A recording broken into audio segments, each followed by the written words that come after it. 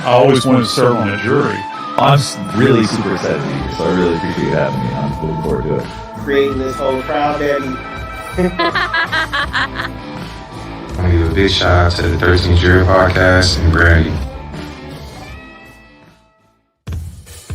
Yeah, I applaud you guys. Keep doing what you're doing. That every time we run into Phil Barber, you should reach for it. And then I just looked at the jury, and it's sort of like, look. I was in the eye of the storm, and you guys were watching the storm. Hey, if you're bored of work, come hop in and say, hey, what's up?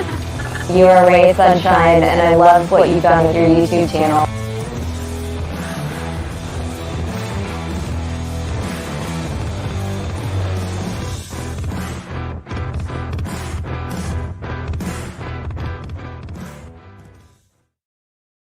Hello. Hello, friends. Hello, family. Hello, people. It is good to see you. It is today Friday? Today's Friday, isn't it? Isn't today Friday?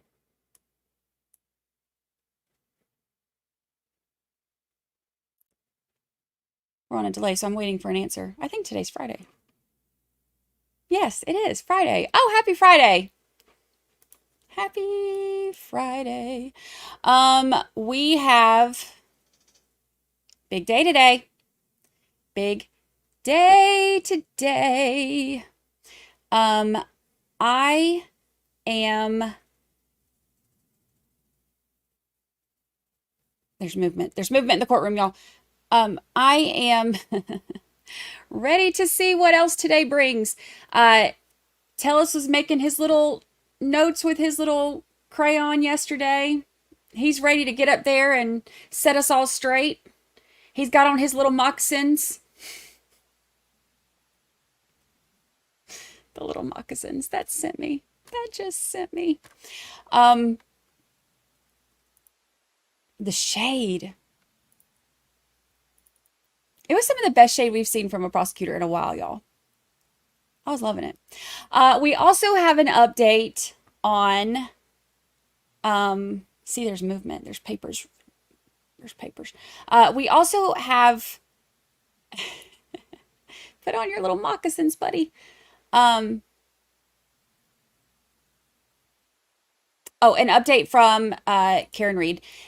Judge Bev denied the motion to dismiss the charges. Are we surprised? No. Are they going to appeal it? Of course. Of course. It is what it is.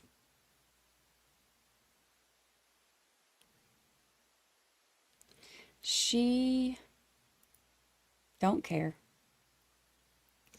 She don't care. She don't care. Let me pull up the document. Oops, I'm hitting the microphone. Let me pull up the papers. Old Judge Bev. She don't care.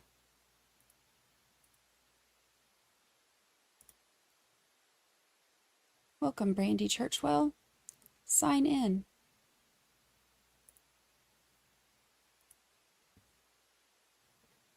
She don't care. All right, let's see.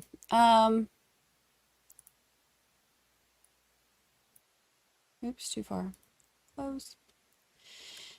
So,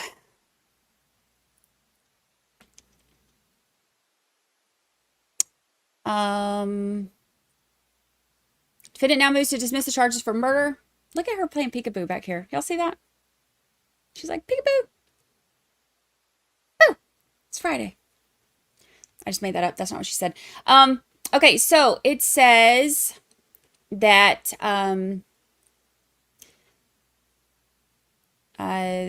talk about the different arguments, which I broke it down in the episode that I released a couple days ago. I don't know. It's all running together. I've been working so much. Wednesday, Tuesday. whenever, a couple days ago, sometime this week, I put out an episode and I broke down the arguments. Also, the audio on the for the hearing was so bad. So I took some extra time and cleaned up the audio really good. Look at me being techie. I just learned how to do it. I've gotten pretty good at it. So I cleaned up the audio so that you could hear it a little bit better too, and then broke down the arguments. So that's on the most recent episode of the podcast. But it doesn't matter. She didn't care about the cleaned up audio or the arguments. She denied it anyway. She said that after careful consideration, the court concludes that because the defendant was not acquitted of any charges and defense counsel consented to the court's declaration of a mistrial, double jeopardy is not implicated by retrial of the defendant, so the motion is denied.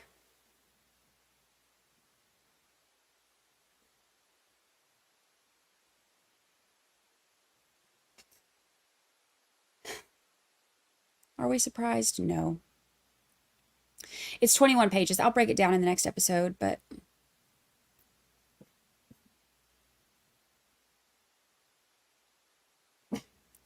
it's a little, not surprising, but a little frustrating, I reckon.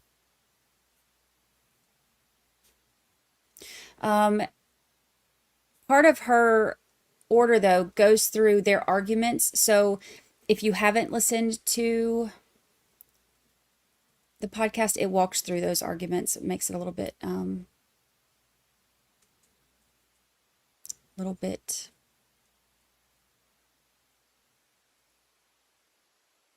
oops.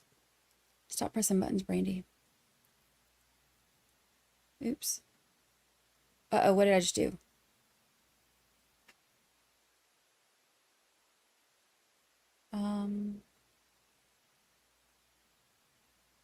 Oh no, what did I just do?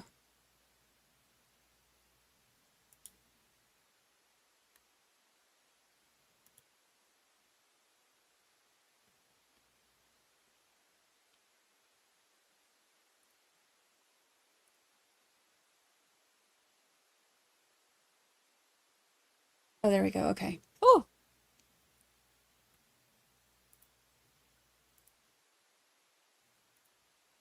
Thought I messed it up.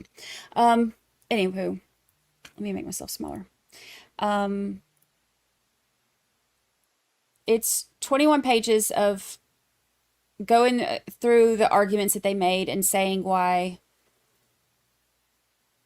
she's denying it.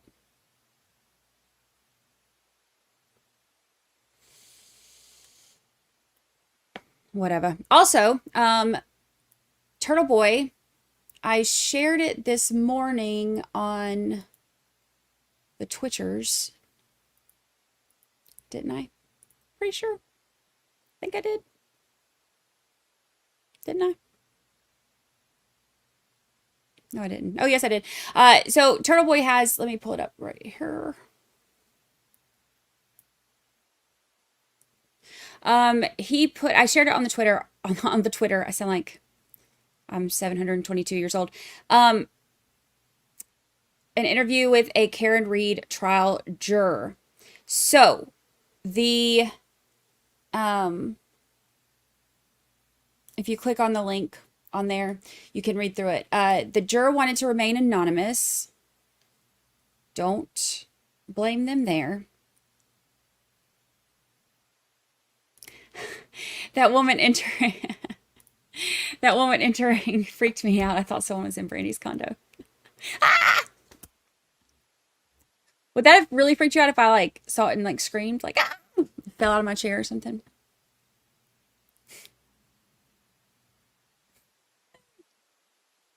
Um, 20 pages of BS. Yeah, I read TV's questions and answers with the juror, and some of the stuff the juror did not want to answer, which is understandable. My hair is like sticking to me, but I've been wearing my headphones all morning. Some of the stuff is they didn't want to answer, which is fine. It's fine. some of the stuff they answered, and it was interesting. There was a question about Brian Albert being in there for and the Sallyport video was something that was really interesting too. One of the questions was asking the juror if they felt misled by the inverted Sallyport video, and the juror said yes. Like, for them to make such a big deal about the Sallyport video and then to find out that they're not looking at what they're being told they're looking at. I was like, yeah, I'd be mad too.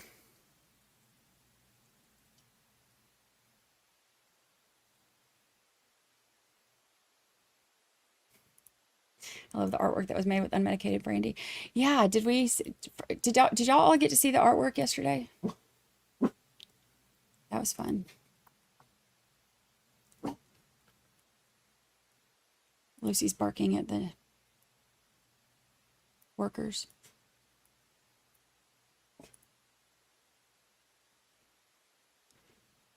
We added stuff to it. Here we go. Let me move myself.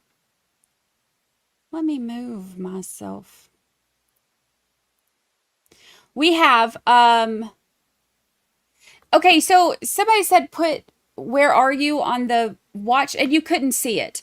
So, so we just put it on a plane so you could see it. And then of course we have the drone that was doing surveillance. The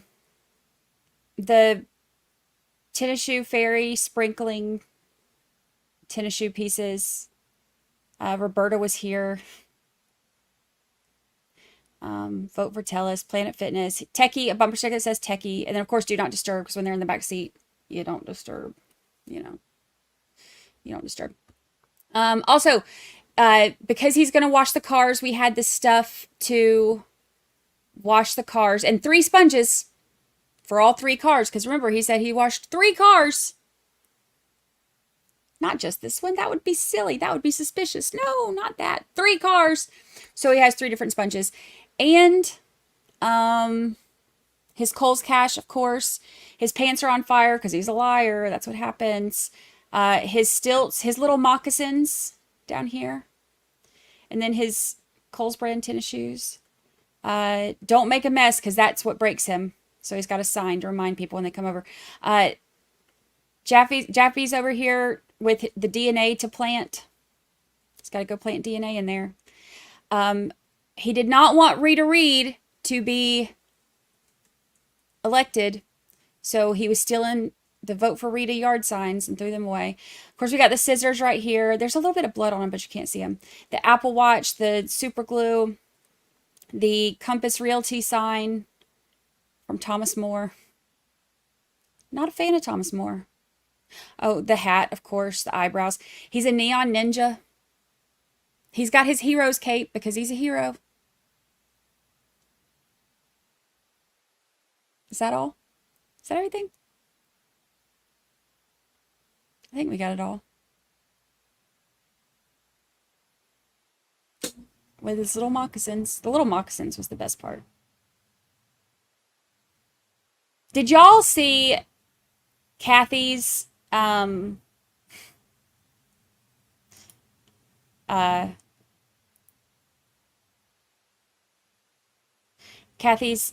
video? If you have not watched Kathy's video about this, it had me rolling. She's talking about him mentioning the not stilts, too extreme, the lifts in his shoes, and he says something about how he puts the lifts in his shoes to give him some height. And she's like, so you're talking about kitten heels, like you're a kitten heel killer? Oh, kitten heel killer had me rolling. And then she said that there's a mountain. She pointed out there's a mountain of evidence, and it's hard to climb a mountain in kitten heels. It was really funny. Day8 Judicial District Court, Department 12 is now in session. Honorable Michelle Levitt presiding. Come to order and be seated, please. Does the state stipulate to the presence of the panel? Mr. Johnson? Yes, Your Honor. And it's my understanding that the parties are going to call a witness out of order. That is correct, due to travel accommodations. Okay, Mr. Henry? They have a witness. Detective Cliff Mott. Oh, they called Mog back. They called Mog back.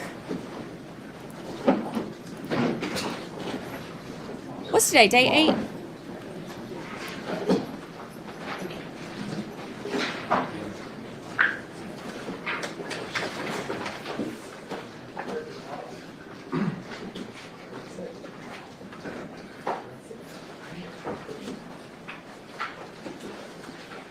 Detective Cliff Mogg.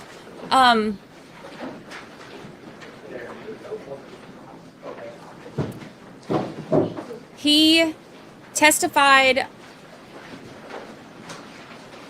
When did he testify? Day.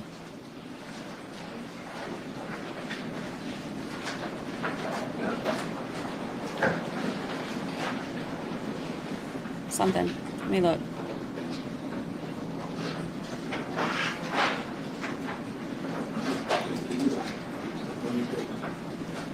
Oops. Day 2? Day 1, A2. Stand to detective. Face the clerk and raise your right hand. Thank you. You do solemnly swear the testimony you're about to give in this action shall be the truth, the whole truth, and nothing but the truth, so help you God? I do. You may be seated. Please state and spell your first and last name for the record. Clifford, Clifford. Last name is Mogg, Mogg. The state called him, so this is like rebuttal. Sir, I want to turn your attention to September 7th, 2022, probably about 9 o'clock in the morning. Do you remember where you were around that time? I was at Mr. Tejas' house preparing to execute a search warrant at that location. Did you have an opportunity to at least interact with Mr. Tellis' wife, May Ishmael? I know her as Mary Anaya de Tejas. Okay. On that day, do you end up taking a couple of photographs on that day? I did. Okay, what did you take a picture of? So during the interview with That Mary, answers our question. I learned some information that I felt would be important to the investigation, namely a text. Well, I don't want to get into the substance. Just did you take any photographs? I had crime scene investigators take a photo. Okay. I want to show you what's been Already admitted. States 379 through 387. Are these those photographs that you had taken or directed to have taken?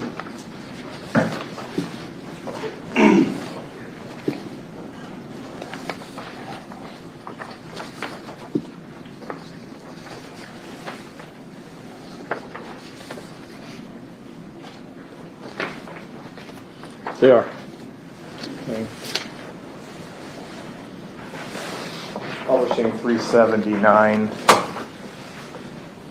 This is the first in that series of photographs, is that correct? That's correct. I have no further questions for this witness. Yes. Thank you, Mr. Mogg. May I see this? Sure. Turning your attention to State's Exhibit 379. You took a series of photographs, correct? I had a series directed to be taken. At your direction, a series of photographs were taken. Correct. And that would include various text messages that were alleged to have occurred between this phone and another phone, that phone belonging to Mr. Tellis. Yes. These were addressed yesterday through the course of Mr. Tellis, and it's funny, you have referred to him as Tejas. I've spoken to him as Tellis, but it's Tejas apparently as well, but the defendant in this case. Okay. And there is a line of questioning as to whether or not the communication between these two, when I say this is a phone, I mean this is an Apple Watch, correct? That's correct. And that there was a text message or an SMS message deleted, correct? Are you aware of that? Deleted from... On the part of Mr. Teles's phone. I'm gonna object. I think that misstates the testimony, or at least the question posed. You're asking if he did? If he's aware of it, yes. Okay, you can answer. I was not privy to going through the download of Mr. Teles's phone. I had heard that there was a text message deleted, but I had never seen it. Okay, so what we have here is basically whenever you have SMS messaging, text messaging, it's generally how that's referred to. Obviously, you have a phone or an electronic device that receives it. Let's say Mr. Teles's phone, and then the phone that it's sent from, or the device that it's sent from, which is presumably this Apple wristwatch, correct? That's correct. Did you ever take the actual physical phone from Mr. Teles and review whether or not these images actually appeared on his phone? I did not do that. That was not part of the investigation that I was involved in. So then we're confined to drawing a conclusion at this point in time that when you see a certain message on this device, the Apple wristwatch device, but then it doesn't appear on an extraction, and then an argument is made, well, it was deleted on his side. We're basically comparing the actual device, the Apple Watch, versus an extraction, correct? Yes. You familiar with Cellebrite extractions? I am familiar with Cellebrite extractions, but that is not in my area of expertise. Was there ever a discussion on your part concerning a timeline extraction concerning Mr. Teles's phone? I know what a timeline extraction is in Cellebrite and how to use them, but again, I didn't conduct the download of Mr. Teles's phone, nor did I review the contents of the download. If I were to show you from what's been provided from the state, the timeline extraction concerning Mr. Teles's phone, would you recognize it? I could try to look at it.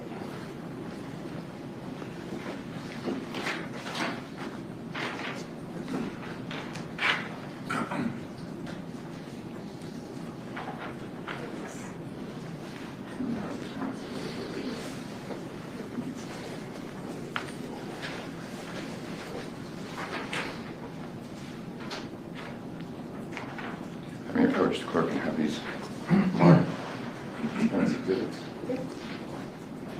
They're just going out of order. So they said because of scheduling. So they'll have him back up there with all his nonsense. He'll be back out there with his BS in just a little bit.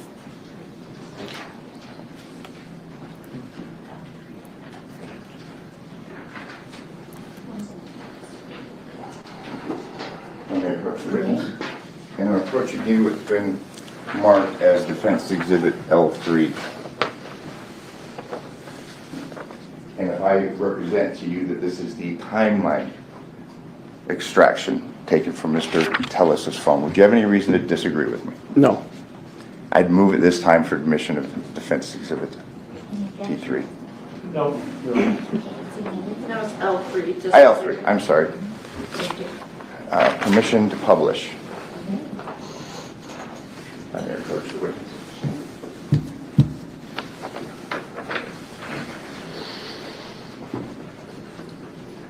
That way he makes that facial expression trying to look innocent. Oh. I'm somewhat of a Luddite, but can everybody see that?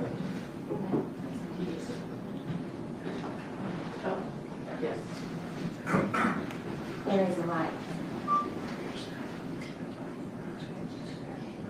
There we go, that's better. Here we have Cellebrite, it's the extraction report. To your knowledge, this extraction report was done by Mr., is it Hesefetch? Am I killing his last name? Who? He did we heard from him last week. Detective Hovanek. Hovanek, I'm just pronunciation, Teles, Hovanek.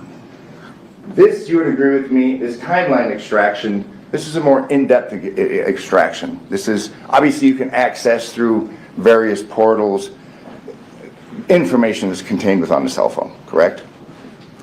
Again, that's out of my field of expertise. I'm familiar with the Cellebrite extraction reports, and that's about the extent of it. Here we have this column, deleted column. You see that? Correct. And we have a deleted column concerning a much earlier timestamp of 4/14/2020. I told you that has nothing to do with this case. Fair to say? Correct. And then we have this, and it says deleted. And then here we have these instant messages incoming, and we have times. 9/02/2022, 10:36:02. Correct? That's correct. And on the right column, unlike the first one, where we see deleted,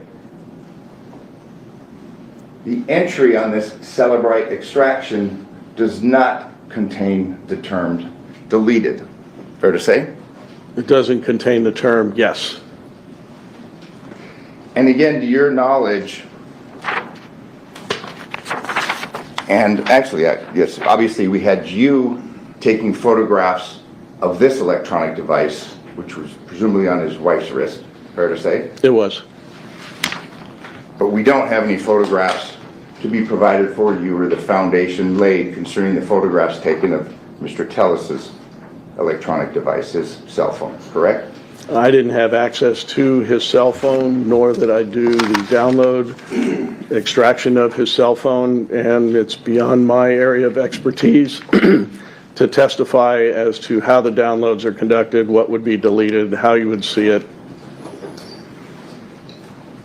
You're aware that his cell phone obviously was seized, and obviously it was analyzed by the Metro, the Las Vegas Metropolitan Police Department. I'm aware of that.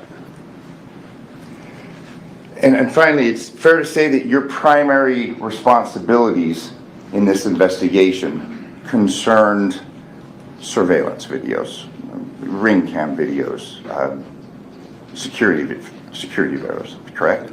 That was not my only primary job. That was one of them.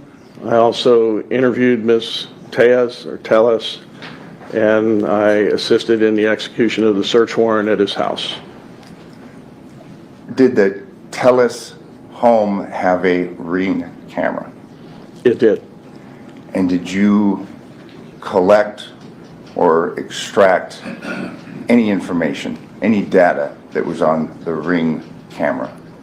I did not. I know our digital forensics detectives were at the execution of the search warrant.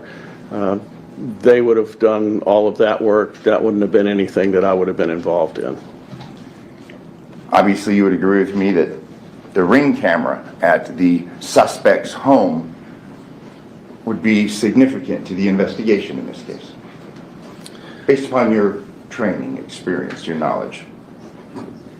It would, but sometimes it captures things, sometimes it doesn't. Depends how long it is, it overwrites. It depends whether you have the service as to whether or not things are stored on the cloud, how long they're stored. So there's a lot of variables that go into a ring camera. Thank you. I have no further questions. Anything else from the state?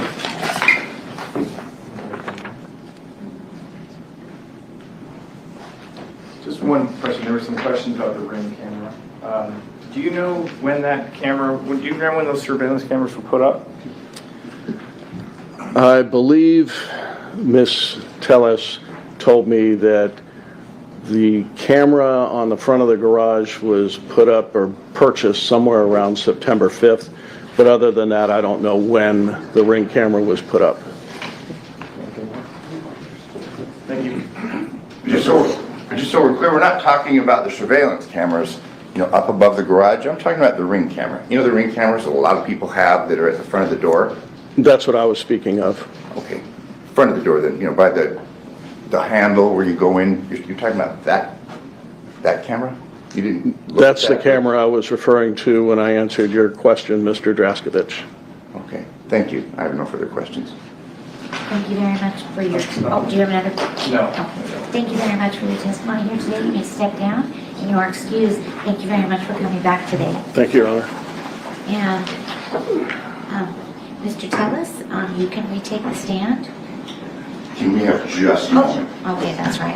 Okay, once it's great. Okay, we're going to take a recess. During this recess, you're admonished not to discuss or communicate with anyone, including your fellow jurors, in any way regarding the case or its merits, either by voice, phone, email, text, internet, or other means of communication or social media. Read, watch, or listen to any news or media accounts or commentary about the case. Do any research. Consult dictionaries, the internet, or reference materials. Do any investigation, test a theory, recreate any aspect of the case, or in any other way investigate or learn about the case on your own or from or expense. They have to do a recess because the jury can't be in there when he walks to the stand. So they don't need an actual recess. They just have to take like long enough to get the jury back in the back room so that he can get on the stand, and then they'll bring them back in. But they can't tell them, hey, we're going to get y'all to hightail it up out of here so we can, get the Kitten Hill killer up here on the stand, and then we'll bring y'all right back in. So she just has to say, we'll have a short recess. And then he'll limp up there on his little high heels, and we'll get to experience this again. More.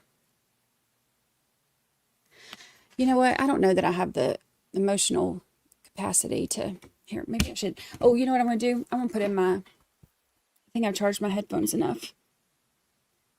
I work so much that my headphones are fancy. Oh, I need to. I have to undo this and then redo it.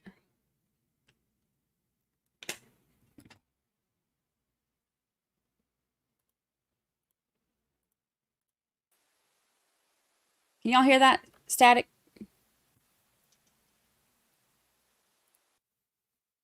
Compared to when I mute it? Does his wife think he's innocent? Here's the thing. Does she seem to be standing by him? Sure. Do we think that she really thinks that?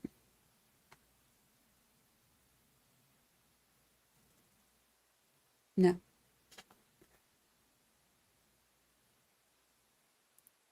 Settings, audio.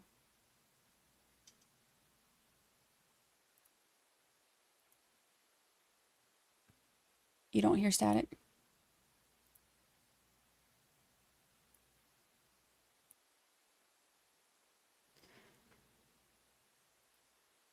Hold on, let me make sure that I have it situated to where y'all can hear it before.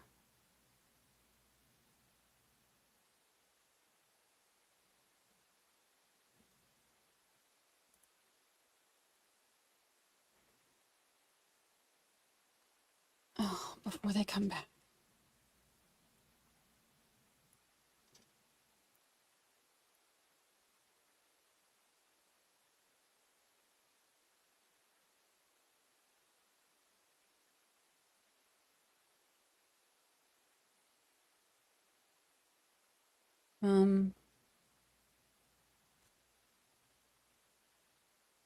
Oh, you do hear it? Okay.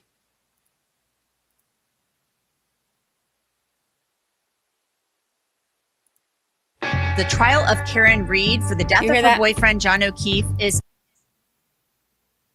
Making sure. Because if they get goofball back up there and y'all can't hear it, and then we're trying to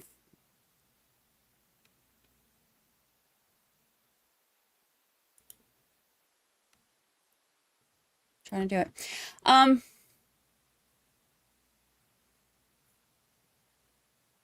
His wife is pretty. Terrible taste in men. Terrible taste in men.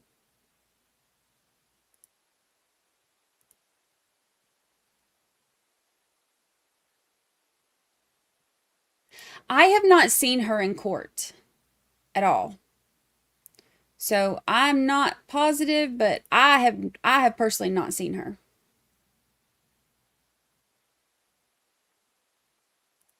Who else is reminded of Harold and the purple crayon when looking at Tellus and his grease pencil?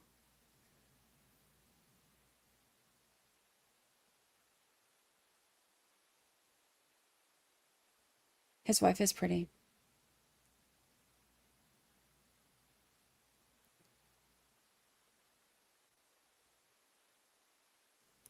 Oh, she is in court? Oh, I haven't seen her.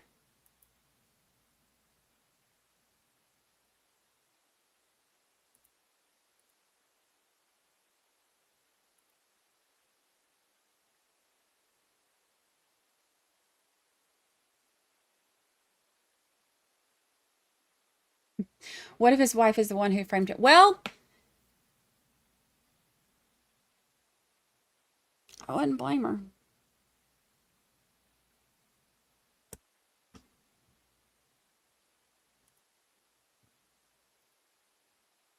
There's pictures of them from Halloween where they were dressed up like superheroes, because you know he loves him a superhero cape, as per our graphic. But yeah, she's pretty. Hold on, let me find.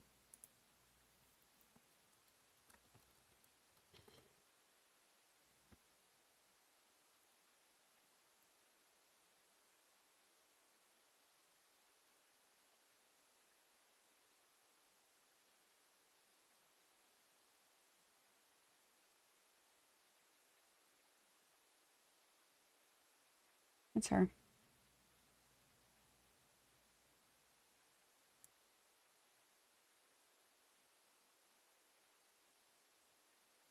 Supposedly she's there today. If she is, I hadn't seen her. I wasn't looking.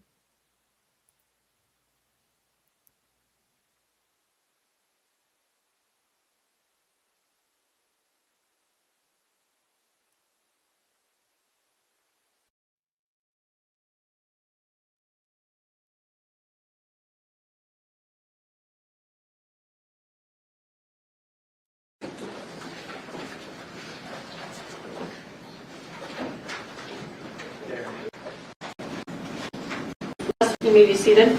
Probably about 9 o'clock.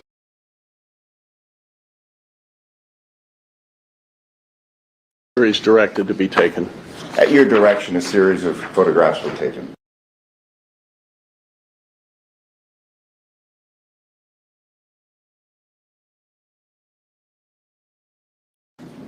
We're basically comparing the actual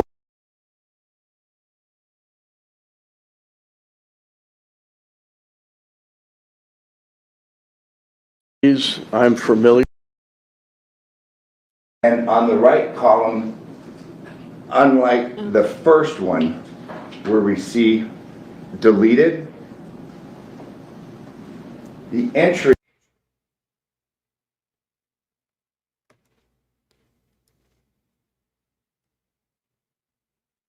Consult dictionaries, the internet, or reference materials, doing the investigation, test.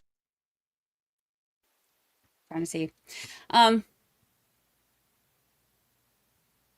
She is way too pretty for him. I mean, wouldn't most people be?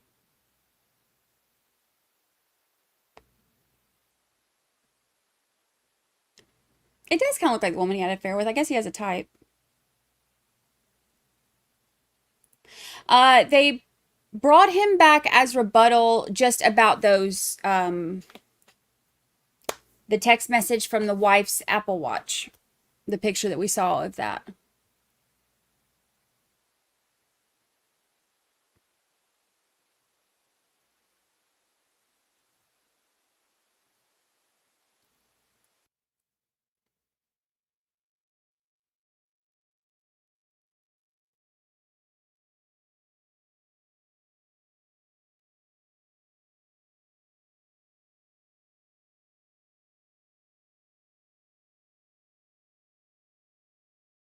They all rise for the jury. But the first time, second time, third time?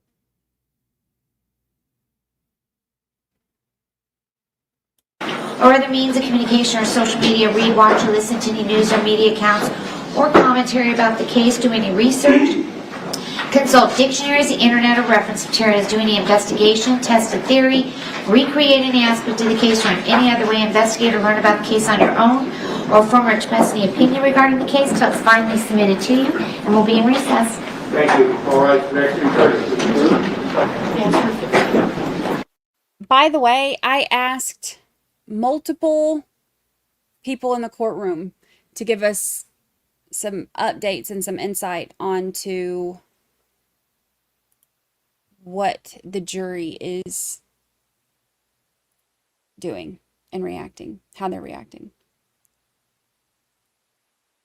Turn that down. See how that goes today. No perp walk to the witness stand. Yeah, they won't do that with the jury in there. Sometimes it's to hide the shackles, because that could prejudice the jury, and sometimes it's safety reasons, sometimes it's both. He doesn't have on shackles though, so I guess for him it's just safety thing.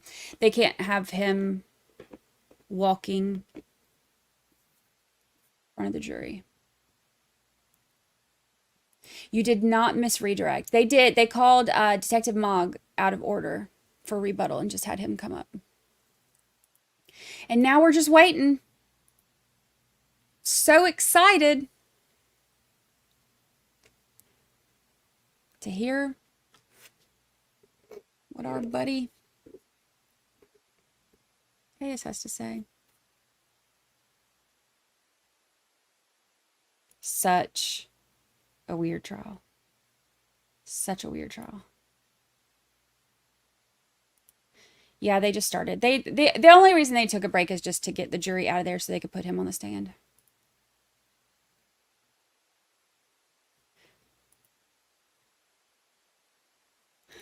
I feel like they don't even need a rebuttal. This sealed it for this. I agree. I mean, I guess like you never really know, because juries can be notoriously unpredictable.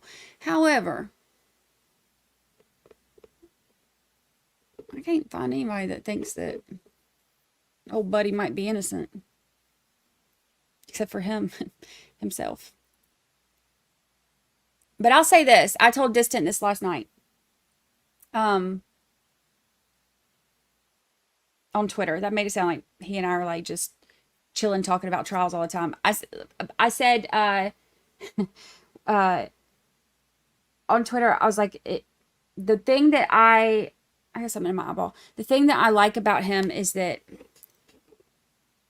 we can all agree to hate the same person.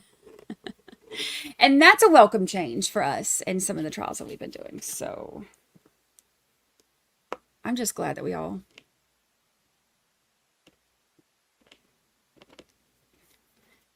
dislike the same person here.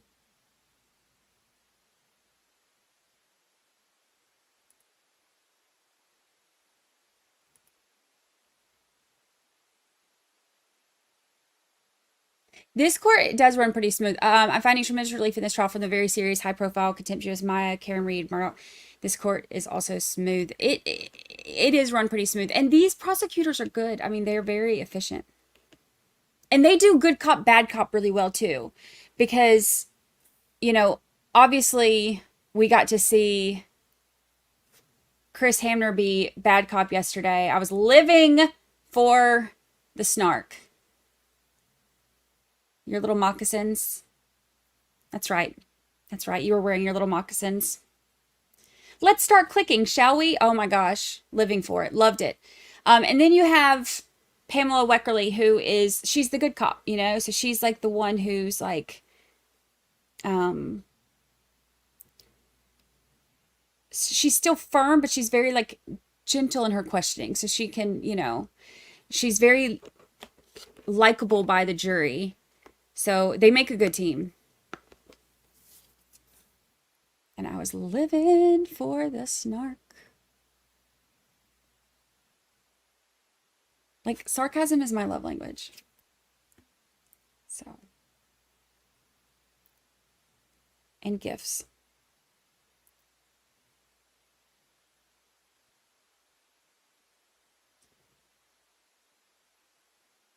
You know what? You might actually be right. He thinks he's innocent because all he did was stab the guy. The loss of blood that caused the death, that wasn't him. I didn't drain his blood. All I did was stab him and cut him. That's all I did. I'm not responsible for what happened after that.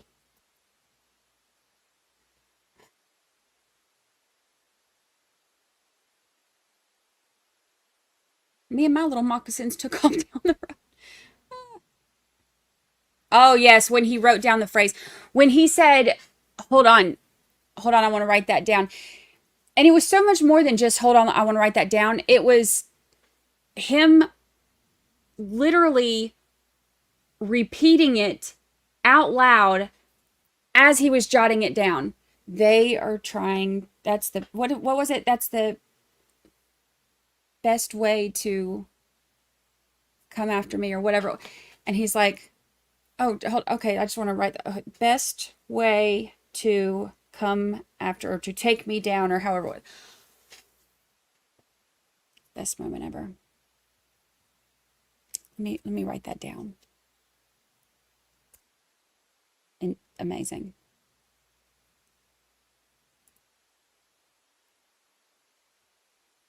Amazing. He knows at this point he's technically innocent until the jury comes back and says he's guilty. He is definitely innocent unless proven guilty in a court of law, which has happened. However, it has not been made official. So you are absolutely right, Nan Art. He is innocent until that 7-minute jury deliberation when this might be one of the shortest ones.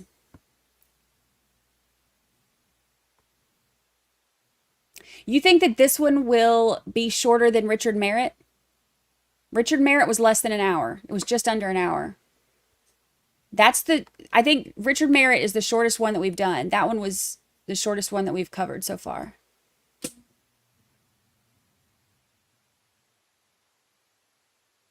Full 7 minutes. Because, it takes a minute to walk back there and raise your hand if you think guilty. Okay, and then they have to fill it out. 7 minutes.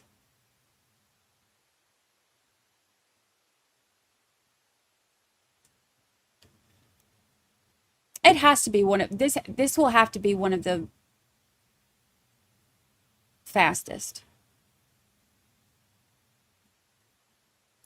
We looked this up before. There were different records for American trials and then world stuff. Let's look it up again. Longest. We'll do longest and shortest. Longest deliberation. 10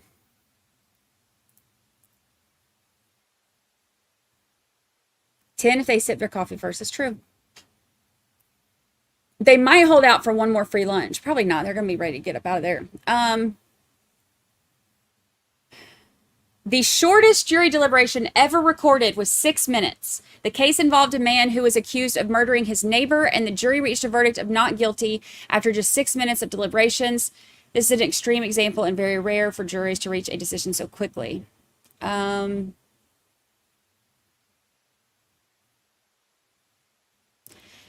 longest recorded jury deliberation in history was 25 days long. So that's U.S. history.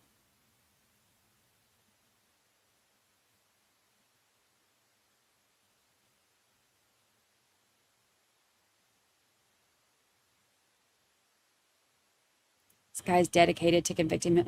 He is his own best prosecutor. He did a fantastic job of prosecuting himself.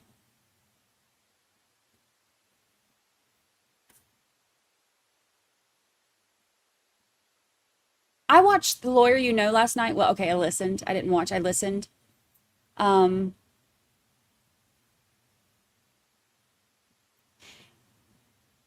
I listened to it like sped up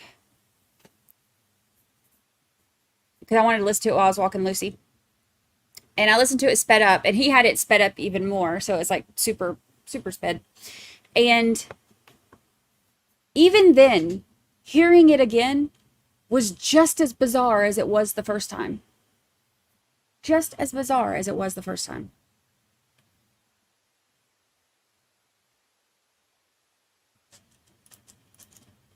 She heard me say the W-A-L-K.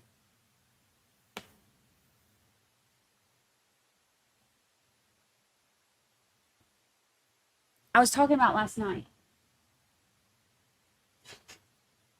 Now I'm in trouble because I said it. And thank you for super sticker. Thank you, thank you. Thank you, thank you.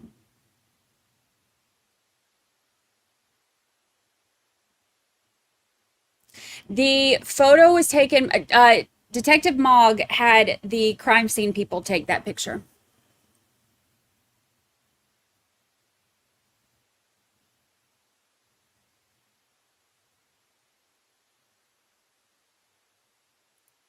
What did Peter make of it? He, even as a, because look, defense attorneys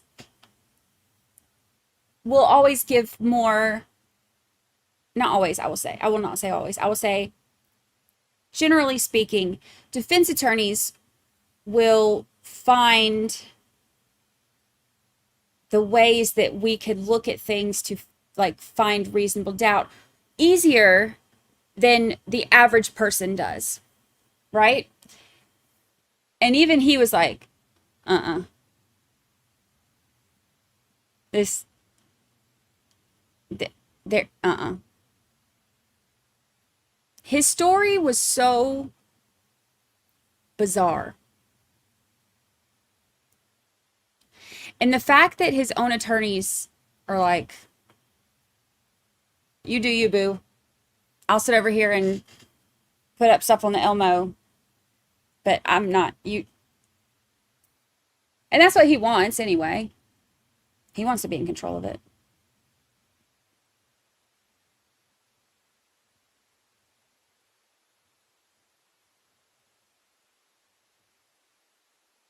He was not impressed. Not a fan.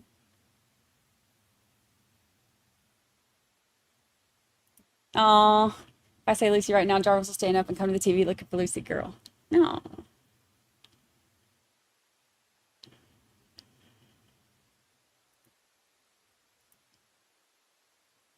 Yeah, they can't ask him questions like knowing that he's full of crap. And we all know he's full of crap. So I think that this is like a two-parter thing because I fully believe that Tellis wants to do everything himself. Like he wants to get up there and give his narrative because he's a narcissist and he wants to get up there and say everything that he wants to say. He wants to be in control of it. He thinks that he can manipulate these people into believing whatever nonsense that was that, you know, he tried to spin yesterday. He's going to try it again today. Lord help us. But aside from that, also his attorneys, you know, have ethical responsibility to not get up there and help him BS everybody.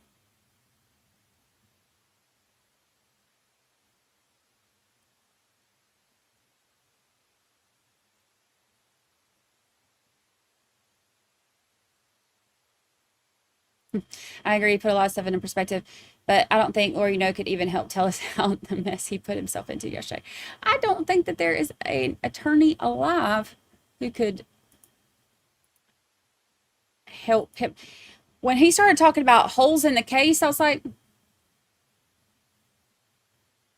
what holes are you referencing there, fella? Because everything I've seen is like,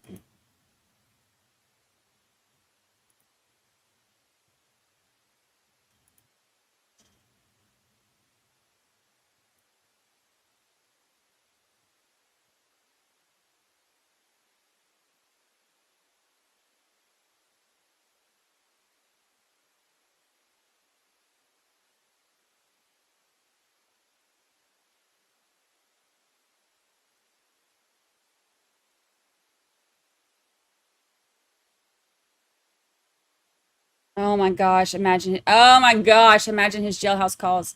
Always in denial and full of himself. Ugh.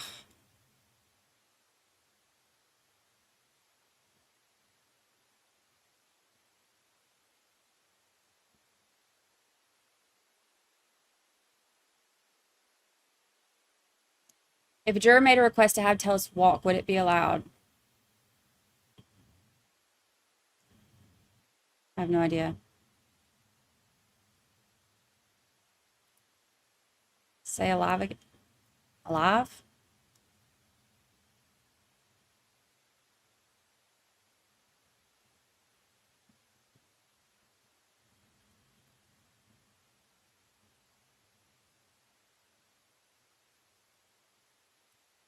Well, that's why they did the narrative testimony, because the attorneys can wash their hands of him, and if Tellus lies, the attorneys will not get in trouble. Yeah, like I said, they have an ethical responsibility to not be a part of that.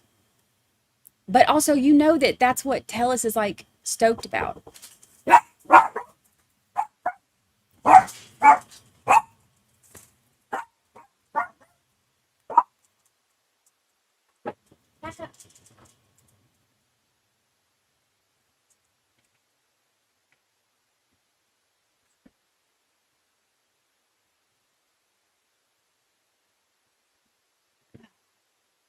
Jacob's birthday gifts are arriving. There's one more that's due to come today.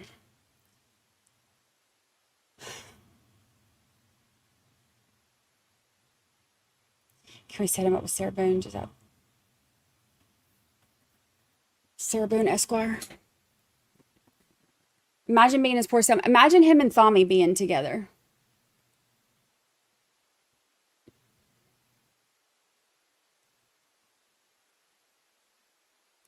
He could definitely fake a walk.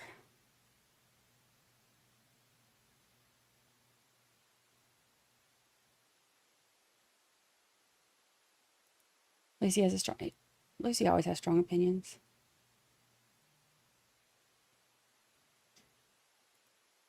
Can't wait to see the shock and horror when he finds himself. I think he's gonna do the same thing. Like if they do the victim impact statements or whatever. Like remember when they did Thami's, they gave him a chance to say something. So annoying. I wanted to throw up. And he was talking about Sharon's cooking and of course all the same stuff about how he's innocent and he's just, you know, he's a hero and a victim, just like our buddy Tellus here. Can you imagine? Oh, Tellus gonna do the same thing.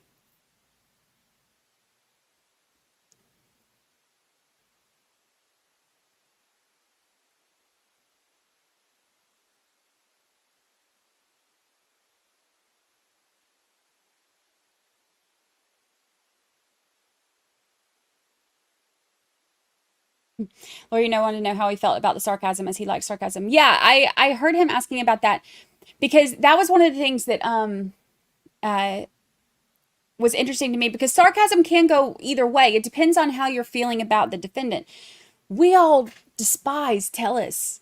He's a buffoon and he's an obvious liar and a murderer. So we're all like looking at him like, all right, dude, you're too full of yourself. Take a seat. But because of that, the sarcasm goes over really well. If you have somebody like a prosecutor like Lally, like think about Lally being like, you know, really sarcastic to Karen Reed, or think about when we watched Travis Rudolph, think about the prosecutor being, oh my gosh, remember when the prosecutor was like rude to DJ? And we were like, that's America's little brother. You're not going to talk to him like that. You ain't going to be talking to DJ like that. DJ don't bother nobody. He stays out there and raises in goats and makes rap songs, and you ain't gonna mess with DJ like that. That's how it can be taken different ways. Depends on how you feel about the defendant or the witness.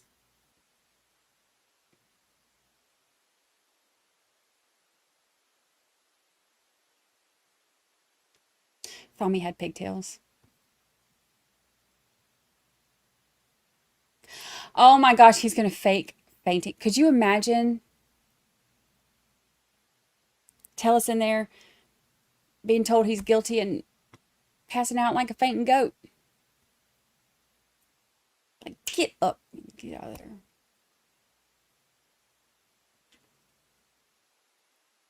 What do we think happened to the murder weapon? Let's talk about this because I have two theories and I want to know what y'all think. The video that we see of him walking away, did you notice he stops when he's behind that car? Did y'all notice that?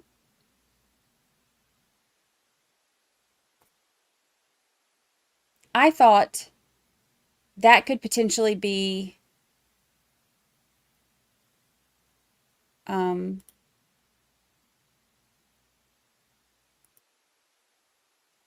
maybe where it went, or Planet Fitness.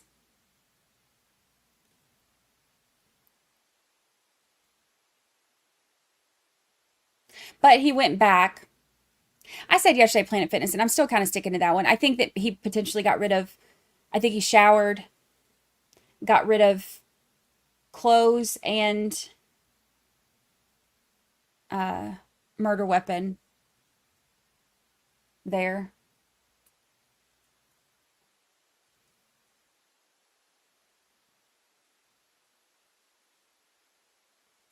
No, they're not deliberating yet. They're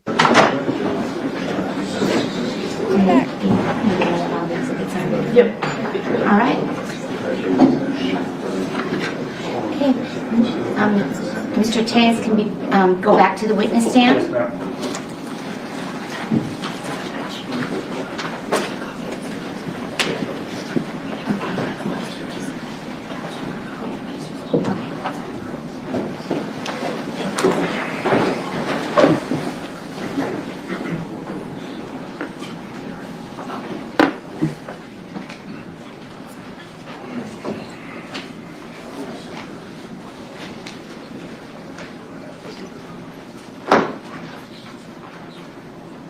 He could have gotten rid of it too when he stopped to put the license plate back on the car.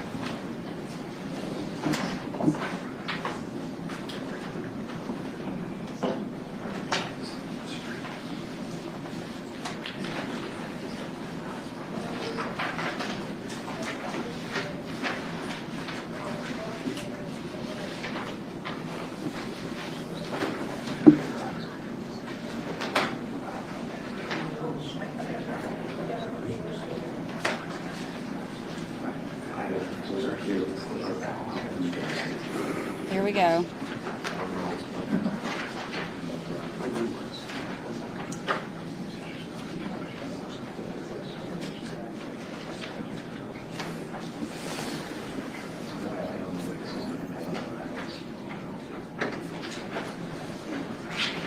All rise for entering jury, please, jurors. I wonder what he forgot too.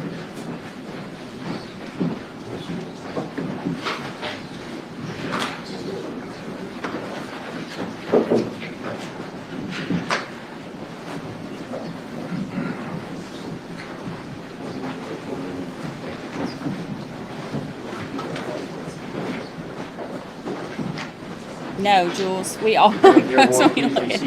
Does the state stipulate to the purpose of the panel in the defense? Yes. Okay, would you just please raise your right hand so you can be sworn by the clerk? You do solemnly swear the testimony you're about to give in this action shall be the truth, the whole truth, and nothing but the truth, so help you God? I do. You may be seated. Liar. Please state and spell your first and last name for the record. Robert Tejas. First name is Robert, Robert. Last name Telles, also pronounced Tellis.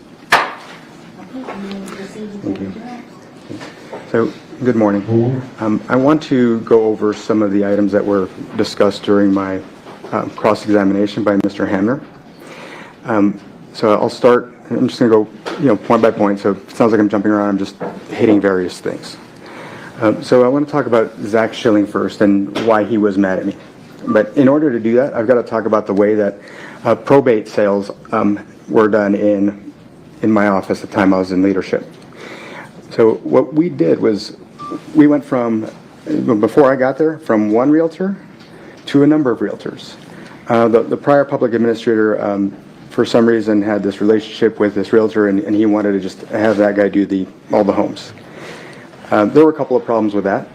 The first one was that oftentimes he couldn't handle the volume of renovations, and so oftentimes a lot of these homes would sit for months. Once in a while, they'd be in danger of foreclosure. But even if they weren't in danger of foreclosure, one of the issues that would occur was that these homes still had oftentimes mortgages going, right? So if we weren't turning those homes around in 6 months, 9 months, a year, all that time, the mortgage was taking a chunk out of the equity. So I wanted to make sure that we were turning these things around faster so more money would be in the hands of the family. I didn't think that, having a sole vendor who would get to it when he got to it was of benefit to the families. He's a hero. The other thing was that, of course, Clark County has this policy of trying to support as many small businesses as they can. And so I was trying to also mirror that too by opening this up. I certainly didn't like the idea of having one vendor for anything. So what was important though for these vendors was that they had access to capital. That's why I didn't have a larger pool as of yet. I had probably any given time, maybe 5 or 6, just depended. But they had to have access to capital so that they could perform the renovations on the home. And the reason for that was that I wanted to make sure that we gave the families as much money as possible. When you sell a home as is, when it's in disrepair, often it has to be sold for less. Right? And that gives flippers an opportunity to get the house, flip it, and then take the proceeds that would have gone to the family. Now, there's not necessarily anything wrong with that. I just wanted to put that money in the hands of the family instead. And in order to do that, we had this policy where, again, if you want our business, you had to go ahead and have the money to do the renovations on that house. You had to make it move-in ready. So any family could buy it and move right in. They wouldn't have to wait around for anybody else to do those renovations for them. And like I said, in the process, the families themselves got all the profit that might have gone to Flipper. Because of the capital demands of having to do this, 2 of our vendors had more properties than the others. One of them was Brian Horner, and the other was Bob McMaster.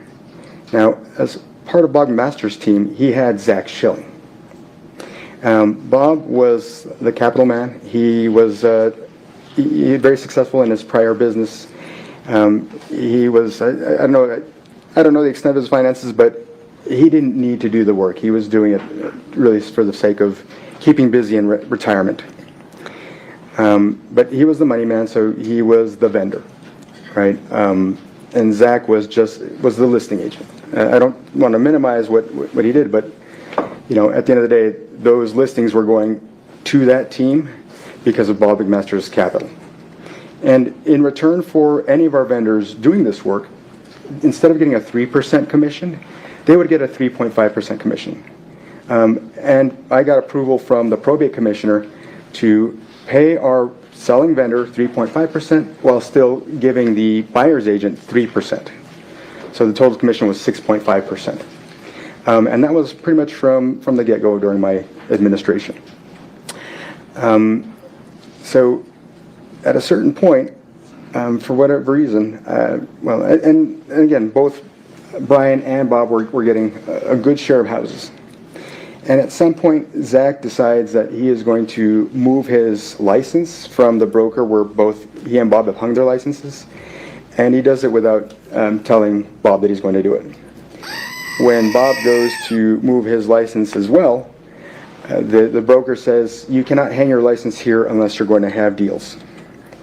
Now, Bob enjoyed the renovation side, but obviously he still wanted to make a commission split for the work that he did.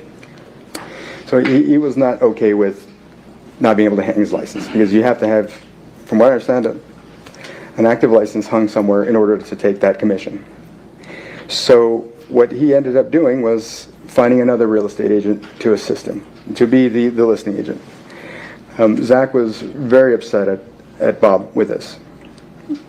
And then it came to the point where when Zach asked me to give him a large number of houses, I couldn't, because he didn't have the access to the capital.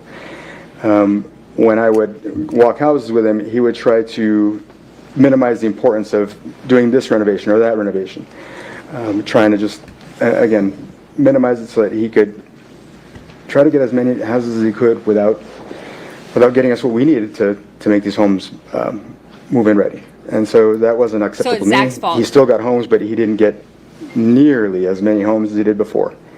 I think that's what upset him.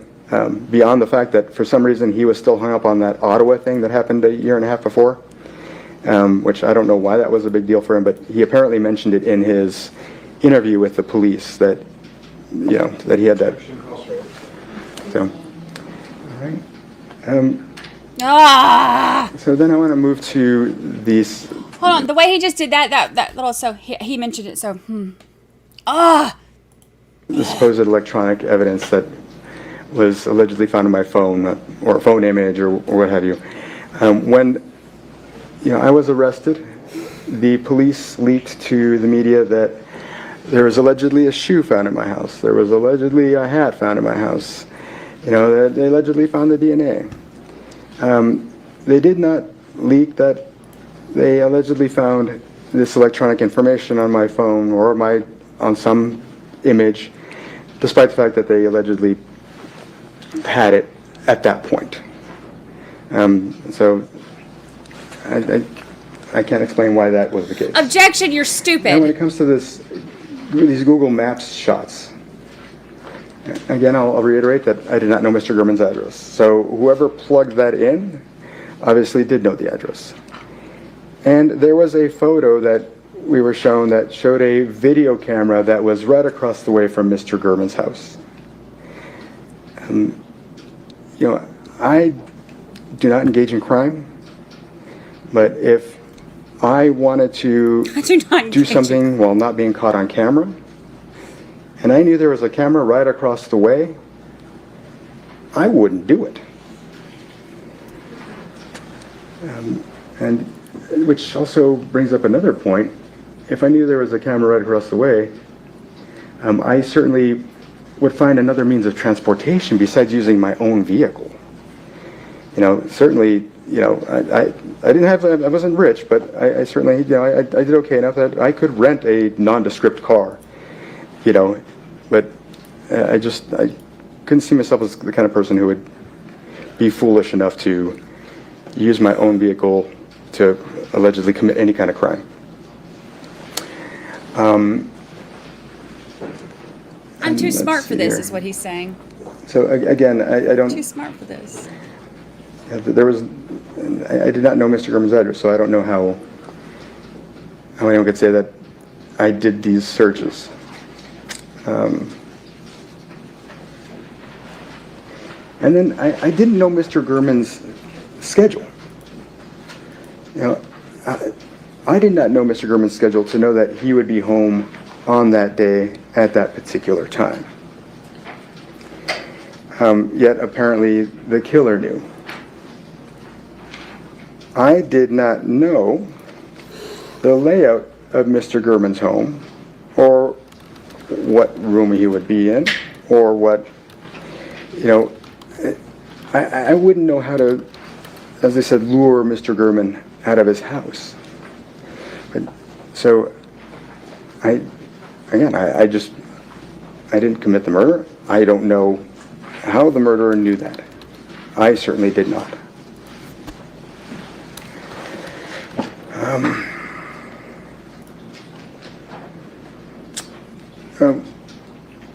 So the person who supposedly took these photos on August 15th, it seems knew that Mr. Gurman had a gray Honda from what we heard yesterday. Yet that same person, or allegedly I, decided to research Mr. Gurman's car anyway, after the fact, when this person already knew that he had a gray Honda. That doesn't make any sense. And again, like I said, when you saw that the search term was for, again, Mr. Gurman's address to get to that information on the car, and I didn't know Mr. Gurman's address.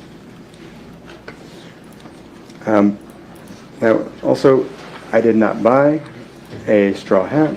I did not buy a construction shirt. I was fully investigated on my finances. I believe that if I had, that you would see evidence of that. When it came to the police search of my home, I was being detained at the police station. Now, I was not handcuffed. I was seemingly, I mean, because of the fact that I wasn't handcuffed during the entire interrogation, it would seem to me that the officers who, Gaddis and Jappy, who had me in that room, did not fear that I was a danger to them. So I was stuck in that room until the search was done.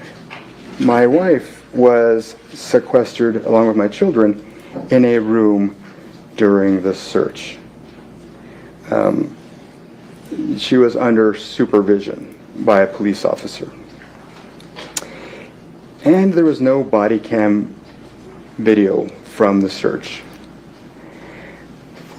I have seen numerous cases where body cam video was used during searches, yet it wasn't used during the search in my home.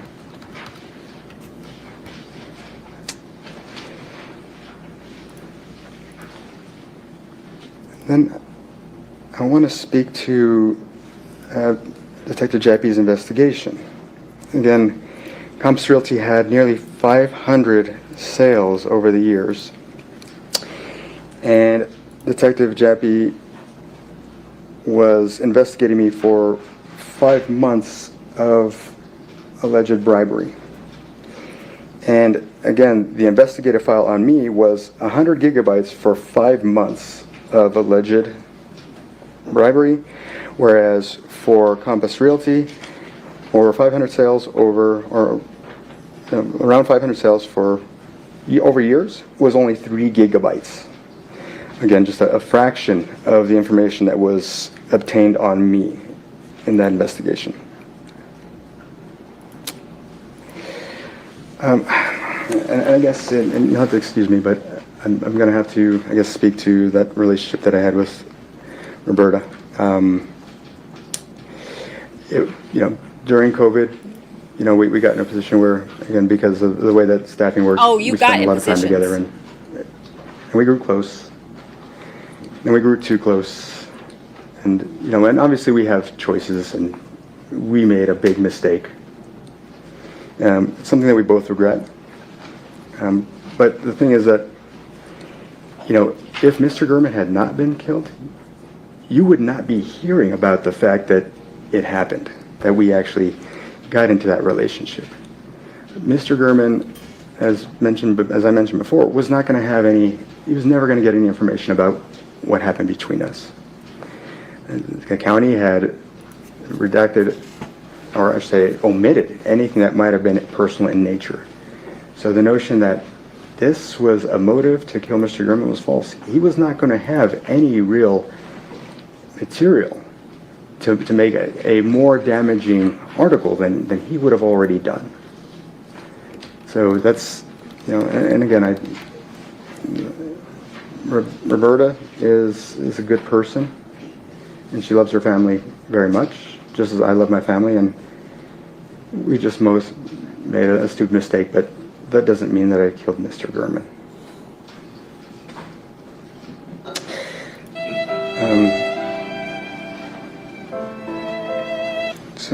And I would never engage in any criminal conduct because I respect the law. And I was trying to uphold the law in my position. And certainly I would not commit a murder because I have respect for human life. I don't believe that anybody should should have their life cut short at the hands of another person. You're so full of shit. And so when it came to Compass Realty, I was not a lame duck. When you watch that video from the June 29th, 2022 hearing, you'll see that I was not acting like a lame duck. And you will see that it was after the primary loss. And I still kept fighting. And you'll see during that video that I raised very serious concerns. And these are very serious concerns beyond, again, the issue with the equity and the personal property. These are other things that, again, if you could watch the video, see how the judge was concerned. And again, I had just gotten the authority to do the things that Detective Jappy did not do.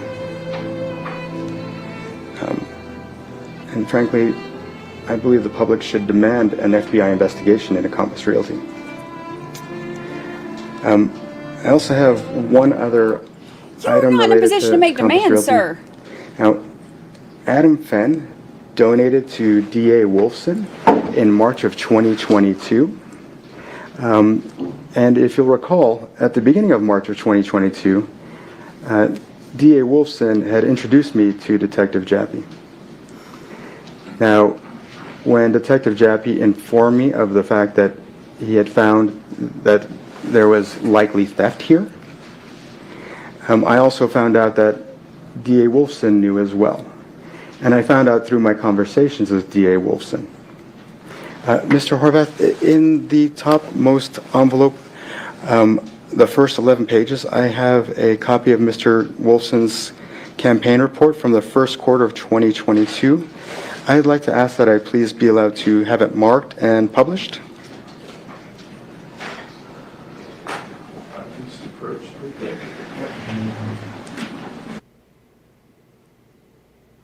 This fool has done got up here.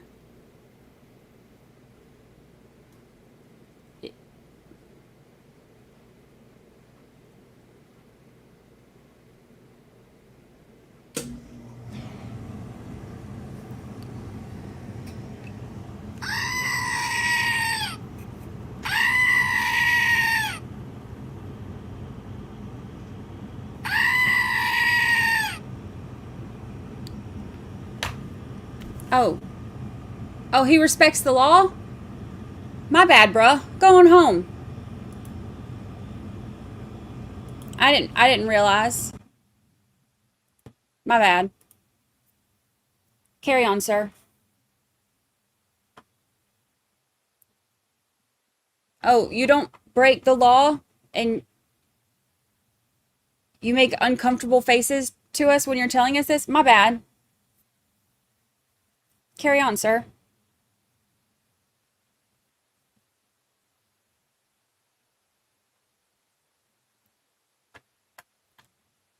You respect the law. Getting it on in the back seat of Roberta's car out yonder, but you respect the law in your office. Got it. Got it. Noted, sir. I was not a lame duck. I was a swimming duck.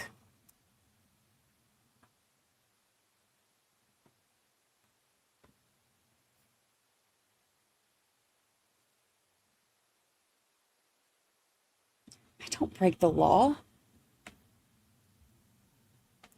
All I care about is the family's getting more money.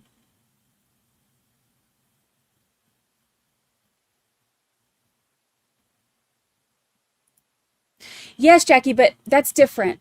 It was COVID. And nobody would have known if it wasn't for Jeff Gehrman going and getting himself killed.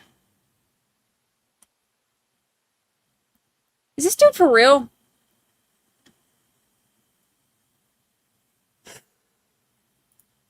I really do think that he thinks people are buying this. I think that he really thinks that smug look that I just want to knock off of his big marble dome, he thinks that between that and the BS, the people are buying it.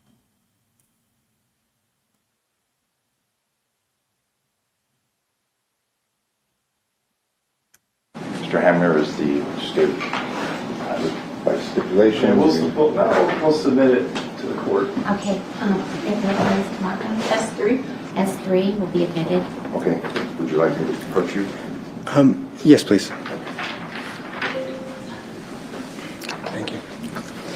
And so this is an excerpt of Mr. Wolfson's campaign contribution report, the first one of 2022, taken from the Nevada Secretary of State's website by public download. And it shows, and this is the fourth page, which again, you're only going to receive the fourth page of this. It states that it's recorded that on March 26, 2022, Adam Fenn of 8782 Big Bluff Avenue, Las Vegas, Nevada 89148, gave Stephen Wolfson $5,000 for his campaign. I am not crazy. No. I am not trying to avoid responsibility.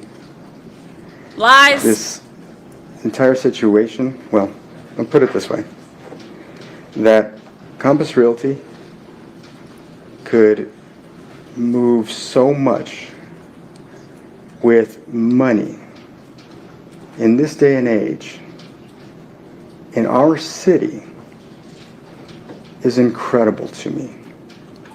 I am innocent.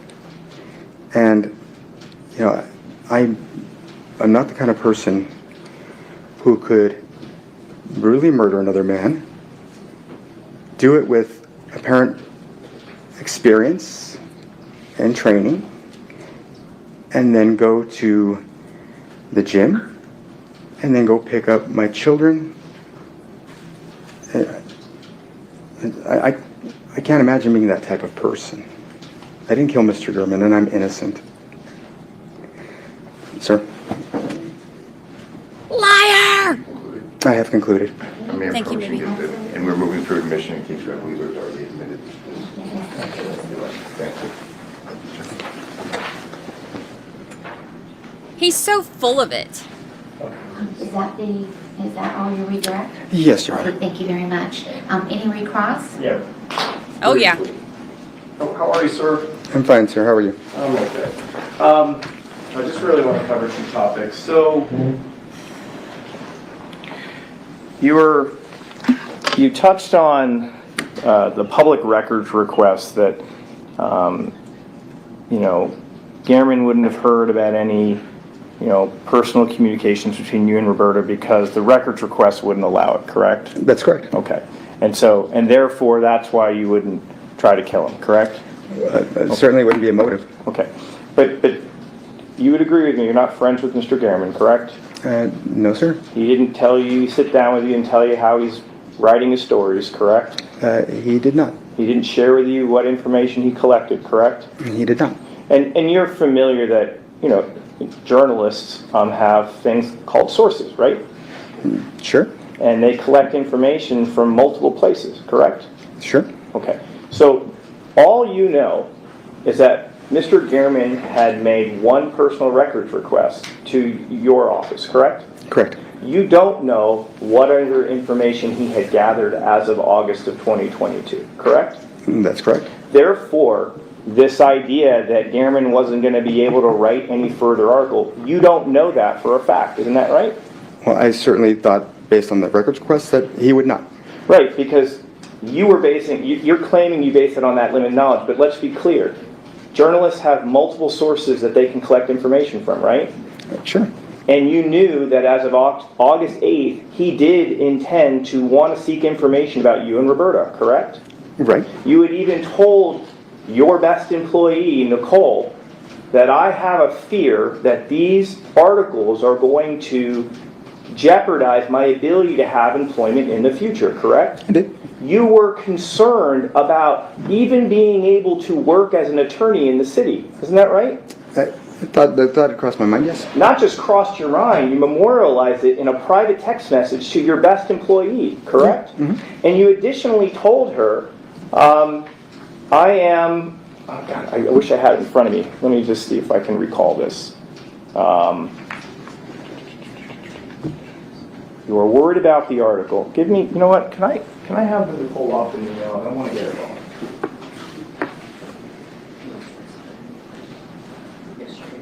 Yes. He's Court's indulgence.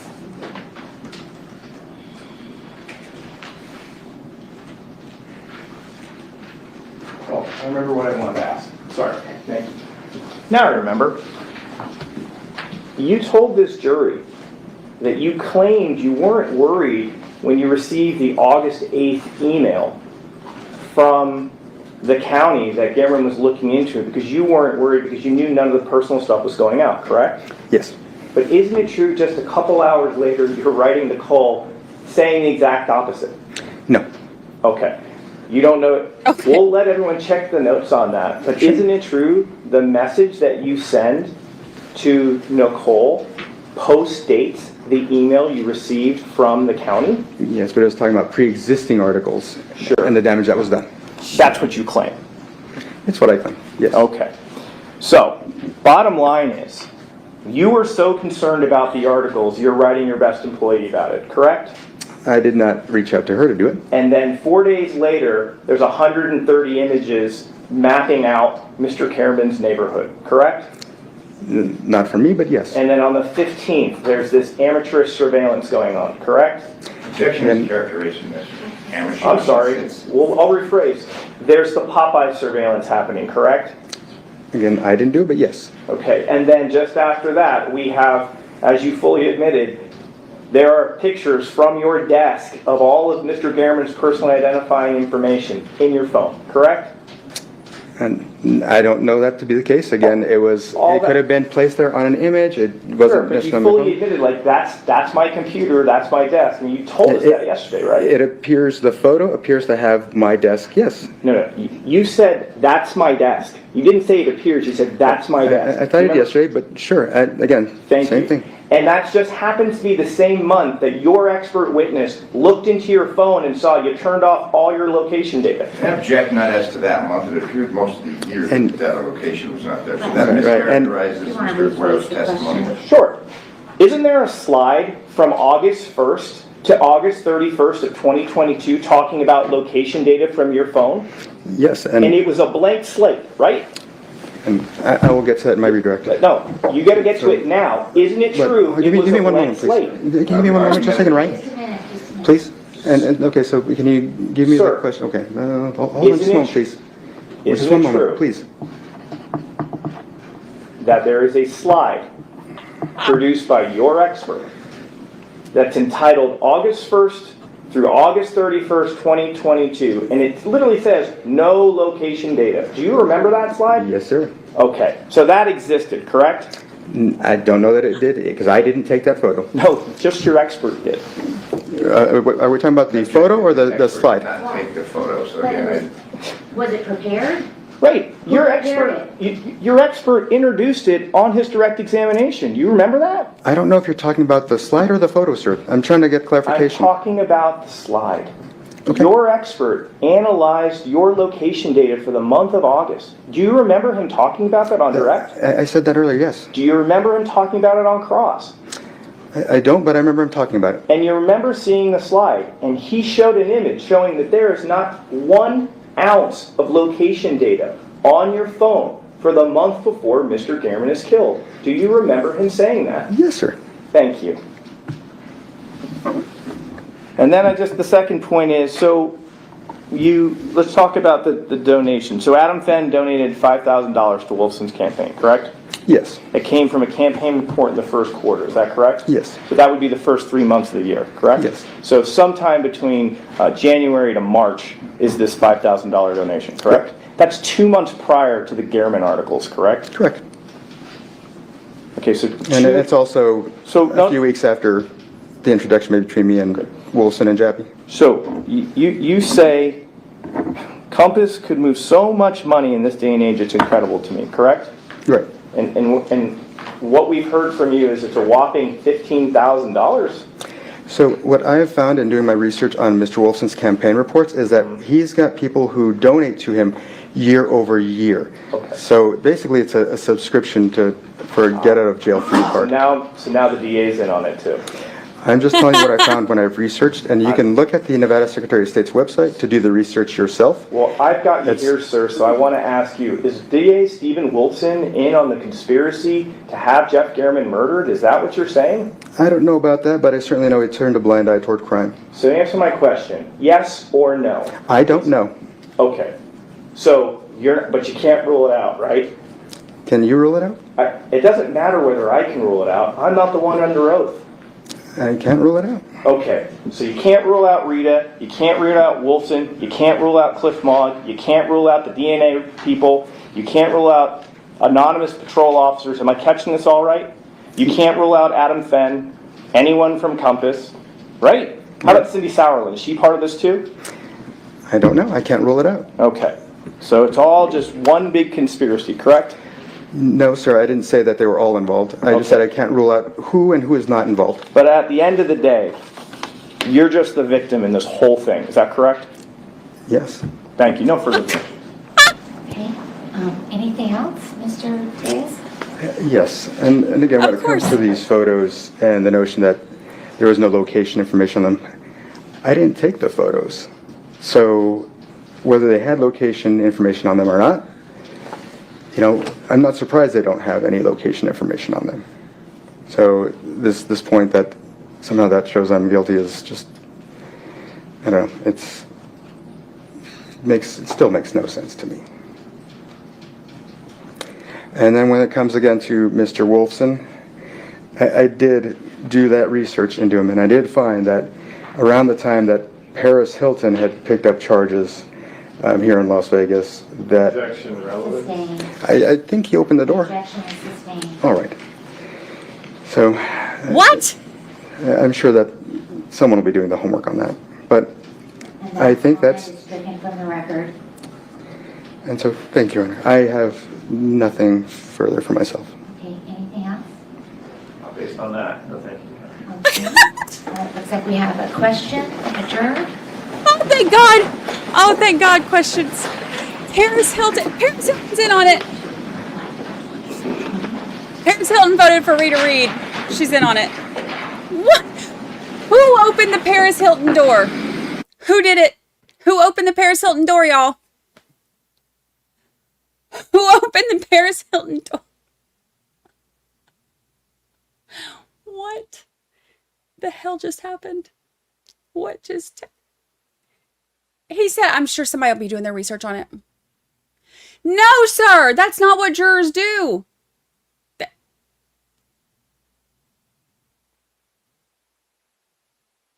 Paris Hilton has entered the trial.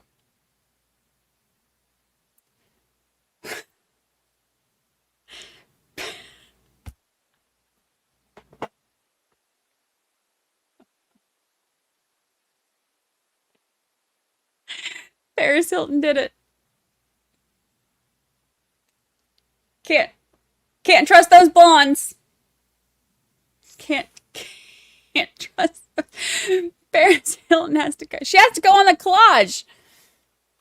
Paris, are you kidding me? What the?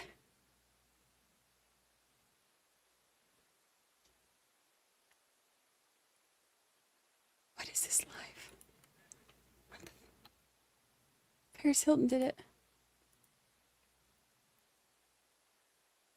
Paris Hilton did it. All right, we have questions from a juror, court's exhibit number 20. Were you concerned that your wife would get knowledge of the affair before you get to tell her about it yourself, or did she only find out after Mr. Gehrman's murder took place?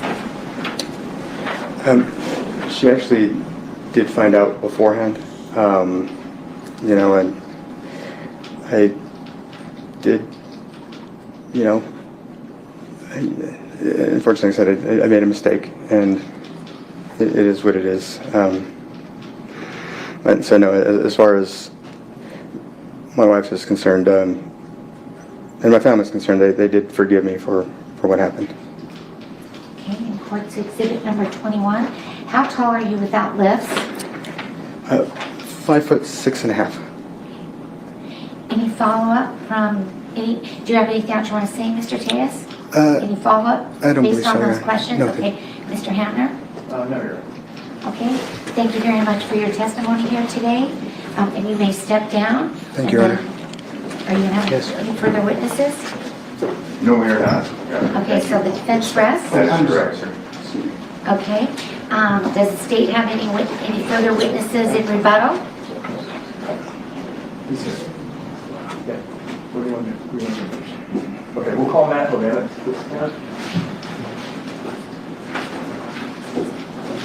Matt O'Malley.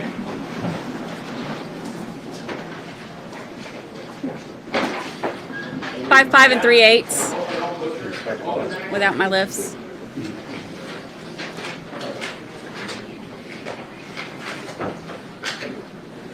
He said they opened the door for this. Talking about Paris Hilton.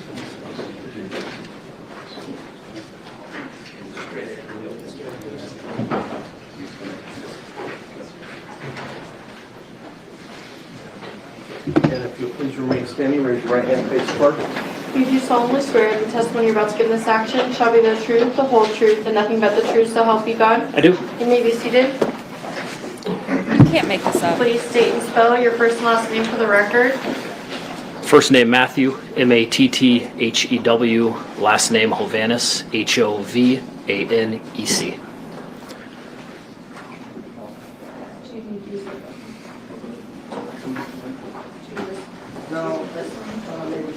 Paris Hilton.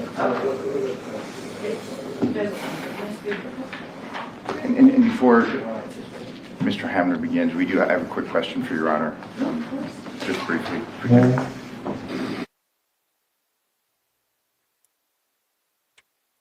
Well, that's going on the...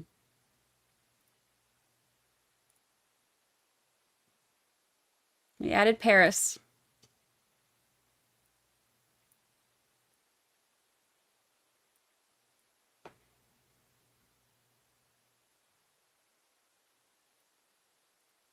Gotta add Paris.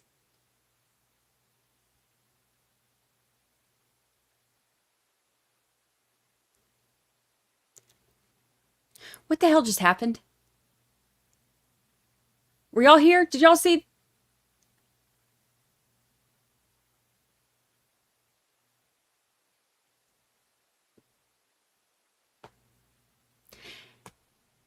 He just said he's a victim in all this.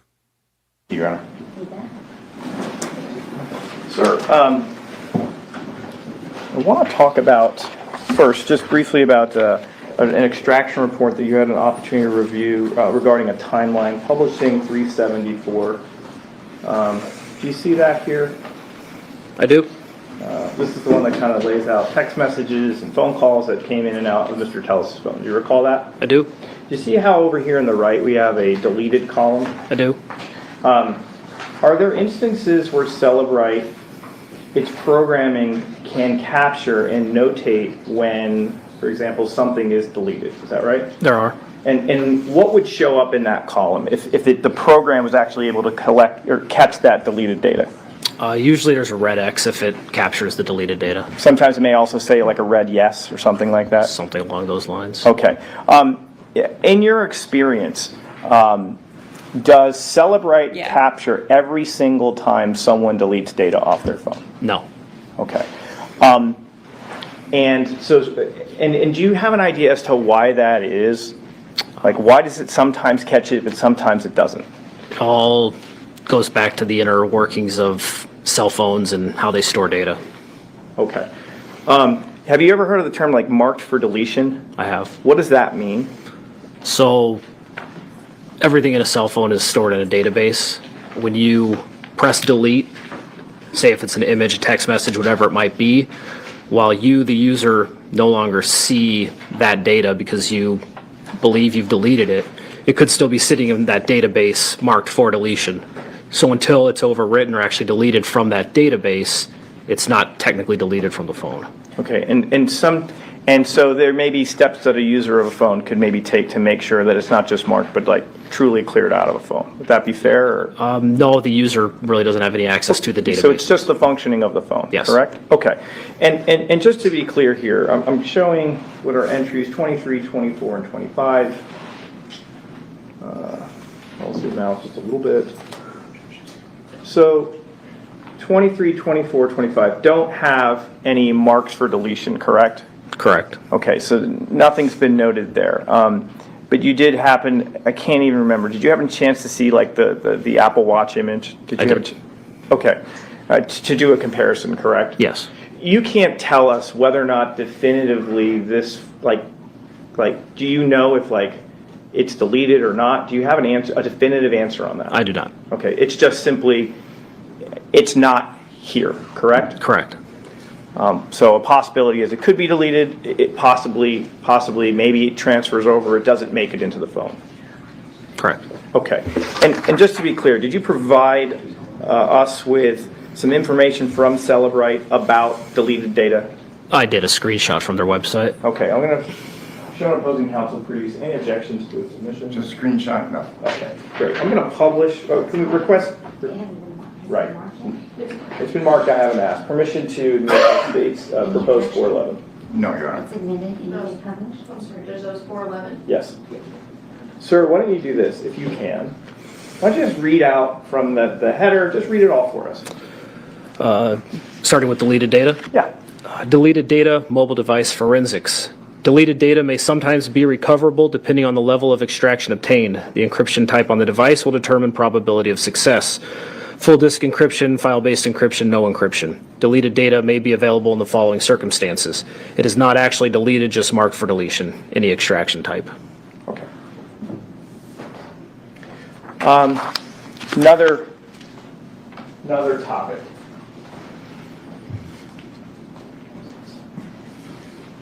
Recipes.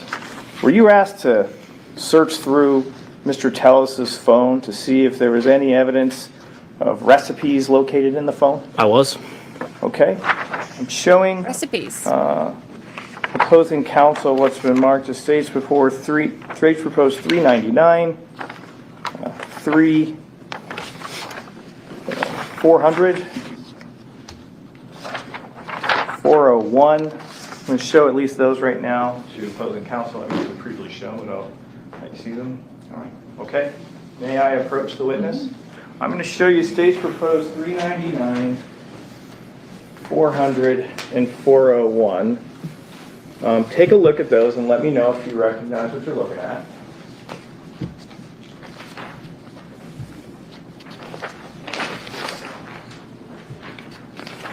Yes, search is conducted. Thanks. Are these fair and accurate depictions of data that you reviewed and ultimately was extracted out of Mr. Tellis? Yes. We're going to ask that states proposed 399, 400, and 401 be admitted. No objection. They're admitted. So, in Celebrite, is there a search box that can globally search everything in a phone? There is. I'm actually going to show opposing counsel 398.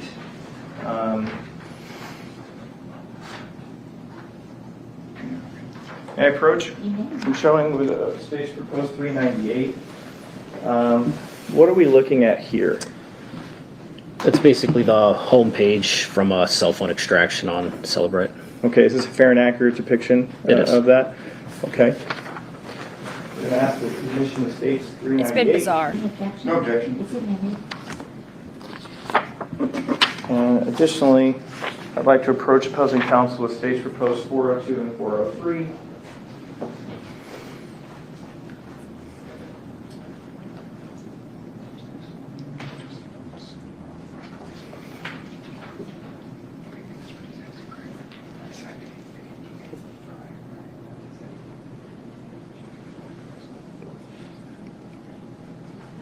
May I approach? Thank you. Approaching the witness of states proposed 402 and 403. Do you recognize what we're looking at here? Stop, Luce. I do. Are these? What are these? extraction reports and text messages. Okay, and this is in relation to searching for fried rice? Yes. Okay. Are they fair and accurate depictions of some of the results that you had? They are. All right, we're asking for the admission of states 402 and 403. No objection. Okay, so I want to start at least with 398. What are we kind of looking at here, just so we can see?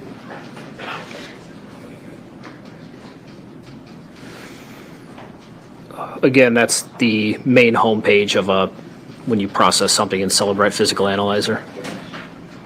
Okay, so this is kind of like the main home screen of Celebrite, correct? Yes. I see that your name is here. Is that right? Correct.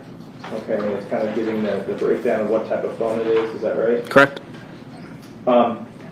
Over here in this corner, what is that little box? And it's been cut off. In this corner up here, what is that little box? That's a search bar. Does that globally search every single category, every inch of that phone if you put in a certain keyword? It searches all the parse data, yes. Okay, so I want to first talk about the word recipe. Did you type that word in that global search box? I did. Did it produce some types of results? It did. Okay. Did one of them involve web history? I believe it did. Publishing 399. If we look at entry number 1, how many results were there total? 3. What is what's the title of result number 1? Air fryer French fries recipe, love and lemons. Okay, so not chicken fried rice. No. What's the date that appeared in the phone? September 1st, 2022 at 6:07 and 51 seconds p.m. So not later in the week of that first week in September, correct? No. Let's look at the second entry. What's the title of that one? How to make cauliflower rice, Cookie and Kate. Okay, so not chicken fried rice. No. What's the date on that one? August 29th, 2022, 7:04, 52 seconds p.m. So not a couple of days after Mr. Gehrman was killed. No. Let's look at the last recipe. What's the title of that one? French basil pesto recipe. Okay, and what's the date on that one? August 11th, 2022, 7:53, 45 seconds p.m. So not a couple of days after Mr. Gehrman's murder. No. And if we look at that second entry, you described it. It said how to make cauliflower rice, but the word recipe doesn't appear there. Can you look at the second column? Yes. What is the website that was used for that? Read that out. cookieandkate.com/cauliflower rice recipe. All right, so the word recipe ends up appearing there, and that's how the Celebrite pulled it, correct? Yes. All right. When you did the recipe search, did you also find some instant messages with the word recipe in it? I did. Okay. Publishing 401. If we could, please read us the date of when this message is done. August 24th, 2017, 1:47, 37 seconds p.m. Okay, and in that second sentence or third sentence beginning there, can you just read that out? It's in the second row. There you can find and post recipes and videos, learn about ingredients and techniques, ask questions, and share your love of cooking and food, writing with other community members. Okay. Publishing 400. Everybody's getting hungry. How many? This appears to be kind of instant messages derived between someone by name May and the defendant's phone, correct? Correct. So let's look at this first entry. What's the date on that one? October 1st, 2020, 2:06, 36 seconds p.m. And this deals with dog food recipes, is that right? It appears to be. Let's look at the second text message. What's the date on this one? October 1st, 2020, 2:06, 36 seconds p.m. So dog food recipes again? Yes.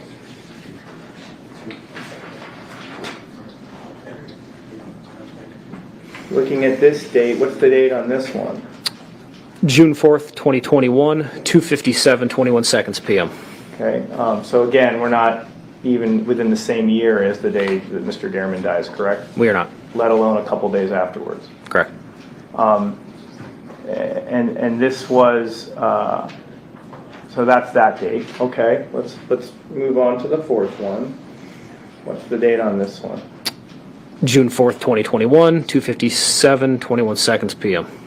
All right, so when you did a global search for the word recipe, this is all you could come up with out of that phone, or at least that's all that Celebrite came up with. Is that right? Correct. Did you also put in the global search box the terms fried rice? Yes. Publishing 402. What is the date on this instant message? March 16th, 2022, 6:57, 34 p.m. Okay, and what does it say in the message? Can I get a bowl with teriyaki chicken and fried rice and a side of chow mein? This appears to be potentially some people with the last name, maybe his children and Mr. Tellis. Yes. Turning to the second entry. What's the date on this one? March 16th, 2022, 6:57, 34 p.m. So again, not even remotely close to the month of September, is that right? Correct. Could you please read out what it says? Can I get a bowl with teriyaki chicken and fried rice and a side of chow mein?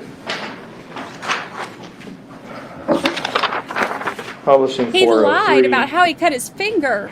What is the date on this one? That'd be March 10th, 2019, 10:08, 44 p.m. Please read out the message. Fried rice, chow mein spelled incorrectly, lemonade, and teriyaki chicken. Okay, so this was all that Celebrite could draw up from for fried rice, is that right? That's correct. Additionally, did you also run a search for the term Chinese rice? We did.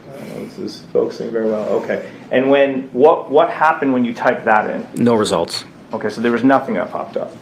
Correct. All right, thank you. No further questions. Yes, Your Honor, I understand that there will be another detective called after this witness. Could we have him stay for a potential recall? Sure. Thank you. Sure. So you don't have questions now, but you... I do, actually. There's a few things that we'd like to address right now.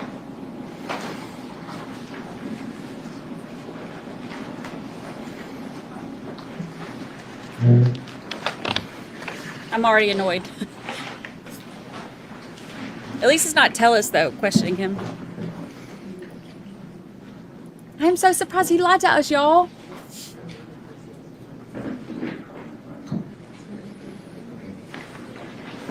Your Honor, if I may approach the witness. Show me what's proposed at this defense exhibit 3. Would be a property impound report? It does. Reference to electronic devices? It does. I move for admission of defense exhibit 3. No objection. If I may publish? In reference to what may have been Googled, what may have been searched for or not, we do have a list of electronic devices that were seized as part of this investigation. Fair enough? Fair enough. And in addition to this, the Dell Optiplex desktop, at the bottom we have the Dell Optiplex desktop that you basically addressed last week through the course of your testimony. Do you recall that? I do. We also have another electronic device, the Samsung tablet in black case, correct? Correct. These questions that you were, and then again here we have Dell laptop, correct? Correct. In reference to these questions for recipes and the like, these questions and based upon the Celebrate extraction were based upon searches that may have occurred on the phone that was possessed by Mr. Tellis, correct? That's correct. Did you make these same searches on these other electronic devices? I did not. No. So you weren't looking for these recipes or anything like this on these other electronic devices that may have contained that information? I was not.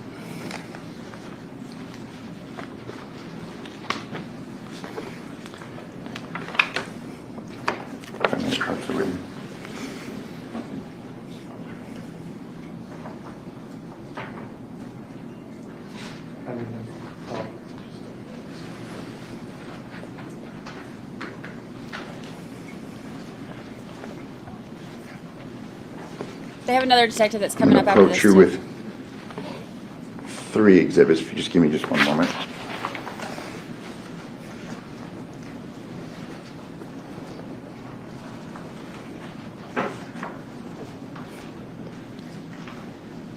I'm still not over Paris Hilton.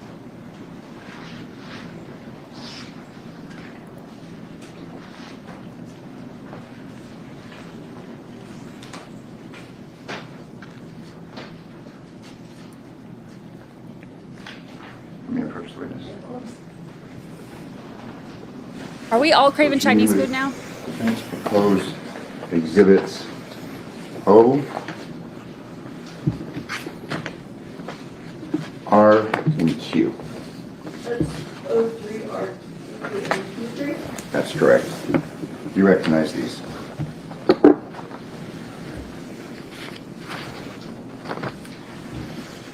I recognize, what they appear to be, yes. You can tell the jury what they are. Two of them are examination reports from Magnet's Axiom program. One of them is an extraction report from the cellular phone using Celebrate. And these reports were prepared by yourself?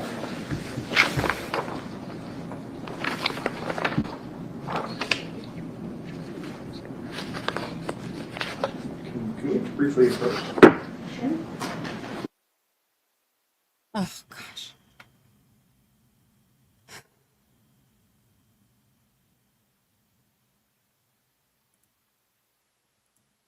Of course, that's the jury question.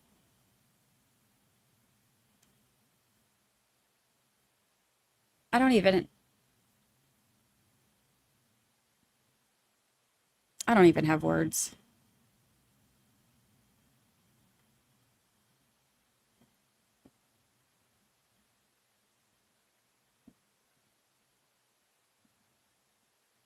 I was proud to be here live when he invoked Paris Hilton.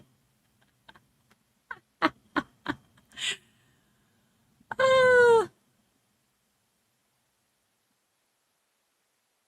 Oh my gosh. What in the world? It's insane. It's insane. It's crazy.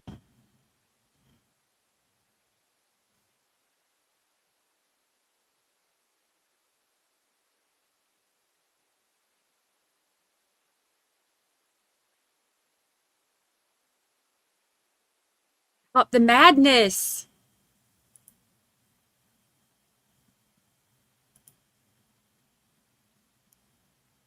I know that they have to call these people to protect the record, like make sure that everything that they need to address is on there.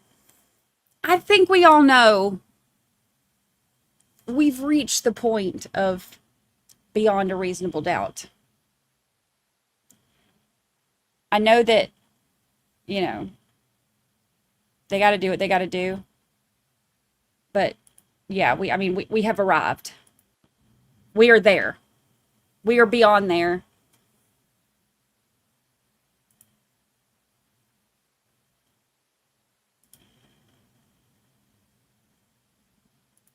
SNL skit comes in.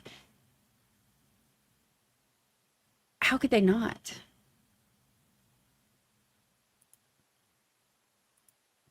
Like,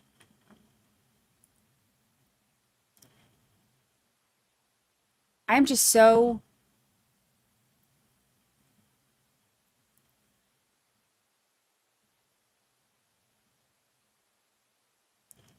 nothing. I don't even know. I don't even know. I lose my mind if Paris popped out the courtroom doors like she's making a surprise appearance at WWE WrestleMania. Oh gosh. Oh my gosh. This guy is awful. I cannot wait to see him go down.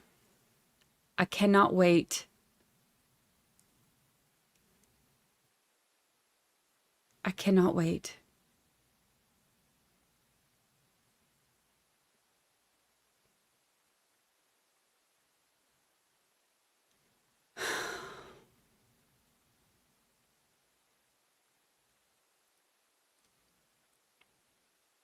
I cannot wait. Oh, it had to be P.F. Chang's.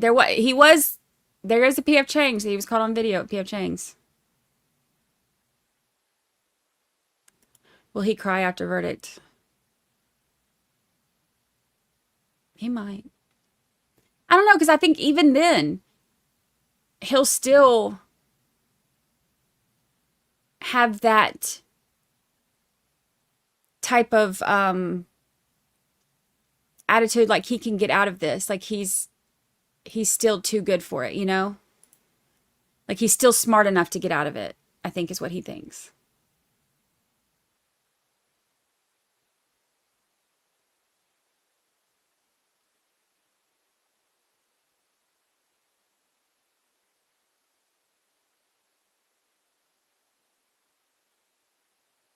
I don't even.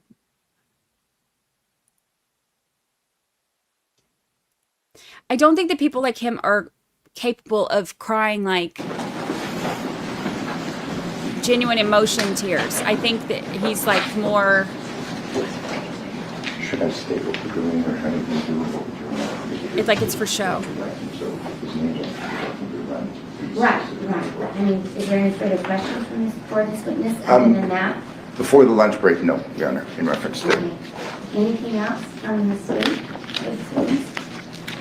Nope. Okay. I'm going to ask you to step down. You're not excused yet. You're going to be called back.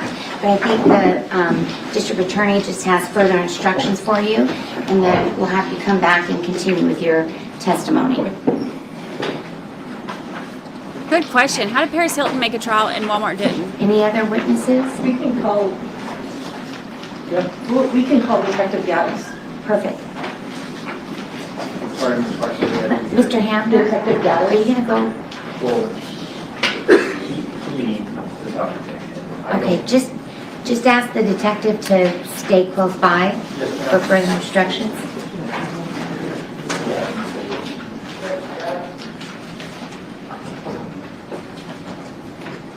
Mr. Draskovich, before the next witness comes in, do you want to talk to that detective? Yes, No? thank you. We'll wait. All right, thank you.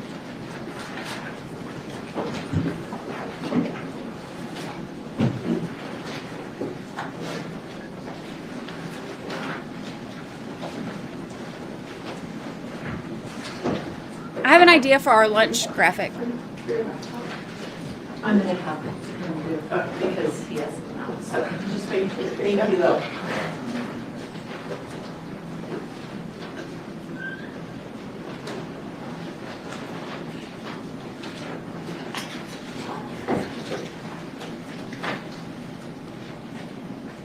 I have an idea.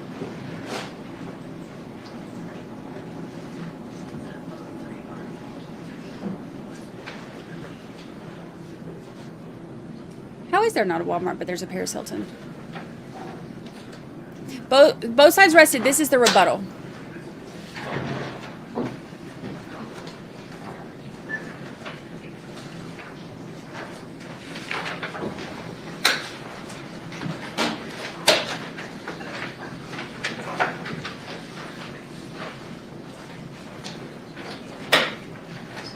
I think so. I think if they're doing the rebuttal now, they'll probably do charge conference. And then maybe they'll get to, I don't know, they might end up doing closings on Monday. All right.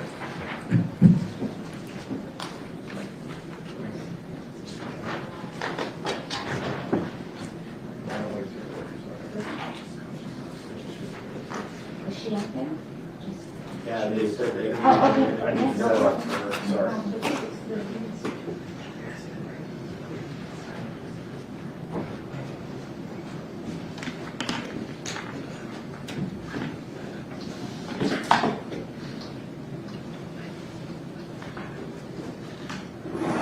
Tim, you want to give me that exhibit for that drive? Hold on. I gotta take a screenshot. We're gonna have fun at lunch.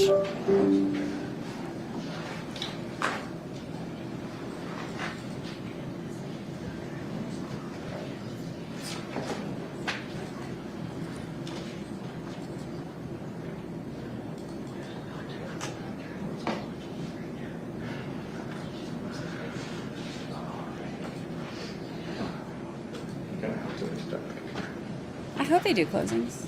They started an hour early today, so they might have the intentions of trying to push through.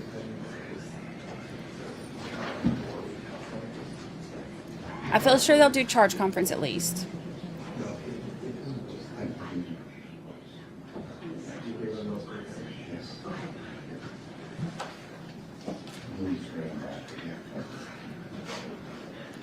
He is the exact kind of jerk that has to have the last word at all costs. With photos while we're waiting for the computer, if that's okay with the court. Sure. Okay, so Detective Gaddis. Okay, Detective Gaddis, we're ready now.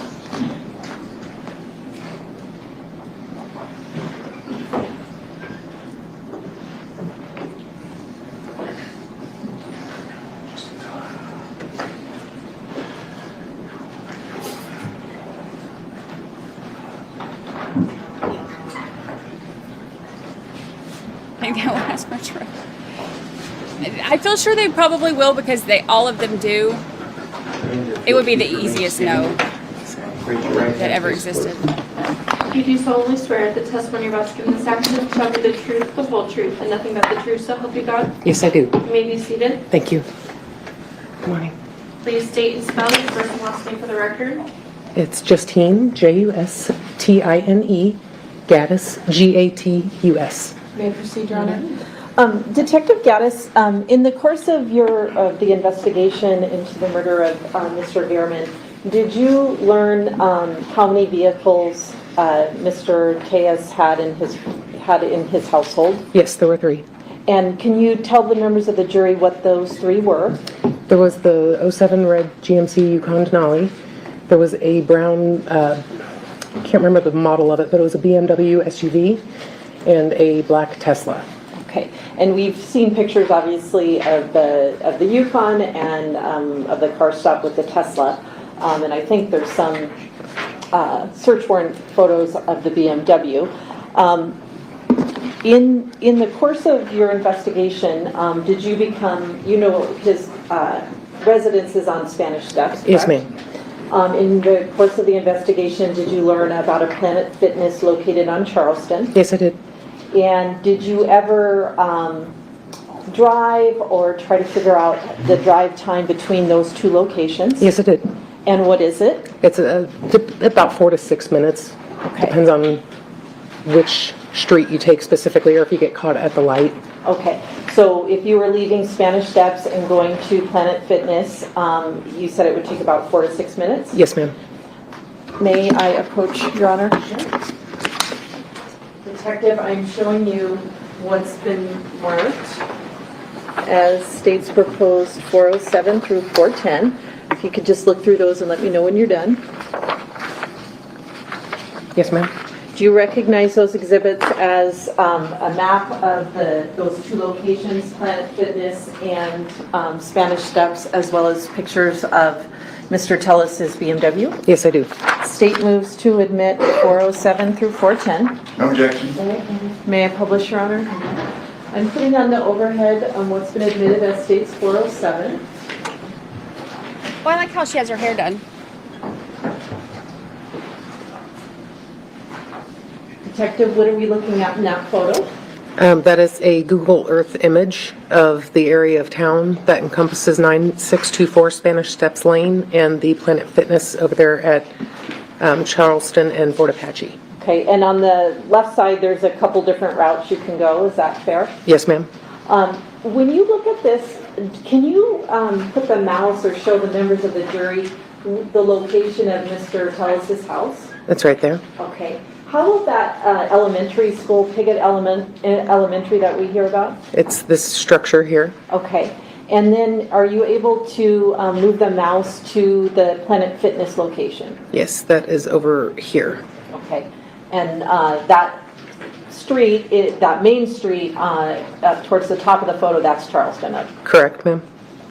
Okay. Yes, ma'am.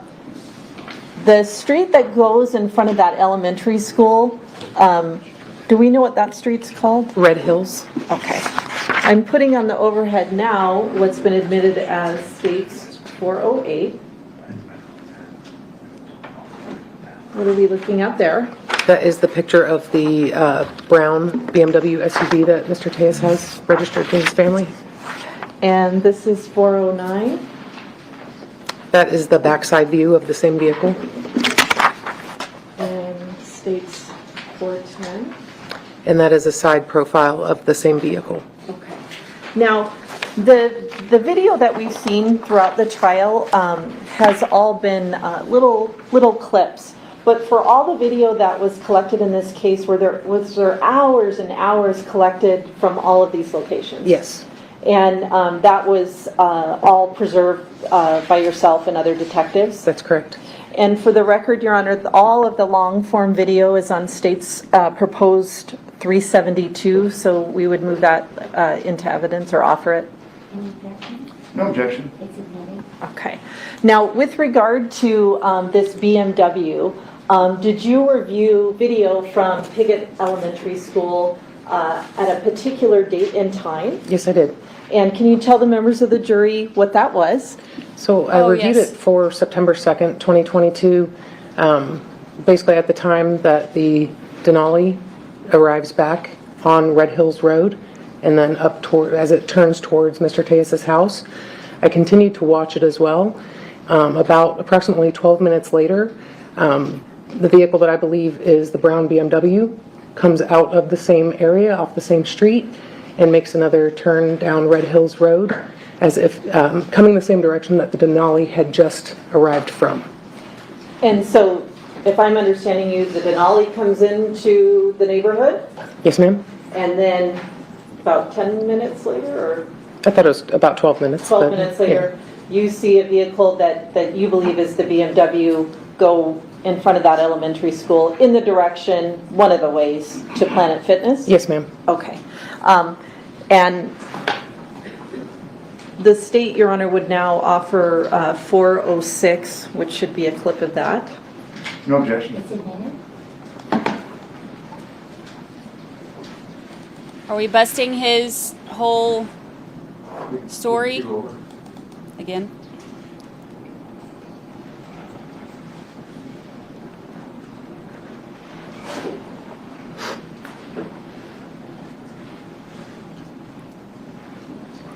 And are we seeing the vehicle take a left turn on that Red Hills Drive? Yes, ma'am.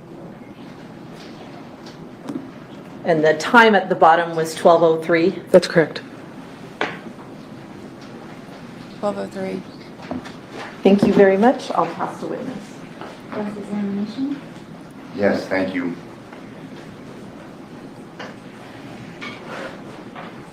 You've given testimony that the video that we just saw was taken from the entrance of the neighborhood. Where specifically was this video that we just saw taken from? It was the camera was affixed to the Piggott Elementary School. Piggott. Yes, sir. Yes, sir. So it wasn't necessarily the entrance to Mr. Tellis's neighborhood, but I mean, it's a couple streets back, fair to say? I guess we'd have to look at the map to be specific, but it's... And It's that like was addressed in Mr. Moggs' right there. testimony and the location I had that on the map in yesterday. relation to the neighborhood where Mr. Tellis lives, but I mean, it wasn't right at the entrance. There was a street that one had to drive up and come around and enter, fair to say? Yes, it's a fairly short distance, though. Fairly short distance. Are you aware, in reference to the neighborhood where Mr. Tellis lives, are there other entrances and exits? Yes, there is one additional that I know of. Okay.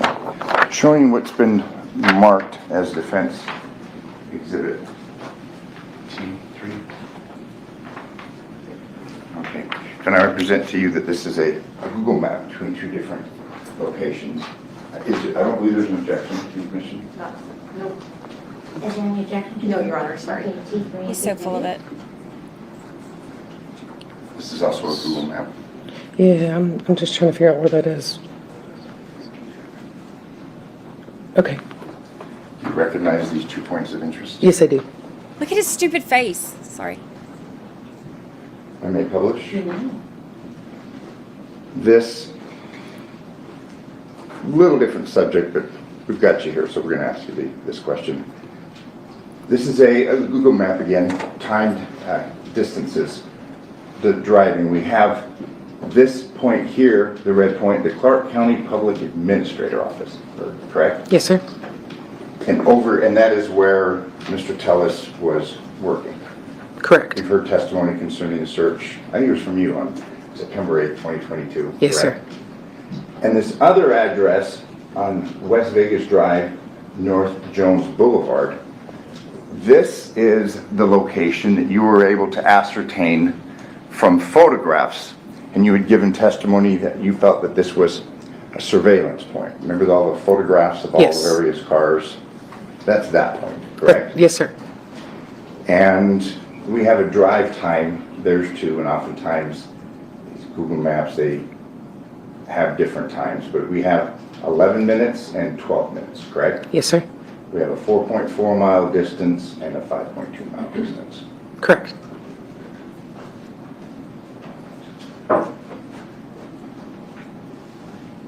Of course, indulgence for just one moment.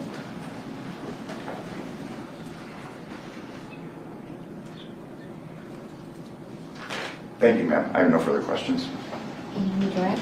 No, Your Honor, thank you. Actually, I do. That's I'm okay, so sorry. go ahead. Obviously, you were the primary in this case. Yes, sir. For the homicide detail. There's You been did a testimony fantastic job. concerning these various locations where images were captured, security, ring cam footage. That's what we're doing at correct? lunch. Correct. By yourself and others. Yes, sir. Specifically concerning Mr. Tellis's home.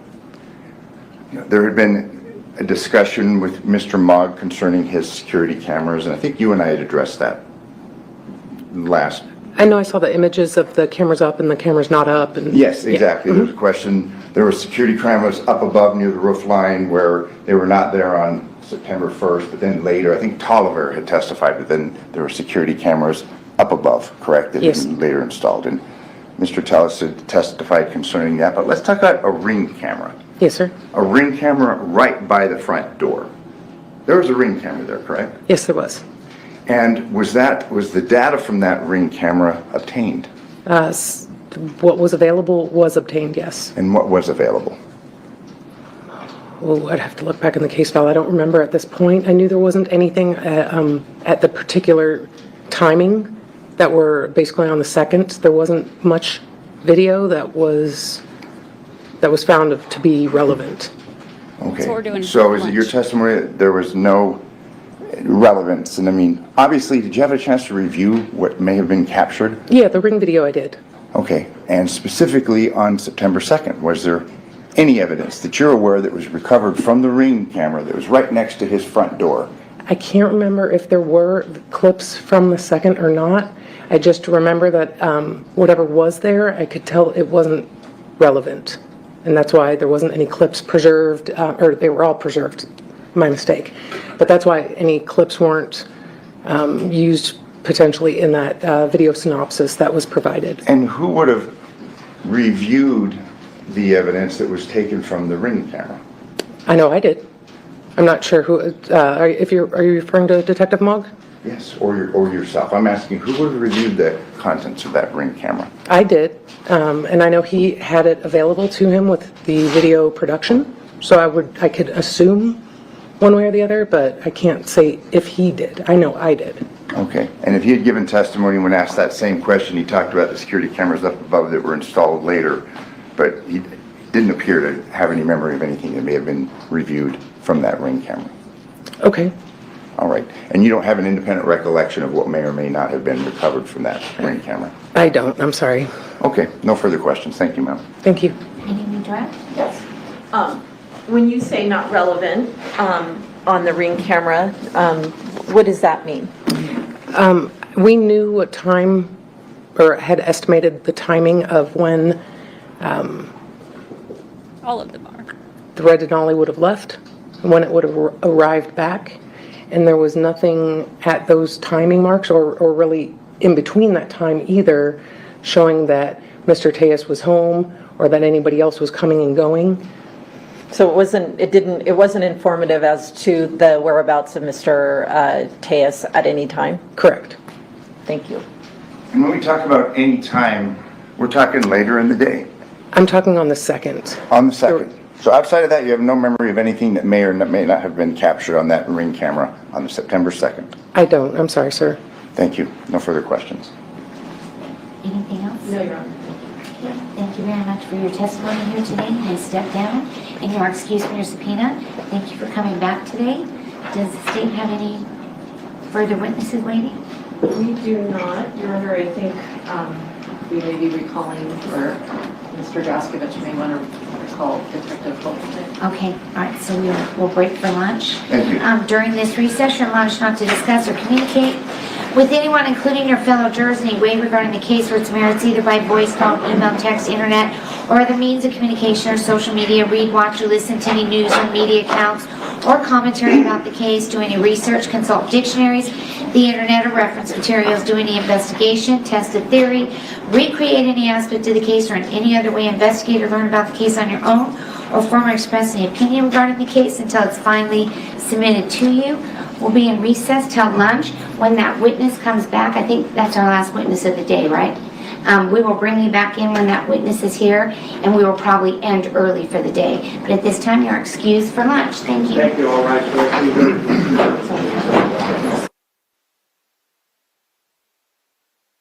Okay. So they have one more witness, then they'll end for the day. They'll probably do charge conference. What time did you say they're coming back from lunch?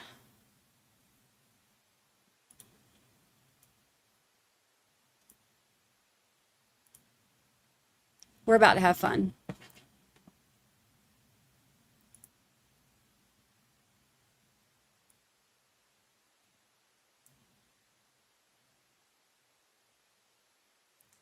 Every time he does one of those cheesy poses,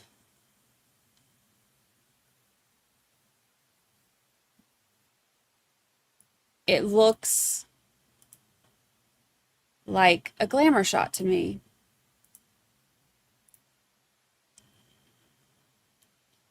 So,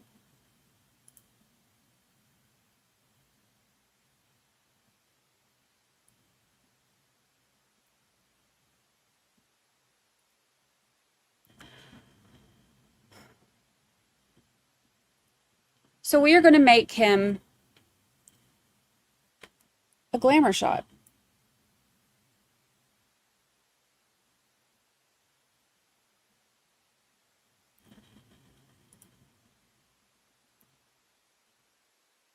Gotta have a good glamour shot background.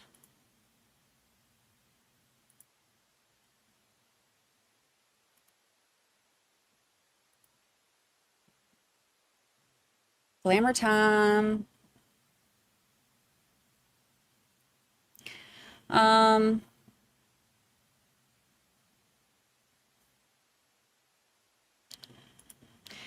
right, let's see.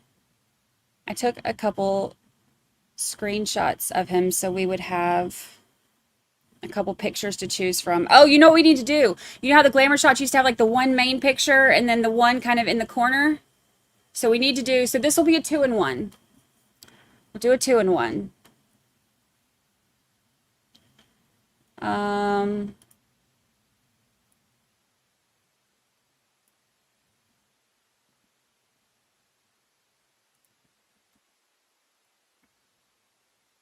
We got that one.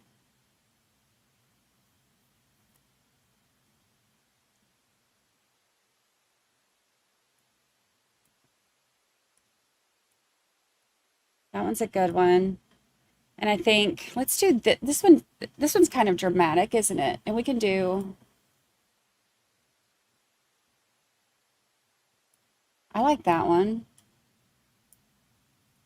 And that one's got the light coming from the side. Very, very poetic. I like that one. There, we have to.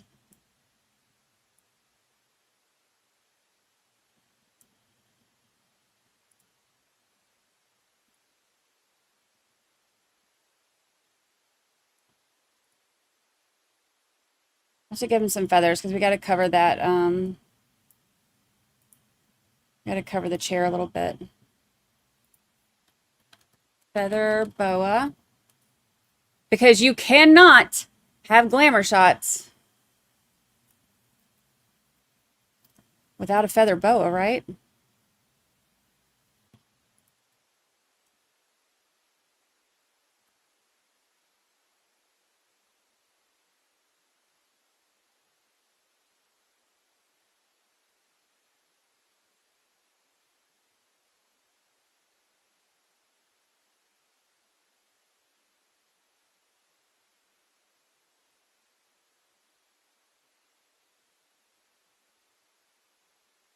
Let's see.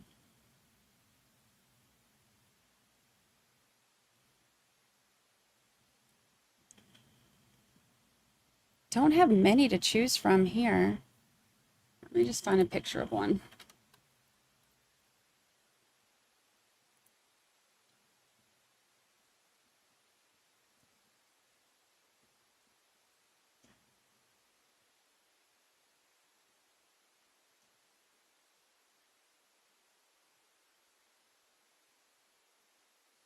I think we need maybe like a yellow or something to go with this tie.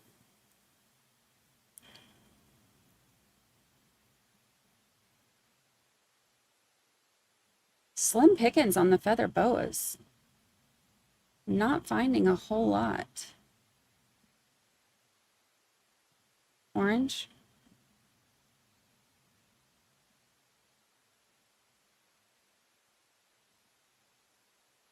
There's pink.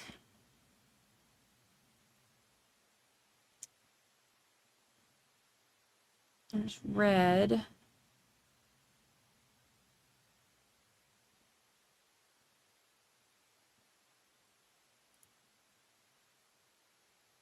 Oh, here's orange.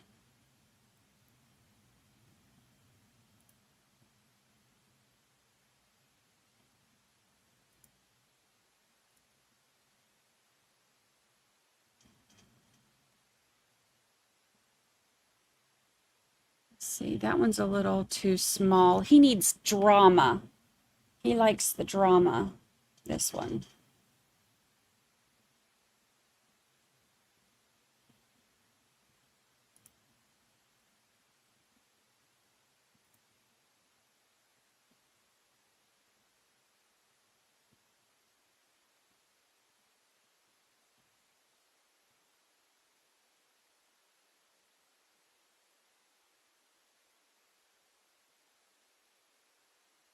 Okay, here's an orange. That'll go with his new jumpsuit, right? His fancy new...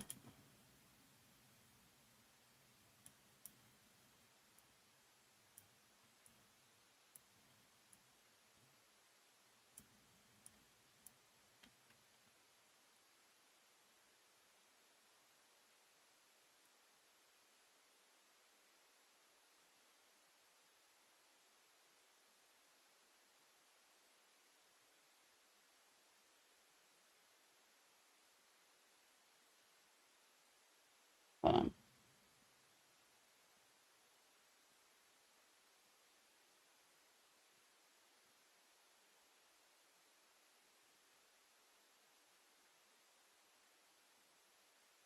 So ridiculous. Oh, actually, you know what? Hold on.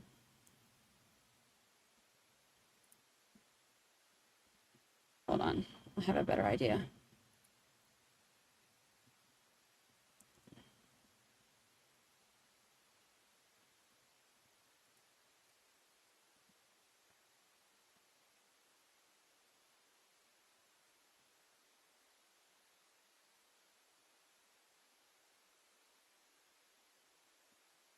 See if I can find...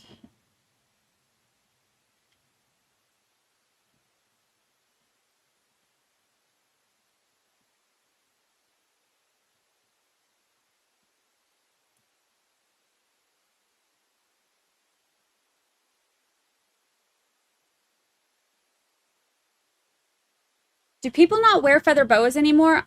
Like, why are they hard to find?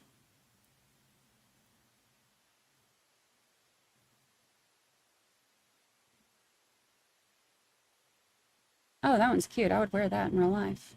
Let's see.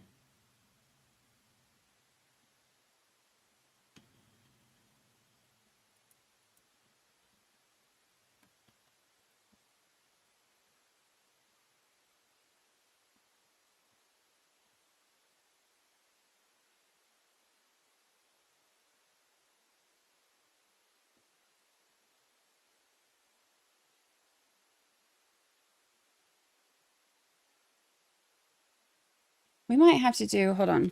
Let's not do this orange one. Hold on. Ow.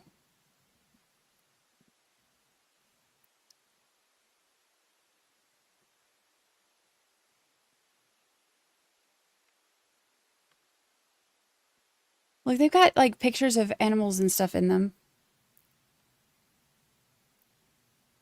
But they don't have one wrapped around.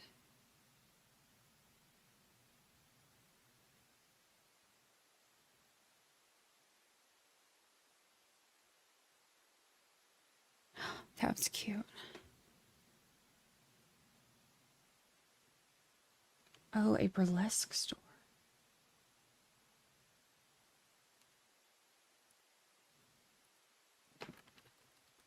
Good idea.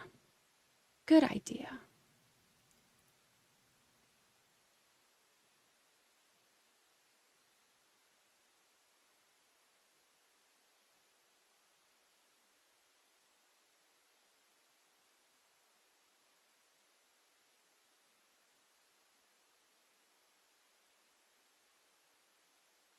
This is going to be the best glamour shots you people have ever seen.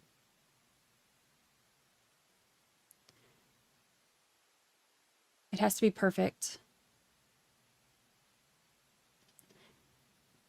We'll submit it for them to use it for his mugshot.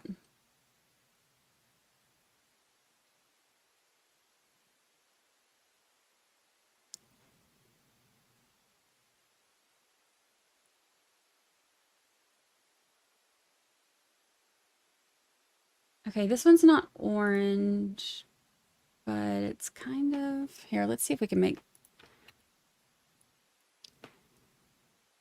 See if we can make this one work. Because I like that color.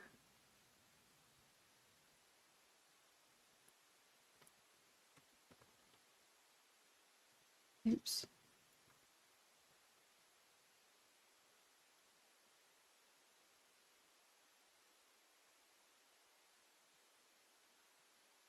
They have a lot of black, but see, the black will blend. And he needs to be fancy. He needs a fancy getup to go with his fancy story. Okay, hold on. Let's just see if we can make this one work.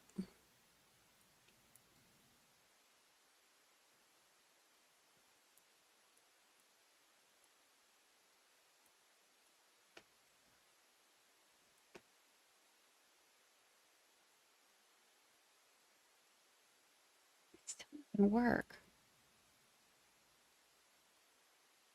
I'm trying to make that into one because I can't find a good one. Oh, that one's cool.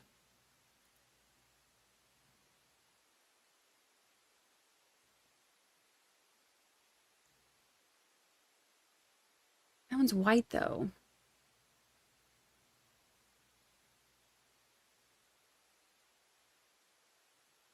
He's a pretty princess.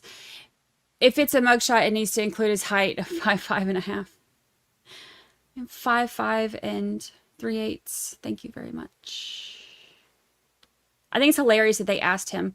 I wonder if they asked him because like they all knew that he's not 6'5", or if they asked him because they wanted to know if he knew that he wasn't 6'5".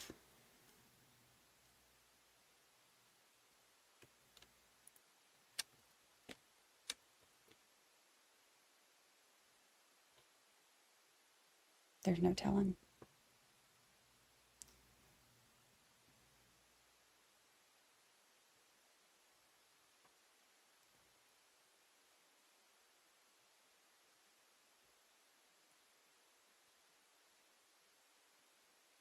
Some of these that I'm fine. Oh, the green. How would green be? Hold on, let me see if I can find.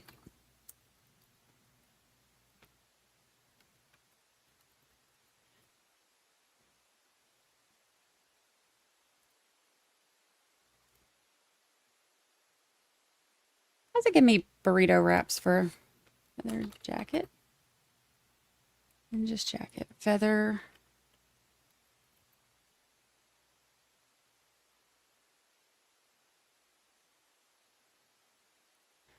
There's blue. purple.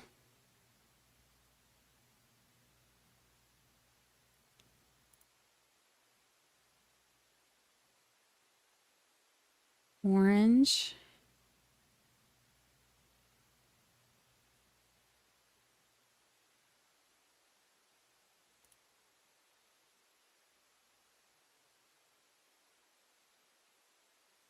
I think this might be the best. What color are we going with? What color are we going with?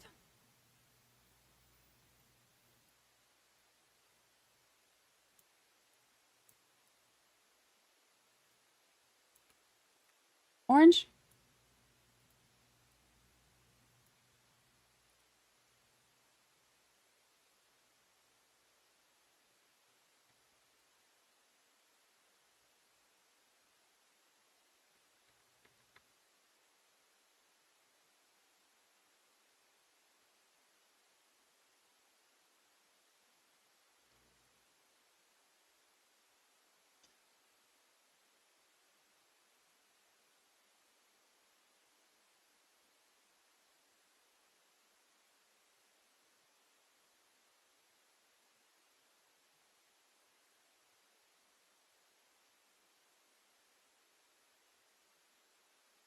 I like the orange. Do y'all like the orange?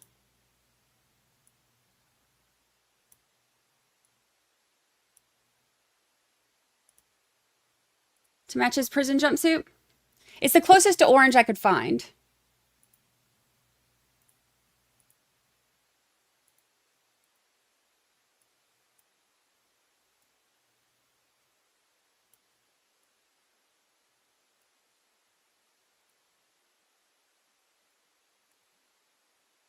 But I think it works. We like that one? Okay, we like that one. All right, what else does he need? What else are we doing here? Oh, we need to do...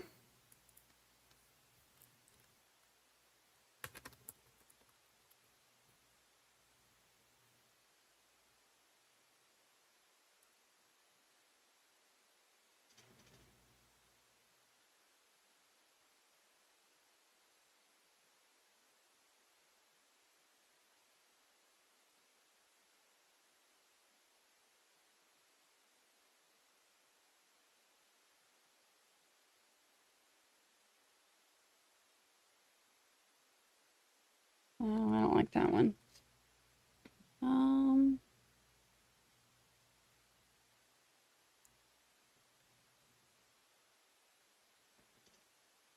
Oh, you know what he...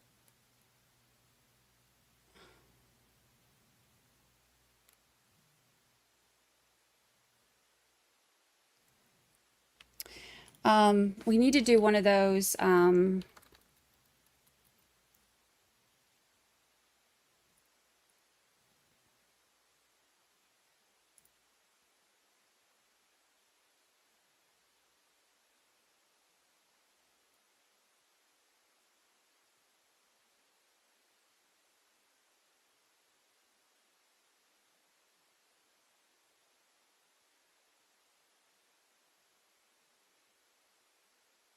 man, he doesn't have quite enough of an elbow. You remember they used to have like the white columns where on the glamour shots where you were sitting your elbow on the column?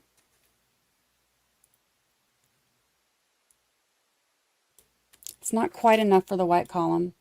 We might have to just do...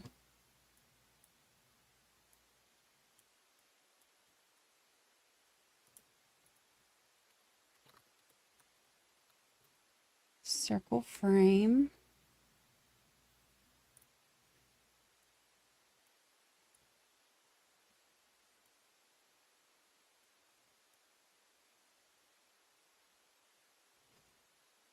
Does he need to be looking the other way? Aren't they normally like staring off into the other side?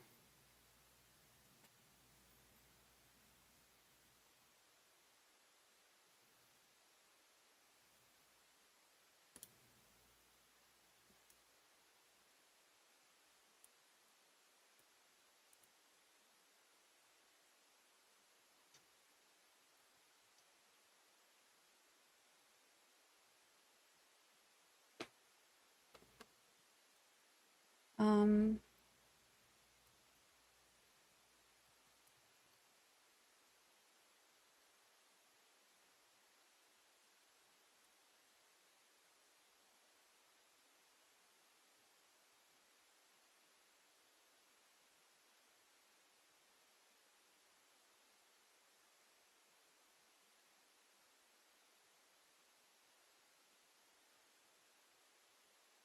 see if we can do that one instead.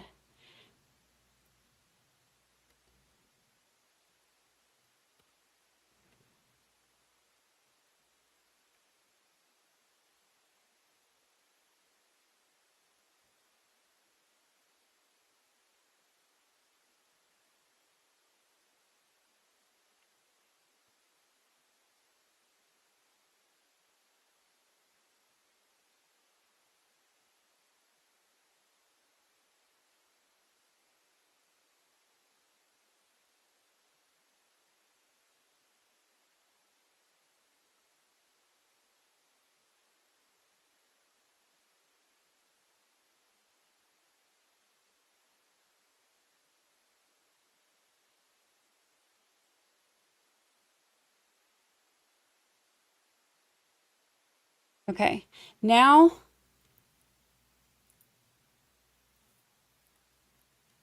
what are we putting on his head? Oh yeah, he needs sequins.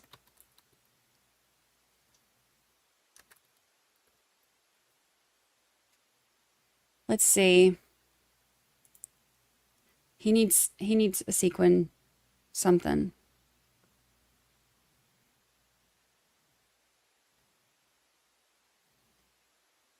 I wonder if I can make, here, let's see if we can do this.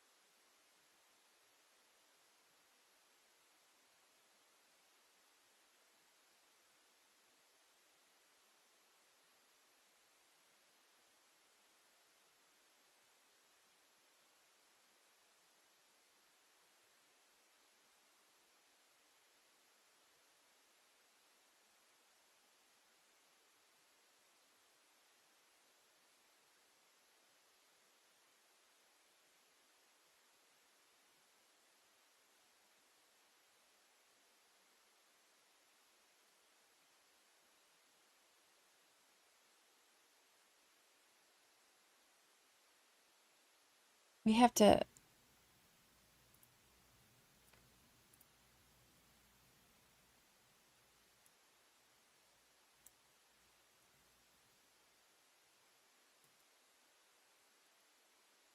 I'm sorry to do this to you, sir. You have a lovely face. Much better than the one that we're putting your body on. Please don't be offended.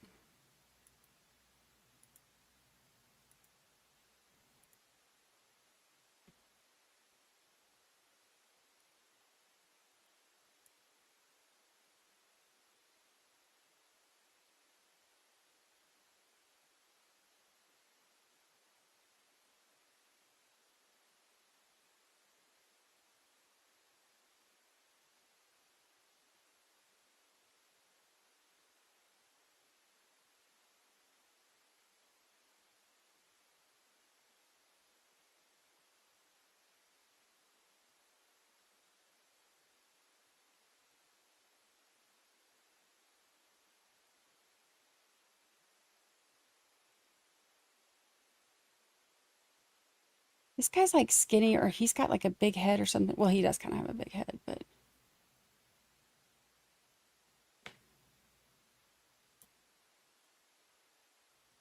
Dang, it's not really working. I bet I could do.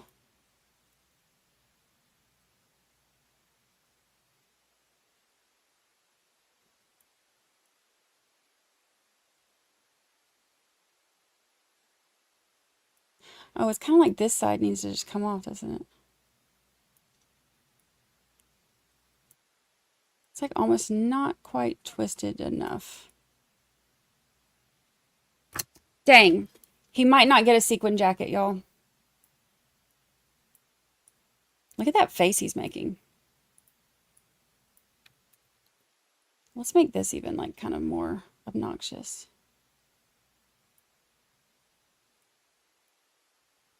I feel like the more obnoxious the feathers are, the better.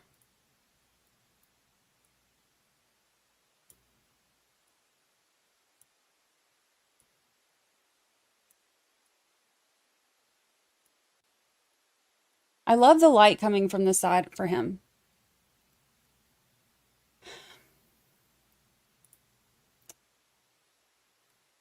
But I really wish he could have a sequin blazer. One guy's just too skinny for him, I think.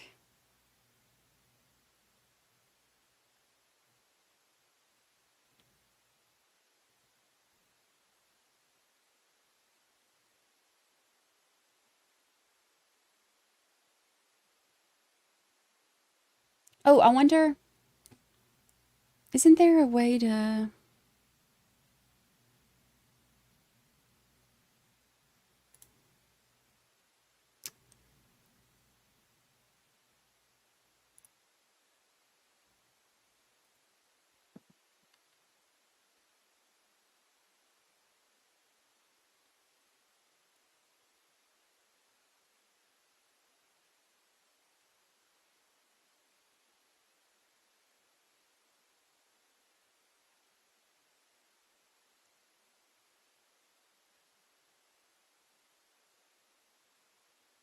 Oh. All right, whatever. Head accessories. Oh, you know what would be, let's do masquerade. Let's try on some masquerade masks. Let's cover that head of his.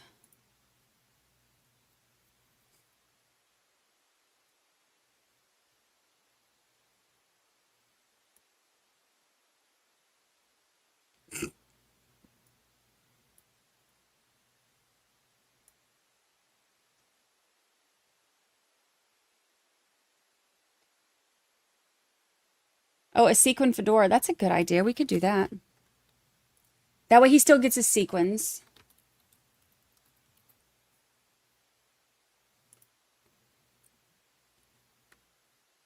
I'm sure there's some kind of fancy... Oh, or a top hat.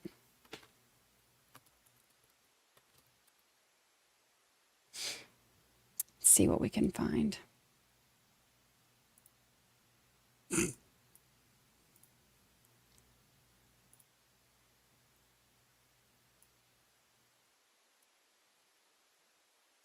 I mean, it's not quite as good as his straw hat.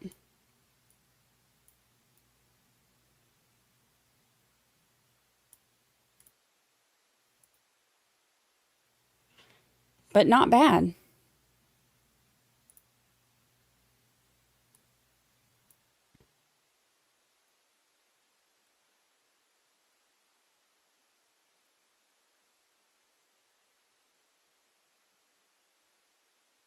There's that one too. Which one do we like?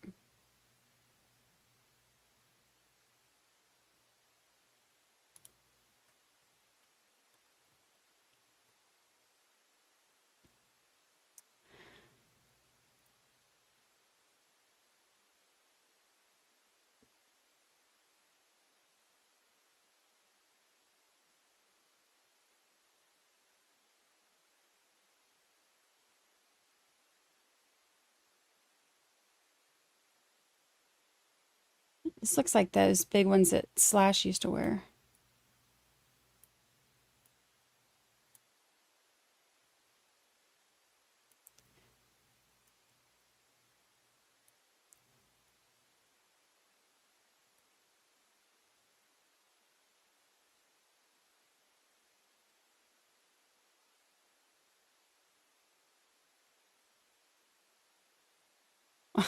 Look at this one.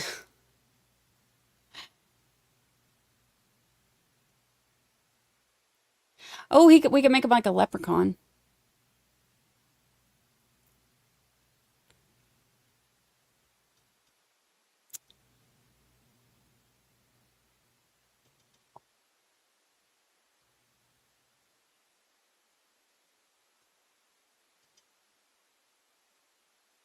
Which one are y'all thinking?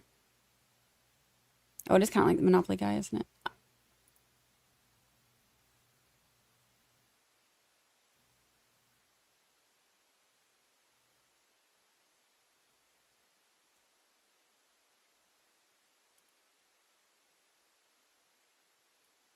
Which one?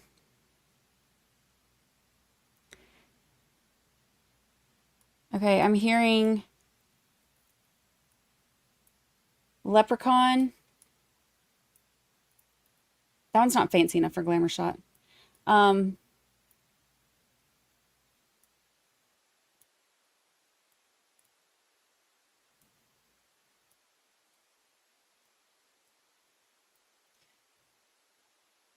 Okay, out of these four, Tolton sold Leprechauns. Or five.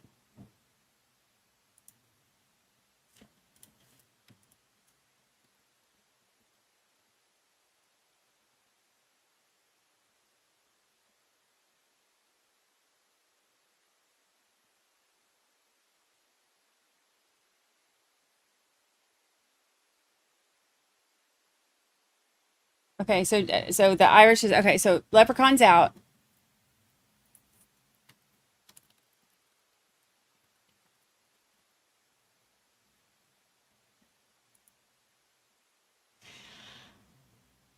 Thank you for the super chat. Robin 80cc, quick question. Why is it that no one clarified how his name was pronounced until the end of trial? Love all your artwork. You make the breaks fun. Thank you for that. Why did nobody clarify? I think that nobody really cared. We're like, your name doesn't matter. You're going to prison. Just joking.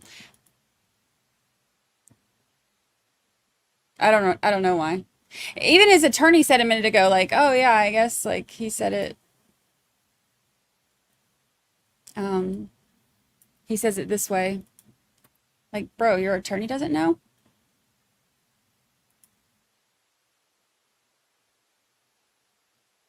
Okay. All right.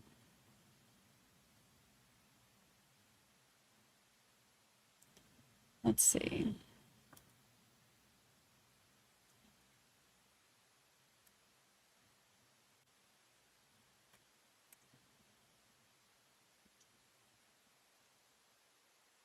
This one, I think, is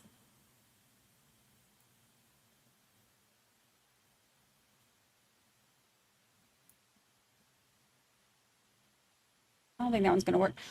Which hat are we going? Top hat. If we keep the top hat, we can just add like some feathers or something in there. We can, or sequins or some kind of fancy schmancy accessories.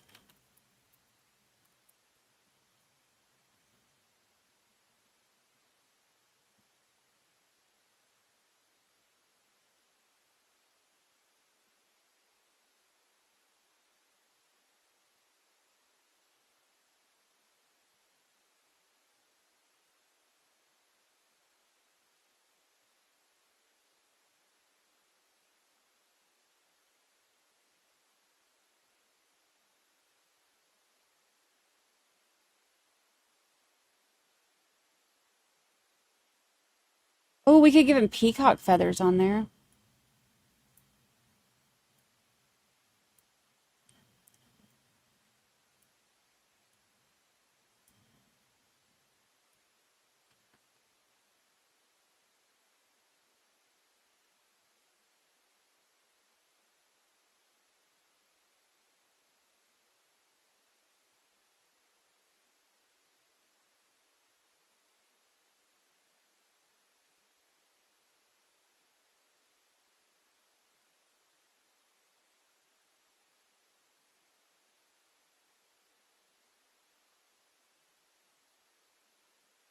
Do that, and then we need like a big jewel, some kind of big jewel.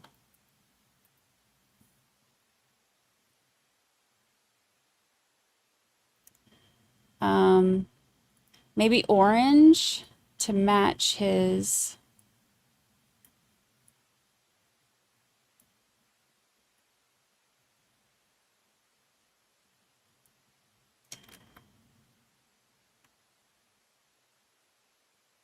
You know what? Let's give him one, he needs like an accent one on each side too, doesn't he? Because he's a fancy gal.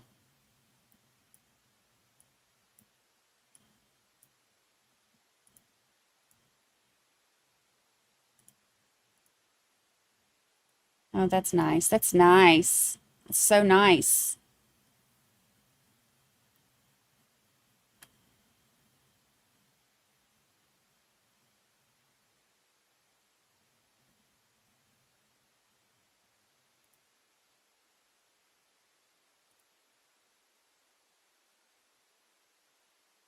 So stupid.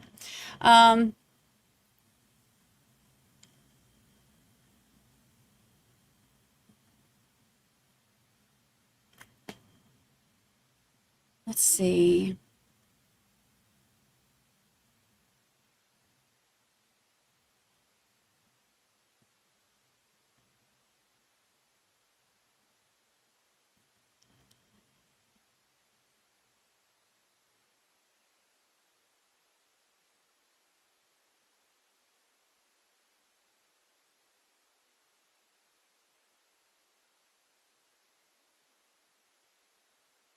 What else do they have in those?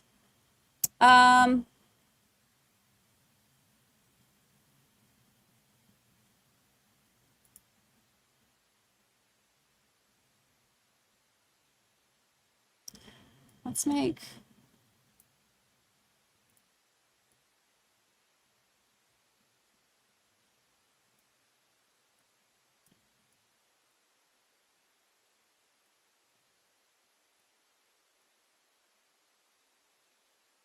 He's looking very pretty.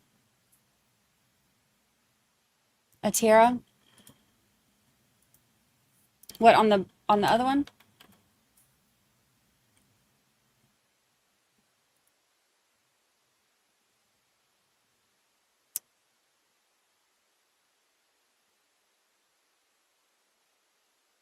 Look at how fancy that one is.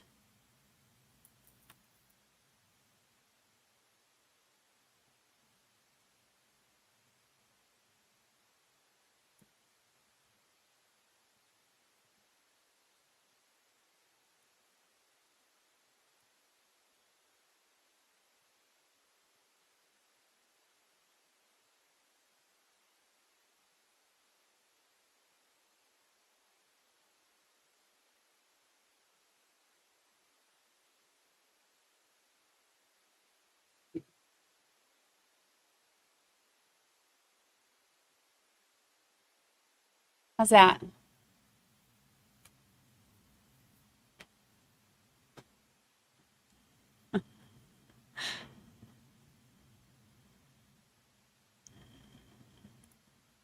Well, it's glamour shots. Duh.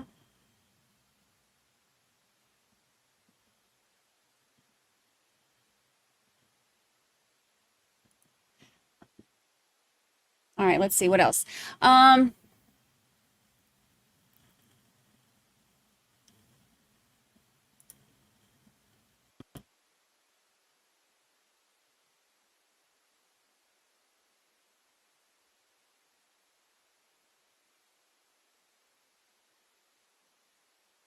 We need.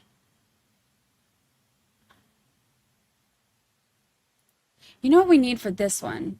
I tell you what we need.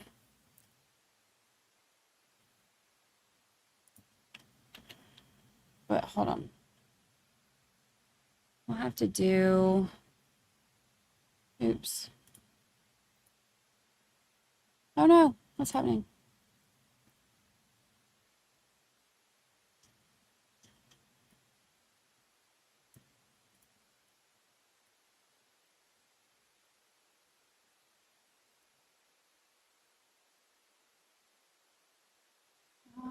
Blur.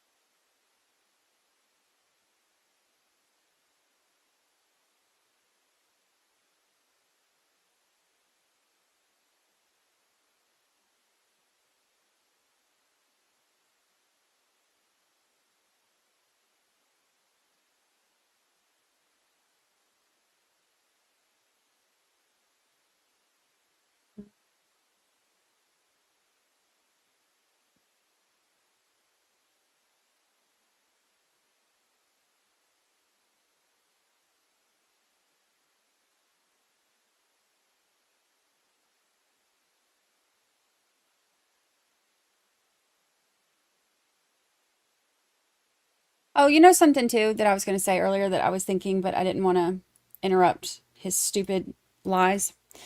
I was thinking about this.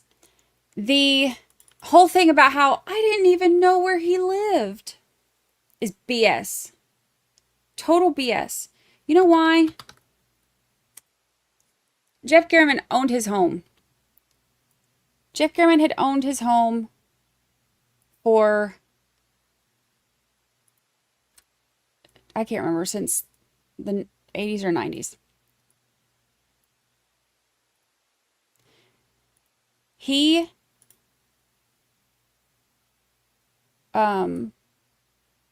all he would have to do is to go on Clark County website, type in Jeff Garriman, and he'd be able to find his address. So that whole thing about, I don't even know his address. Moron.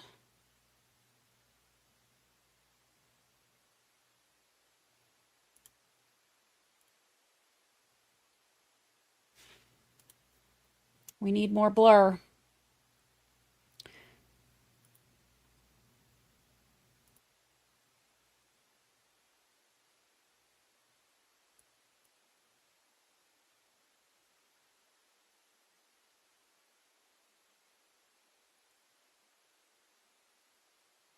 That annoyed me.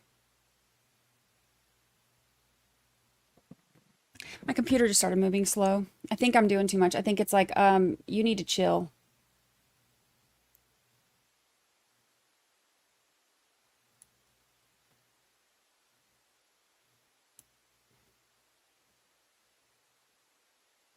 Oh, wait, nope.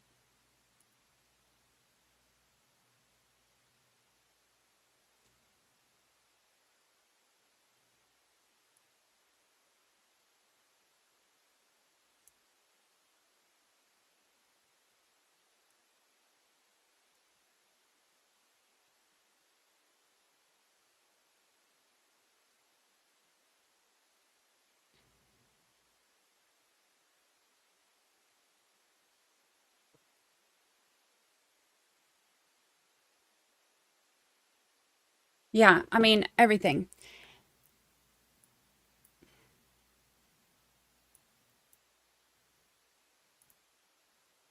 Why is this going so slow?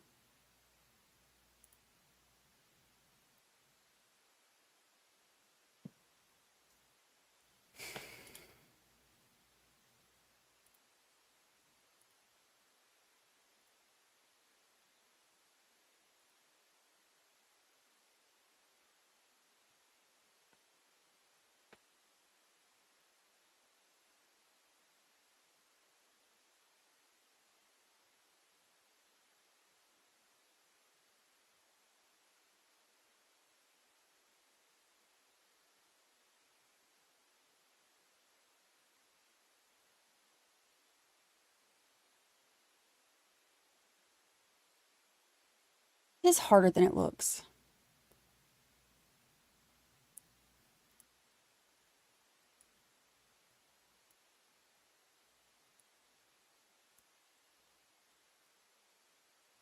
No.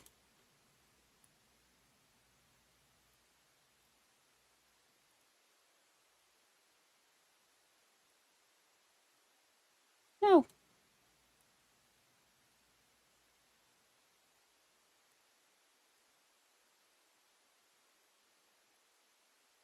Okay, move over, sister. You got...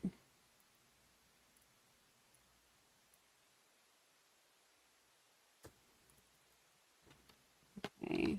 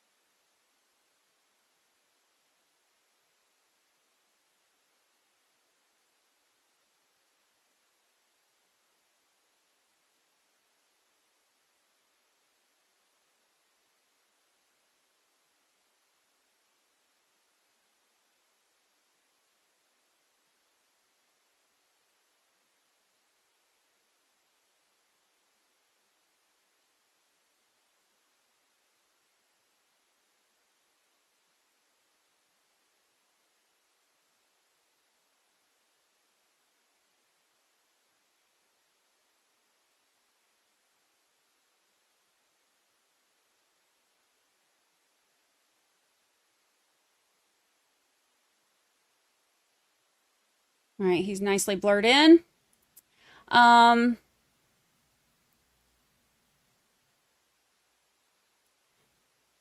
We'll do this one next. All right, so we've got...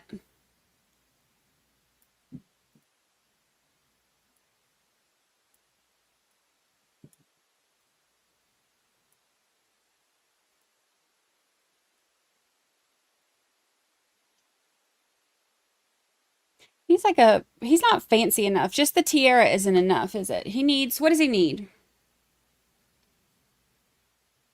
Maybe a bracelet?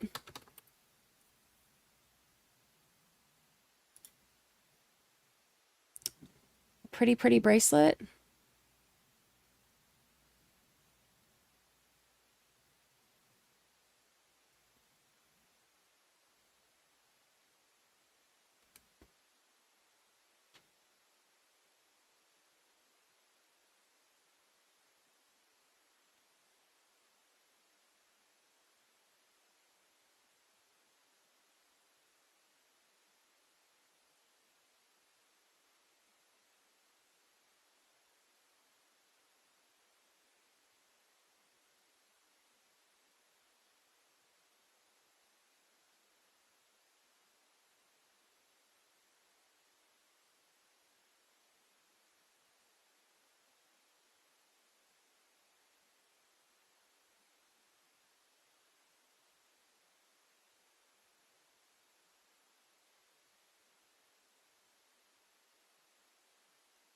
I don't have very many really fancy. Oh, a Rolex.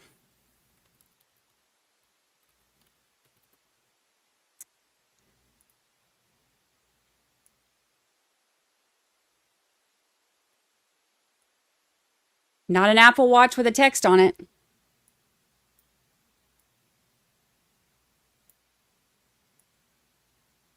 A Rolex.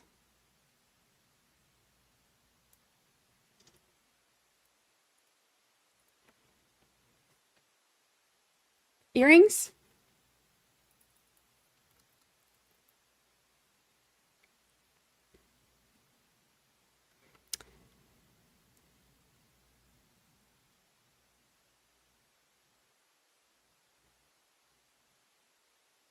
He's like one good, pretty earring.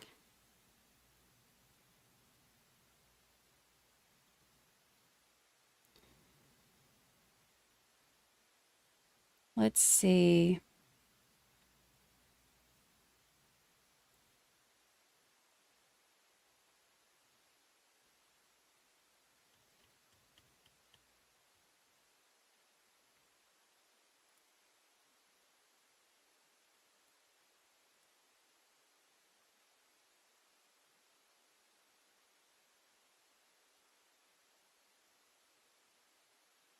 I got that one. Oh, he could have an earring like Jim. Remember Jim? Y'all remember Jim?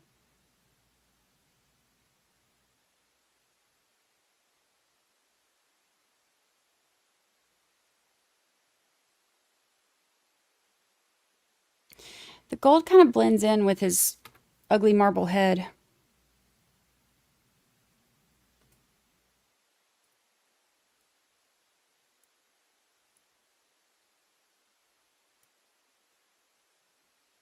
Oh, that's fancy. That's very...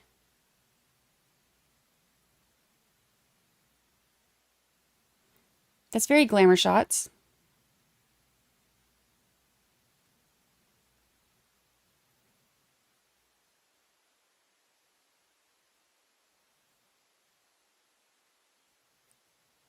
What else does he need?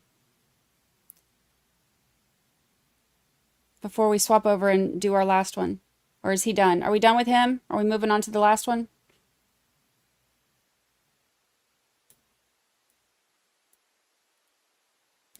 Here, I don't like those.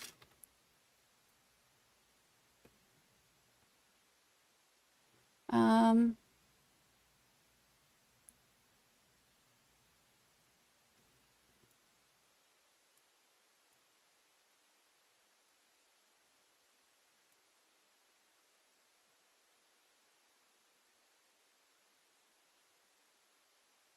Okay, what's he going to be holding in his hand instead of that?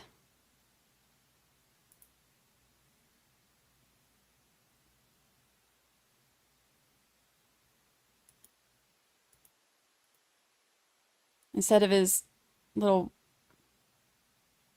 crayon.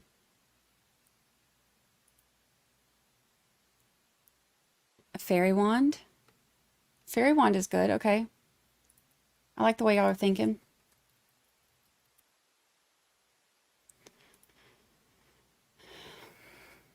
Got some good ones to choose from.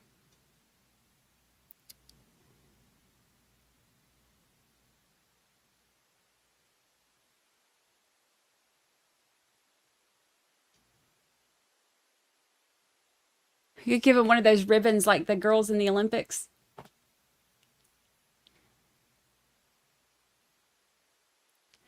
All right, this is a pretty one.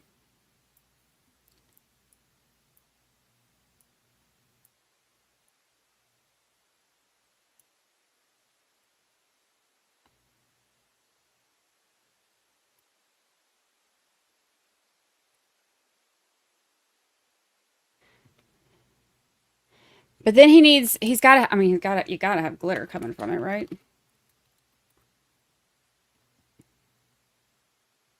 Otherwise, what's the point of even having one?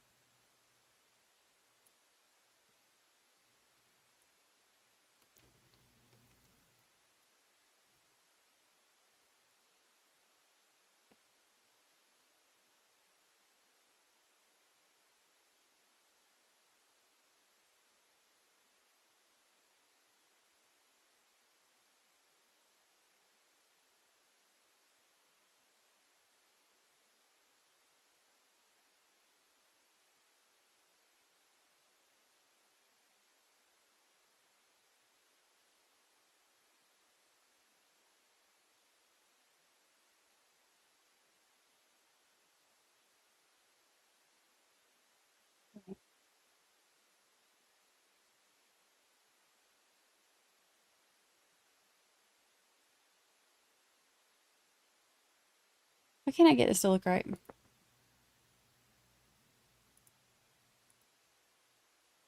Oh, there we go.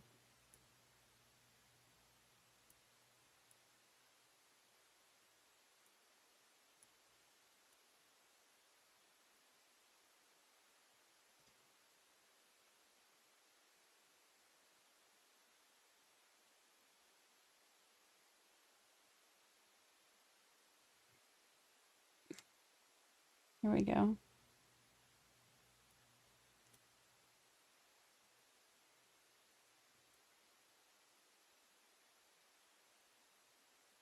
Okay. All right, what else does he need? It's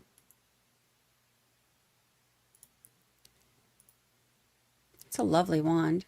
Wings! You can't be a fairy without wings, duh.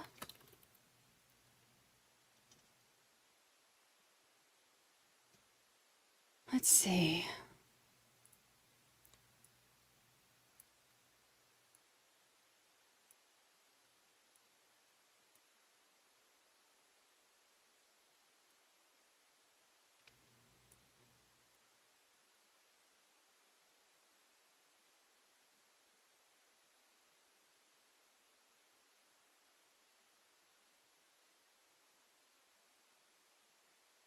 Those are fancy.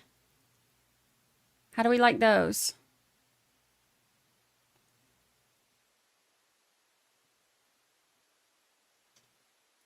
Oh, look, they got this is more his speed.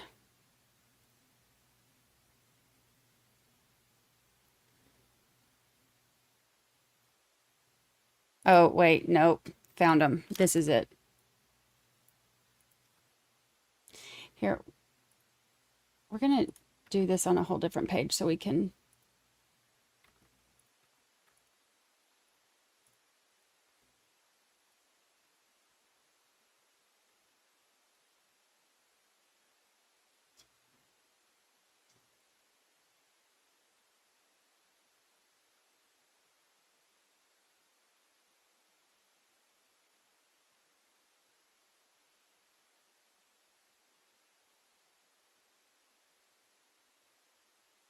There we go. All right, so it needs a little bit higher.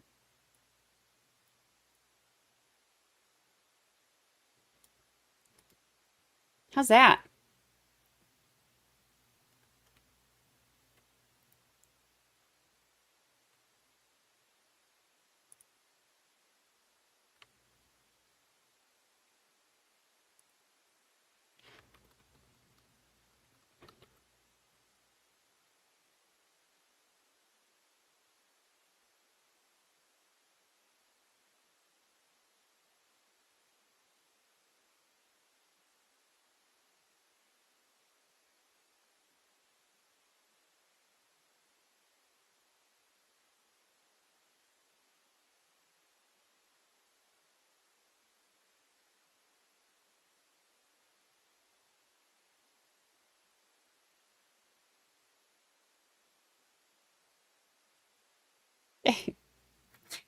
He can't have his unicorn horn because his face is stupid. No, because his face is twisted.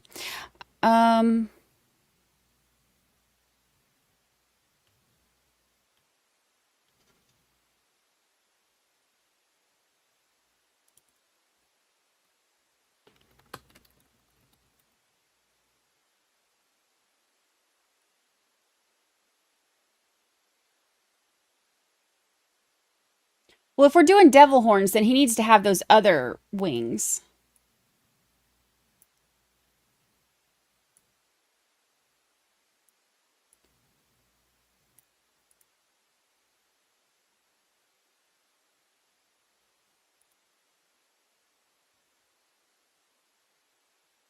Hold on, wait. Let's do the hold on.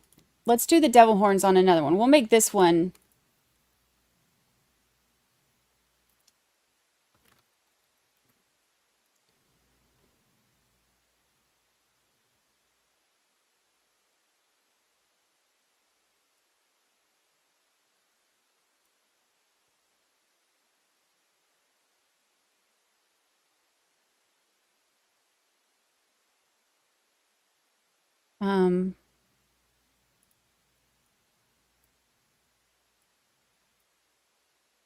We'll make this one the devil fairy.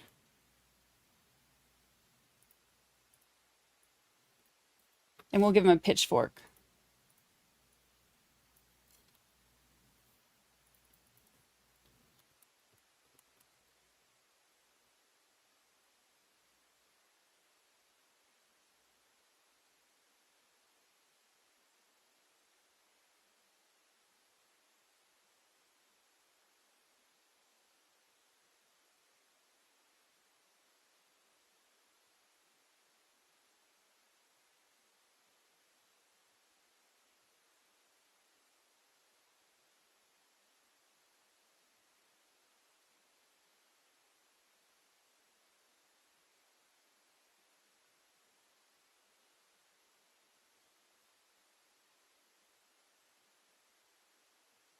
Okay, there's our...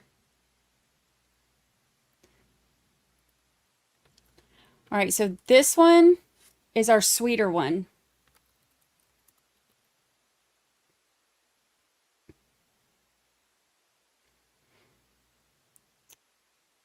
Let's give him...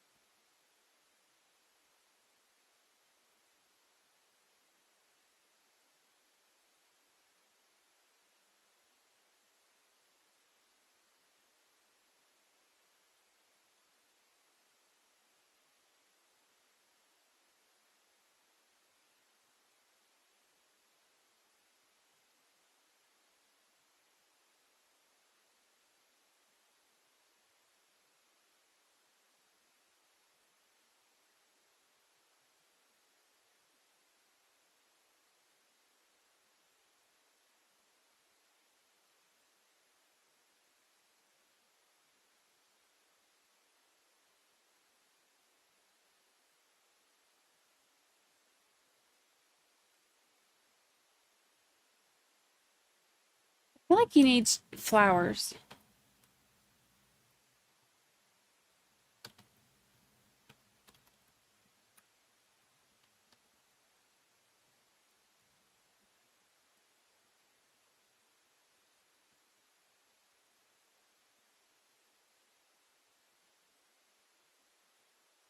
Look at this.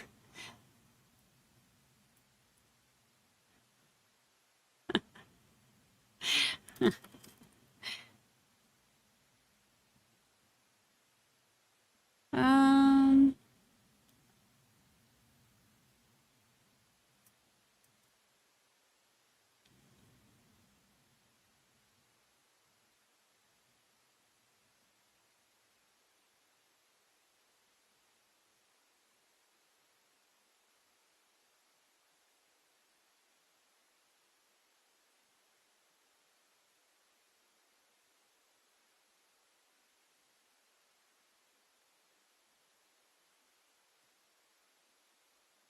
that one doesn't work.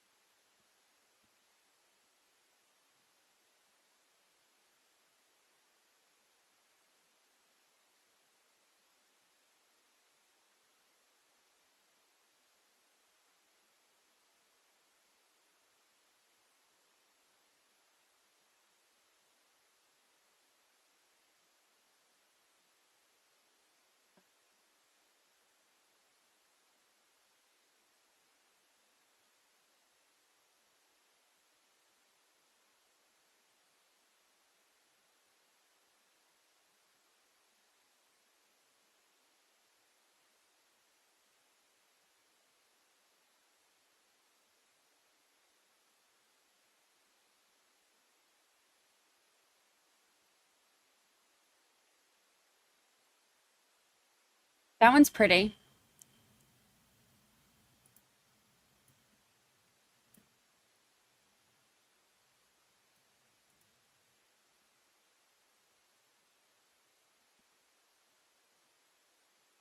He's waving his magic wand, thinking he's telling his story, and everything's going away.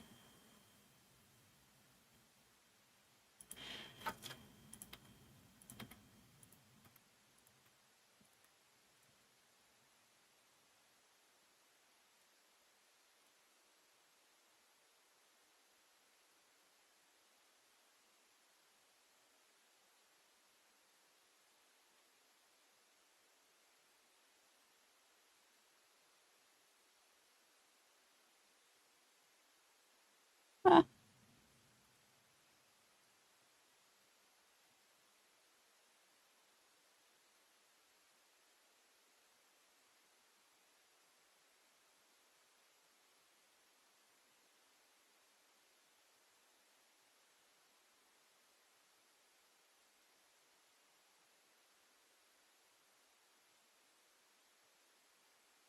Ah, no.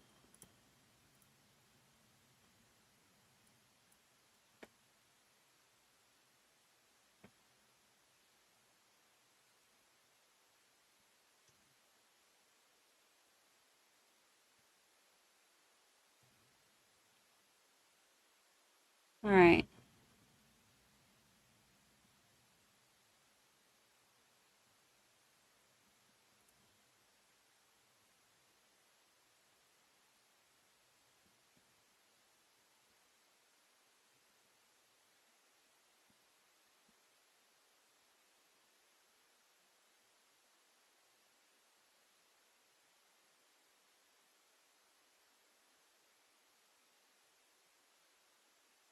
What else does he need?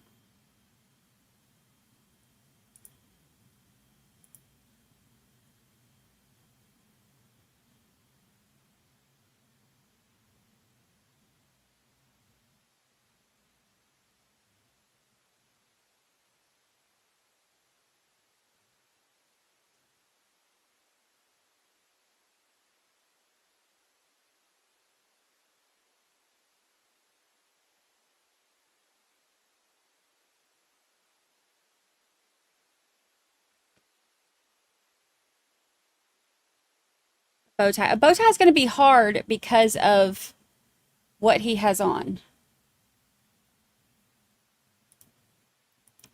and how he's facing.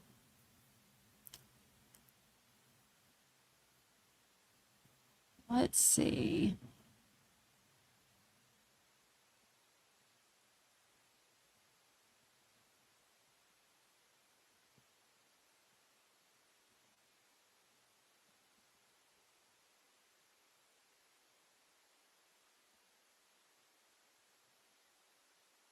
This one's my favorite.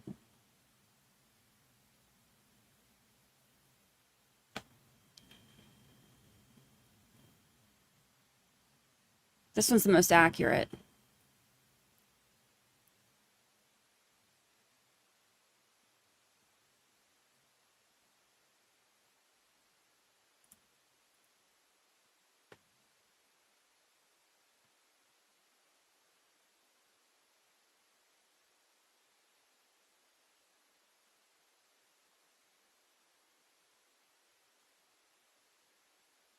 Let's see.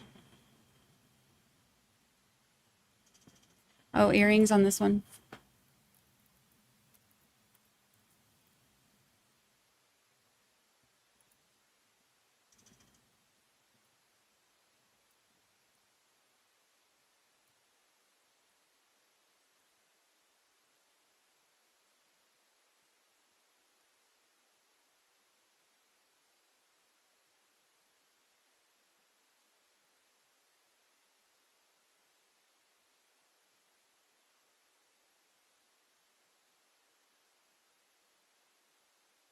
I don't like that one.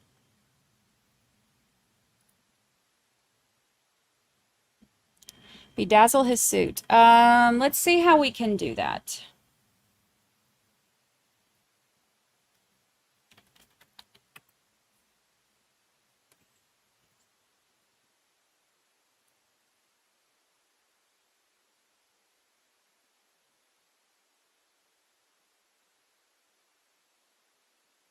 I can make it look like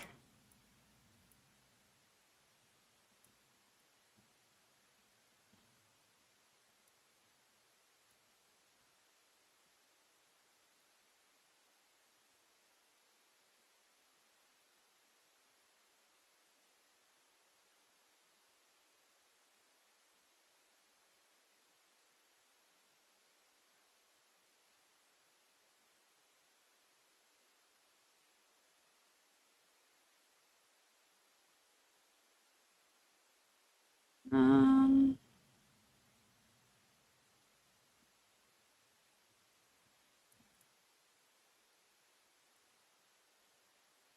the gold would be too hard to make work. I bet I could do something with this.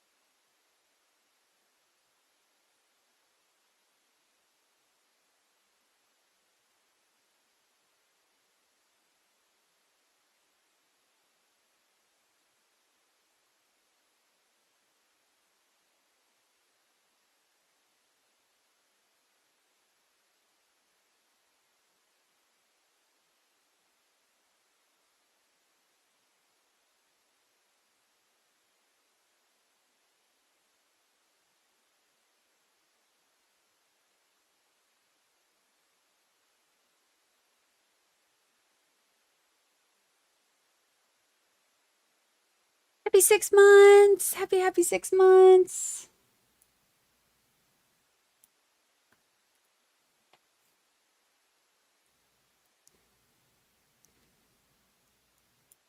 I'm designing.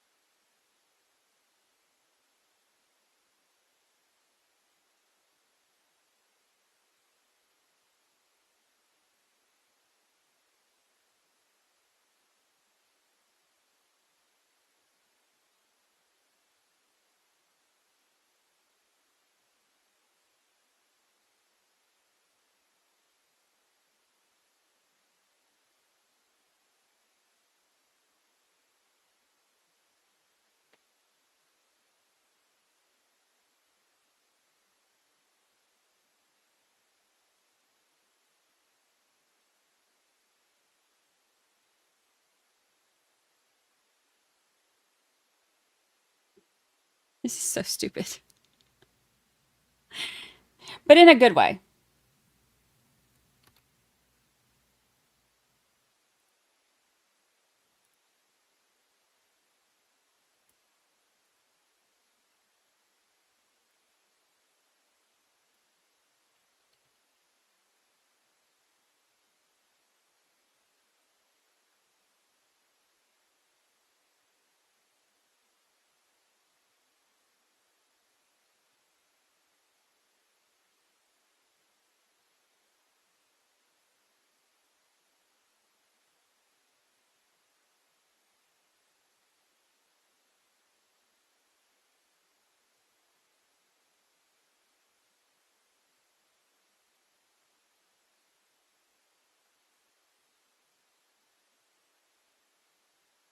I don't like the pink stars on the front.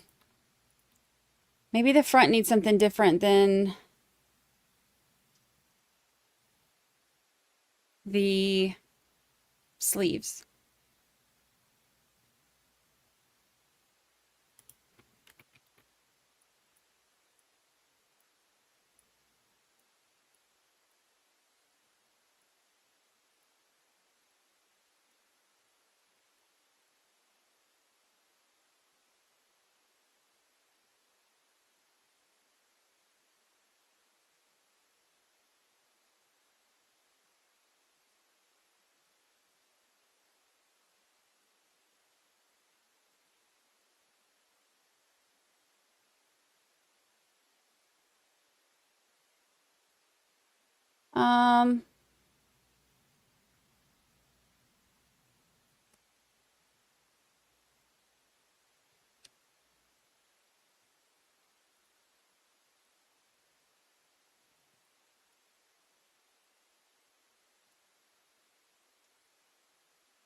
I don't like that extra star.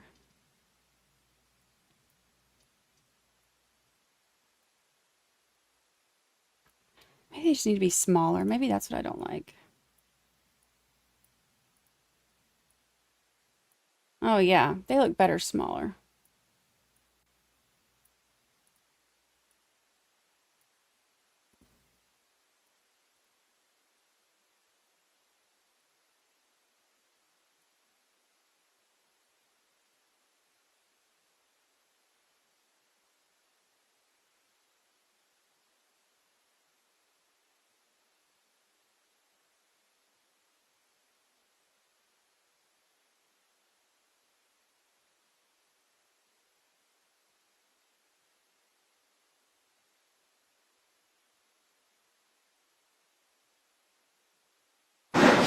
Okay, does the state stipulate to the presence of the panel? Yes, Your Honor. And the defense? Yes, Your Honor. Okay, we can bring the witness back in.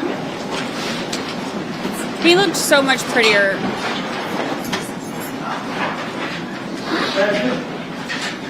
Before they came back.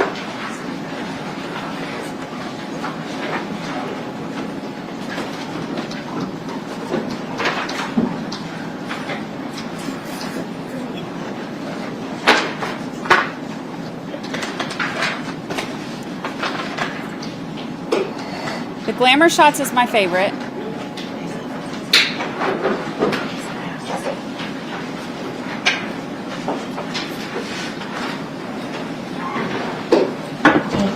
Detective, you understand you are still under oath? I do. Okay, thank you. You can have a seat. If you'll just state and spell your name for the record. Once again, first name is Matthew, M-A-T-T-H-E-W. Last name Hovanes, H-O-V-A-N-E-C. Thank you. If I may approach. You may. Detective, I'm showing you it's been admitted as defense exhibit L3. Yes. Showing you it's been marked as defense. He looks so boring now. On O3, I'm sorry. It's been marked for admittance on Q3 as well as R3. And this time we can move for admittance of these. Objection. Okay, they're all admitted. Just have a couple questions for you. Yes.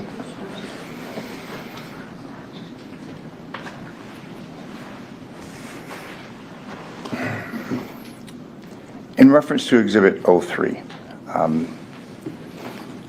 you can see that this, on page 1, that this is an extraction report from a virtual image produced by you. I mean, you're forensic examiner, correct? In this, and you testified previously in this case. Not sure what you're referring to as virtual image. The photographs. We recall the photographs. Am I concerning might be Popeyes. looking. You said 03? Let me ask you this. I'll just back up.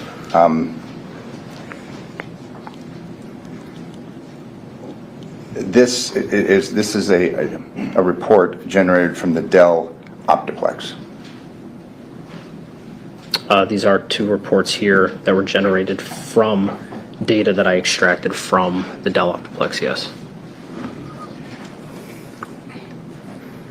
You can see that it was logged into with a personal Gmail account, correct? That'd be page 4. rrtellis@gmail.com. There has been a Chrome login with that email address, yes.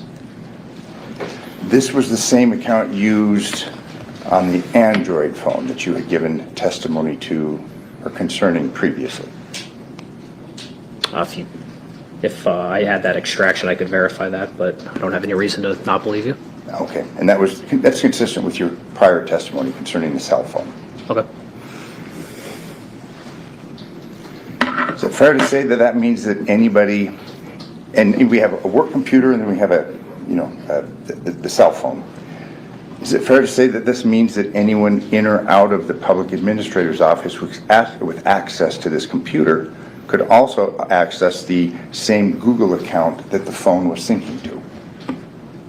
I'm not sure I understand that question. I mean, they're synced. And if a person, obviously, the Google account that the cell phone had access to, it was accessed also from the work computer, or able to, the one that was recovered from the public administrator's office. I have nothing in this report to show me his phone was synced. I just have an artifact here showing me a Chrome login using a specific email address. Okay.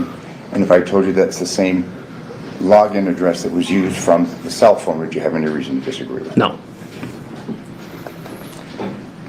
And again, not claiming, you were asked previously about hacker information, but if you have this access from the public administrator's office, from the desktop accessing the Google account that the cell phone had access to, it's fair to say that one could access that Google account from either location, from the cell phone or the desktop that was at the public administrator's office. It would be possible to log into the account from both locations.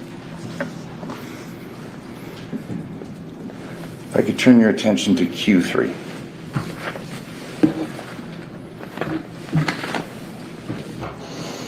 You recall that line of questioning previously in the previous day that you had testified concerning all the images? I do. The alleged surveillance images? Yes. This shows, and if I represented you, this was the last snapshot being taken. It was on 8/15/2022 at 10:32:48 a.m. That is what it's showing as a modified time. That's not necessarily the time the picture was taken. Okay. Do you have any information concerning what the last access, and the last access doesn't necessarily mean that it was changed in any way, but that's what we, based upon your testimony previously, that's about the time that this was taken or it was accessed. So on here, it has a modified timestamp. That's the last time that the phone interacted with that photo. It really doesn't have anything to do necessarily with when that photo was taken. Okay.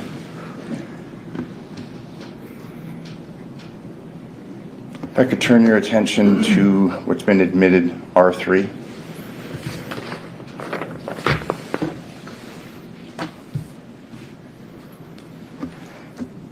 If you could turn to page 18.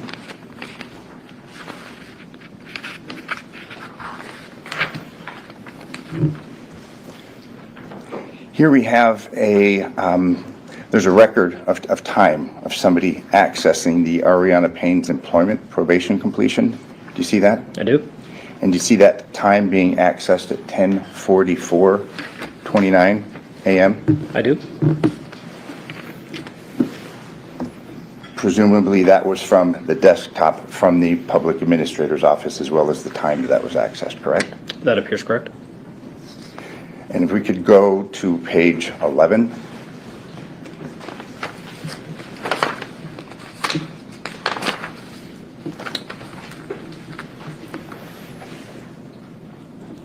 See that? You can see that as you can see, the first access is at 10:43:13 a.m., correct? First visited date, time, yes. In reference to the questions concerning deleted images, if I may approach. You were asked questions concerning the Celebrite extraction of the subject cell phone, the one belonging to Mr. Tellis. Do you recall that? Yes. Again, during the break, you didn't examine the actual cell phone, correct? No. You had been provided a photograph. It was a picture taken. It was up from the Celebrite webpage, and it discussed deletion, correct? Correct. Would that deletion necessarily concern the content, or would that deletion concern the metadata, or both? It could vary. It could be both. So the metadata is basically the data concerning the data on the phone. Is that a fair? It's data about data, yes. And in reference to this exhibit, it was the timeline extraction, correct? Correct. And if you could please explain to the jury what a timeline extraction is versus an SMS or a text message extraction. So a timeline extraction basically takes all the artifacts that were parsed out by Celebrite and just puts them in a chronological order by date and time. And you're obviously able to access various information through this timeline extraction. I'm not sure what you're asking there. This timeline extraction, it contains more information, different information than, let's say, the Teams or SMS extraction. Fair to say? Not necessarily. The timeline is just putting everything into order by date and time. And there's an extra column on this timeline extraction contained within this exhibit L3, where on the right, and you did see this, correct? Yes. It says deleted, and it says yes, correct? I'd have to see that again. Absolutely. Absolutely.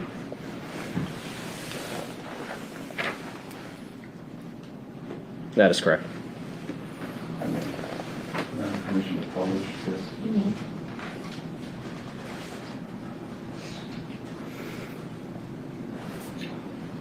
So here in this right column, and it's, you can see, everybody see that?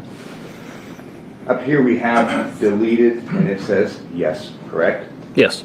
And there were a number of questions made yesterday concerning a message that was sent to Mr. Tellis's phone. Message being 10:36:02. And there was questions posed to Mr. Tellis concerning having deleted that text message. All right? Okay. I'm just telling you what testimony was today. Based upon this timeline extraction, where when a matter is deleted, it says yes.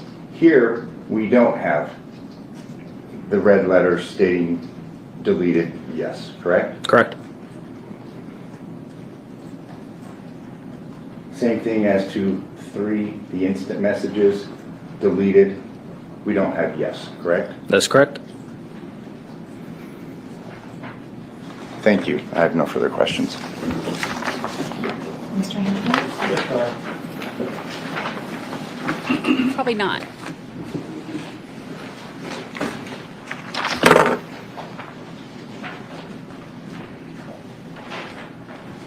Just want to cover quick topics. Publishing N3 defense N3. You remember those questions on cross-examination?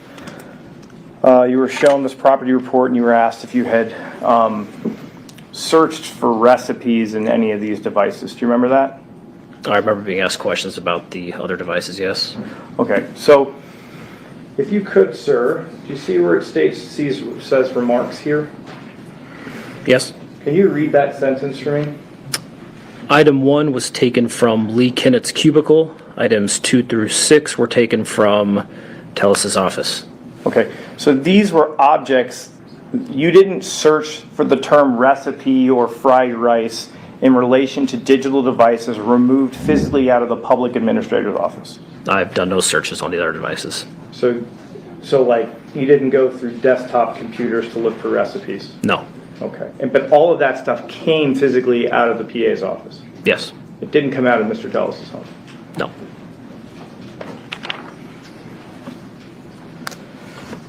Do you remember there being some question about whether if you have a login that connects to an email, that somehow that links a phone to a computer, something along with, do you remember that? Yes. Okay. Just to be clear, you said that that's not what that necessarily means, correct? That's not what that stands for? That's correct. Okay. And just to be clear, there are apps or softwares or programs that sometimes require an email address as your username, right? That's correct. It doesn't necessarily mean that the data will show up on another device. It just means if you want to access that particular website, you could, you type in your email and then maybe a password or something like that. Correct. Okay. And on those documents, it appears Mr. Tellis's Gmail account is maybe the username. It does. There was questions about, I think there was one of those street surveillance images. There was a report on that. Yes. Okay. Just so we're clear, you on direct and I think on cross talked a little bit about the difference between when the report says modified versus created, right? You Yes. had discussions with this jury about that. What is the difference if you see in an extraction report where an image is created versus modified? What's the difference? So when the image actually has a full complement of metadata, you might get something like the created time when that picture was actually taken when it was created. In this instance, with a modified time, that's the last time that that phone interacted with that file for whatever reason. And I think we had a lot of discussions about the pathway of a lot of these images being located in what? A cache file, is that right? Cache files, yes. What exactly, again, is a cache file? The cache file is just storing data about these files in order to help the phone speed up processes later on. So you could, in theory, create a photo, delete that photo that would have had the creation metadata, but if the image was stored in a cache file, that image would just still stay in there, correct? It would. Okay, and so when we're seeing modified, you said that's the last time your phone is interacting with the image in the cache, right? Yes. And again, the phone has this cache file because it does what? Does it shrink sometimes images down so they're easier to send or things like that? It can change the size of them just to make it easier to recall that image later. Okay, but that's the significance of modified, right? Yes. There were some questions again about the literally where are everybody you knows what's in message. it. Do you remember being asked that on cross? Yes. Just to be clear, you can't speak to definitively if it's been deleted or not. Isn't that correct? That is correct. And just to be clear, I'm going to publish L3, defense L3. In some instances, when there's this column here that says deleted, some instances Celebrite can actually capture when a user deletes an image, correct? Delete some message in this case, yes. And that's kind of what records that, correct? Yes. But there are instances where things are removed from a phone and it won't pop up in that column. Is that right? Correct. And I think you even had the little printout from Celebrite that explains that as well, correct? Correct.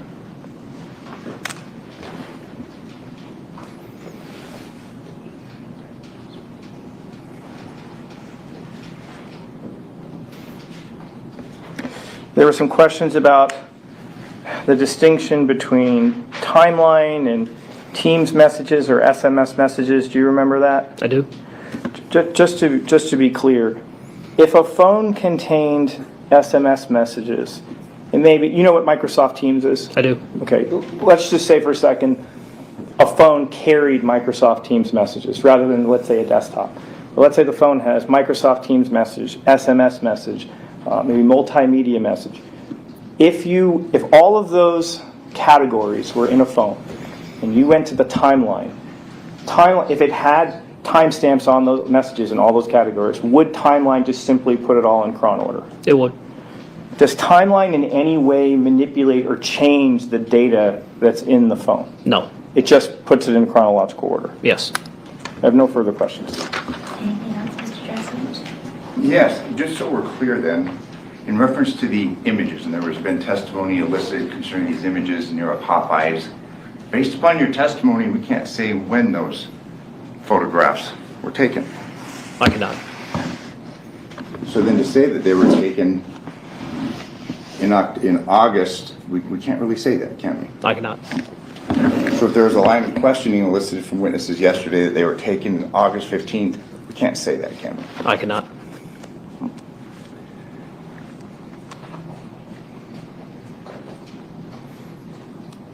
In reference to the messages, and there's been questions asked previously concerning deleted or not, that perhaps Mr. Tellis had deleted this message from a family member on the morning of September 2nd. We can't say then, based upon your review of the data, if they in fact that question or that email had been, or text had been deleted, correct? No, I cannot say that.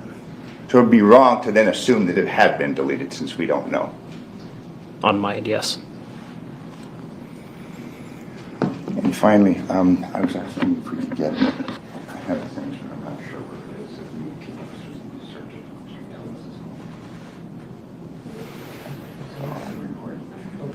it is. There were multiple devices seized from Mr. Tellis's home, correct? Electronic devices. You said from his home? Yes. Correct. We had a Lenovo laptop, model 80SA. You aware of that? If it's on the property report, yes. We have a Dell laptop. Sounds there were quite a few items seized.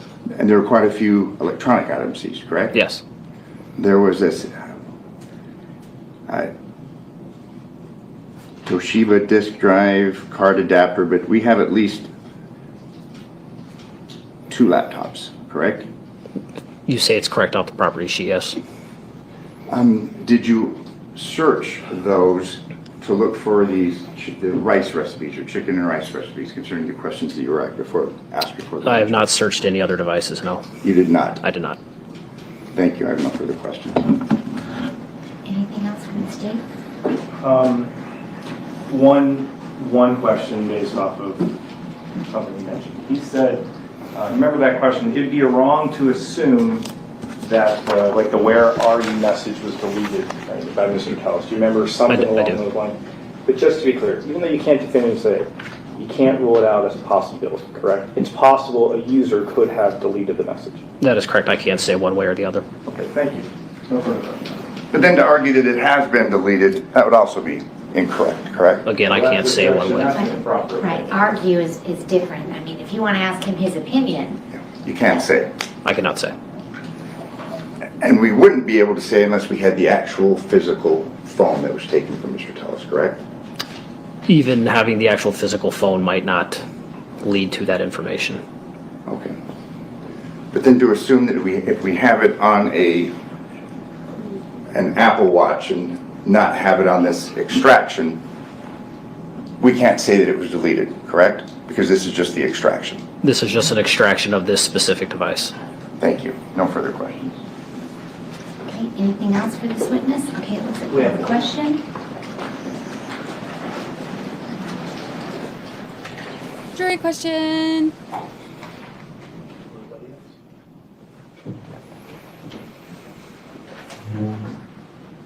That's cool that the jury's still awake. They are beating a dead horse. Yes, it is beating a dead horse. Nobody thinks that he's innocent. And none of this is going to change that. But the lawyer has to do his job, you know? So it's fine. It's fine. We'll just wait right here.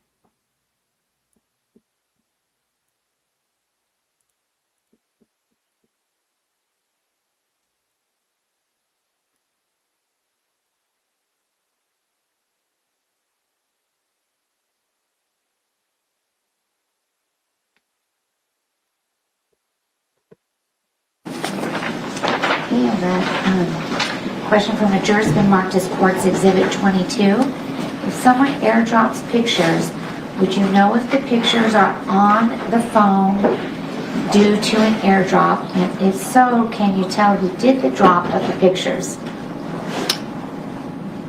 I don't have a lot of personal experience investigating that specific question, but in this instance, you wouldn't. Just taking this phone as a Google phone wouldn't be AirDrop compatible. That's an Apple function. Thank you. Any follow-up from the state? No, Your Honor. From the defense? No, Your Honor. Okay. Thank you very much for your testimony here today. You may step down. And you are now excused from your subpoena. Thank you very much for coming back today. Does the state have any further witnesses that they intend to call in rebuttal? No, Your Honor. Okay. And Mr. Draskovich? No, Your Honor. Thank you. Okay. All right. At this time, ladies and gentlemen, you have heard all of the evidence that will be introduced in this trial. We are going to conclude for the day. When you come back on Monday morning, you will be instructed on the law, and then both sides will be permitted to speak to you in their closing argument, and then you'll be excused to deliberate upon your verdict. I just want to make sure, is 9:30 okay with the parties Monday? All right, so we are going to start Monday morning at 9:30. During this recess, you're admonished not to discuss or communicate with anyone, including your fellow jurors, in any way regarding the case or its merits, either by voice, phone, email, text, internet, or the means of communication, or social media. Read, watch, or listen to any news or media accounts or commentary about the case. Do research, consult dictionaries, internet, or reference materials. Do any investigation. Test a theory, recreate any aspect of the case, or in any other way investigate or learn about the case on your own, or form or express any opinion regarding the case until it's finally submitted to you. Thank you very much. Have a good weekend. We'll see you Monday morning. Thank you. All right. Thank you, jury. Sure.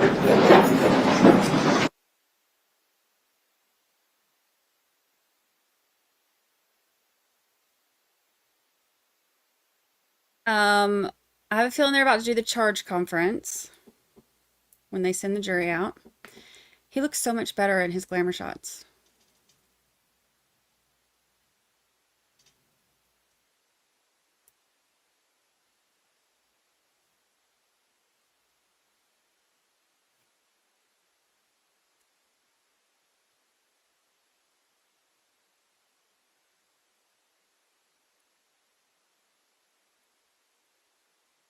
Approach, and I give you your copies of the jury instructions, and then we can at least formally settle these instructions. No worries.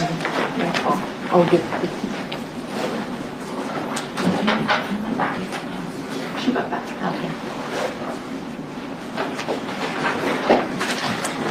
Okay, is the state familiar with court's proposed instructions 1 through 32? Yes, Your Honor. Any objection? No, Your Honor. Any further instructions the state would like to propose? No, thank you. Is the defense familiar with court's proposed instructions 1 through 32? Yes, Your Honor, we've reviewed them.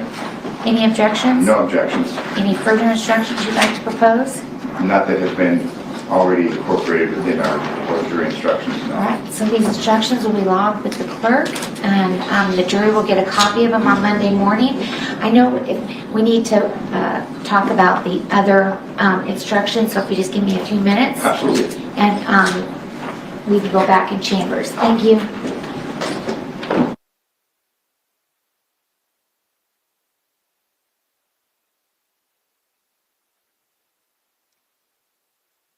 Okay.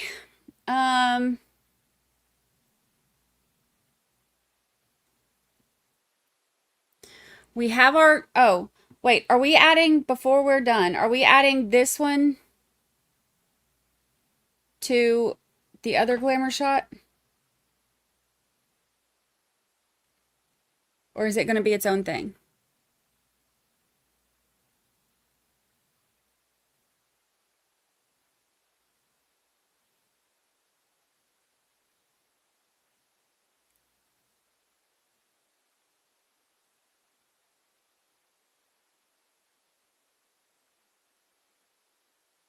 That one's the most accurate.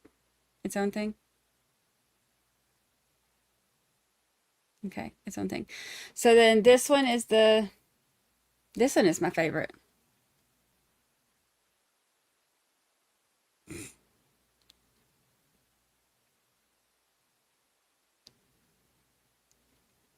I think we need to, hold on. I think we need to change the earring. As much as I love Jim,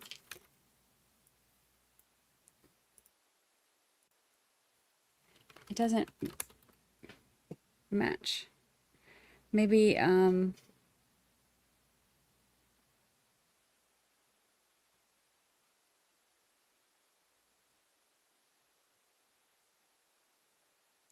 glamour shot with a 90s perm.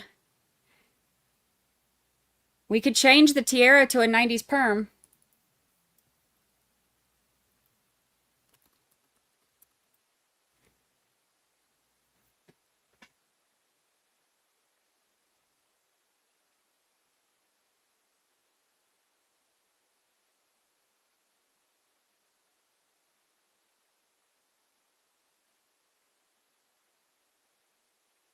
Um,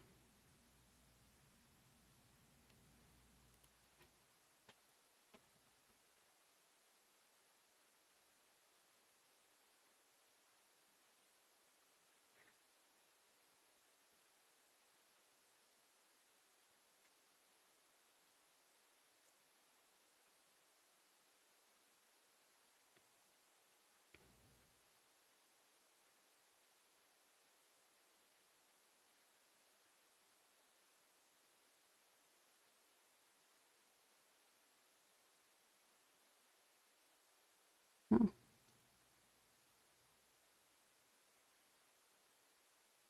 Dang it. Oh no, I'm messing everything up.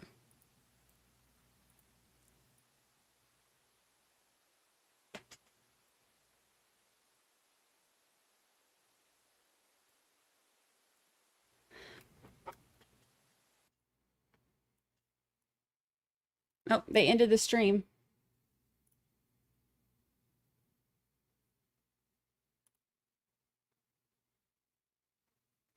I guess they're going to do the rest in chambers. Okay, let's finish this and then we'll start our weekend. Look at,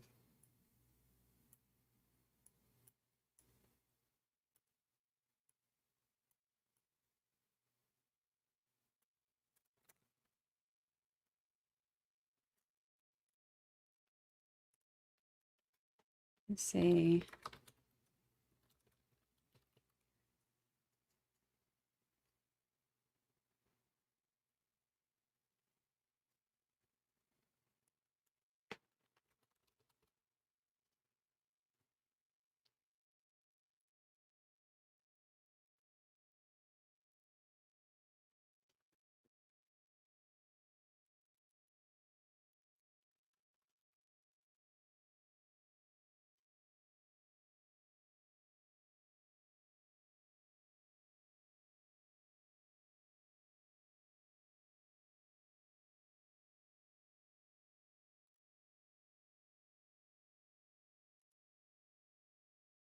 Look at, I feel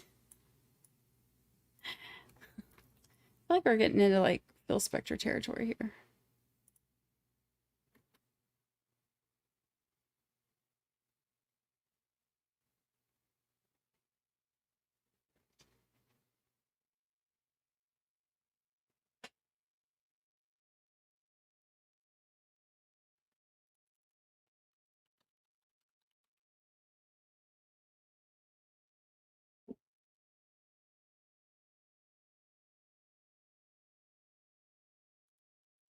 Dang, they're not, I'm not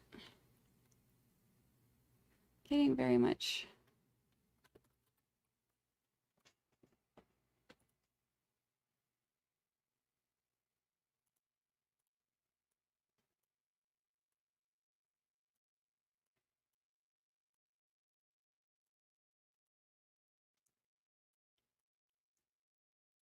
Oh, he looks terrible regardless. Let's see.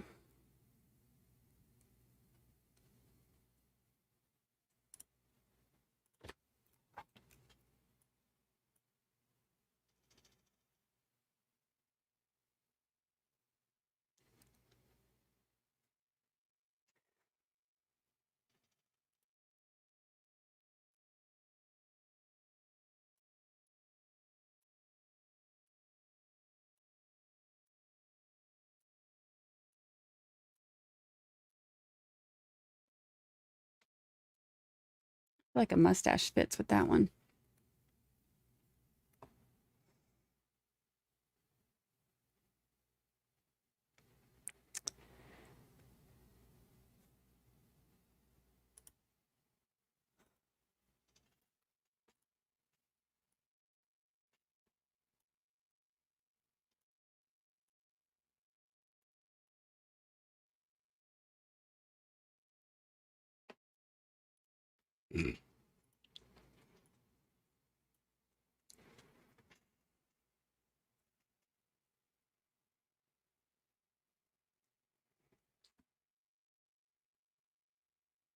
Um,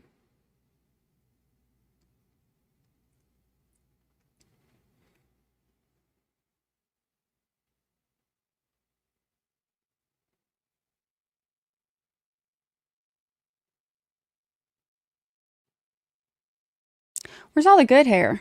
Oh, wait, this is the mustache we need.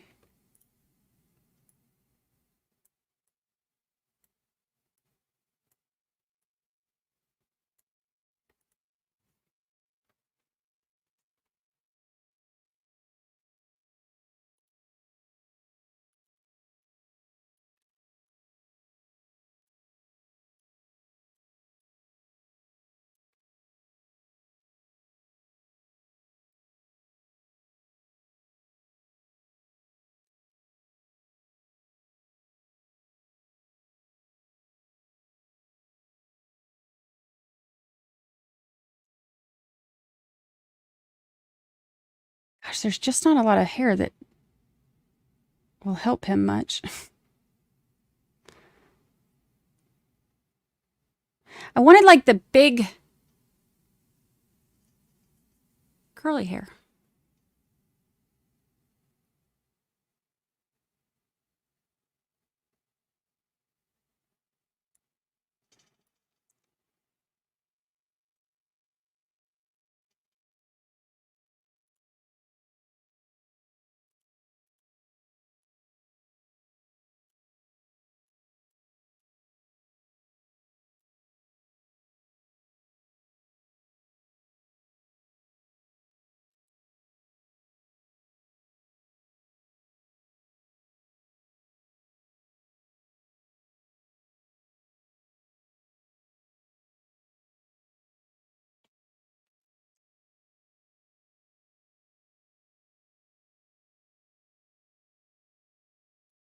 Not a lot, y'all.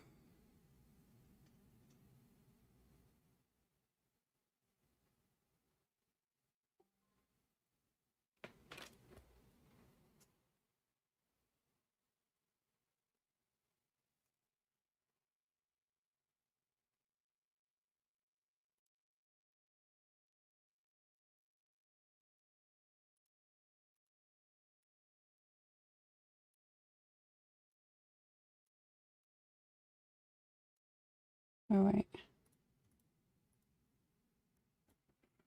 That one don't fit on his big ugly head either.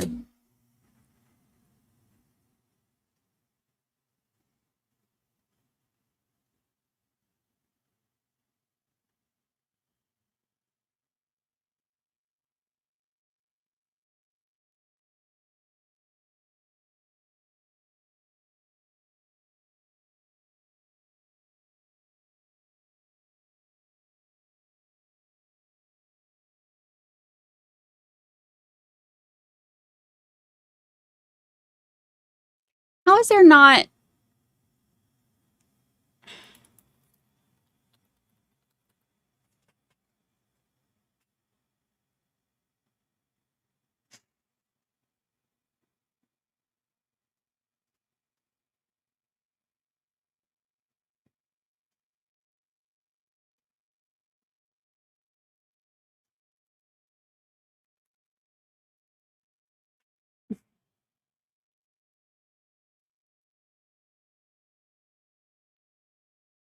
Oh my gosh.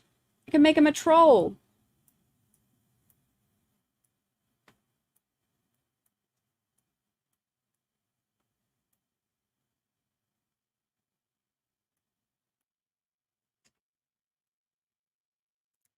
Another day.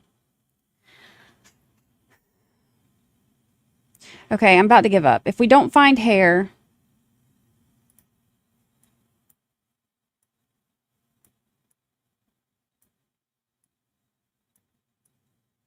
It's very long, luxurious hair.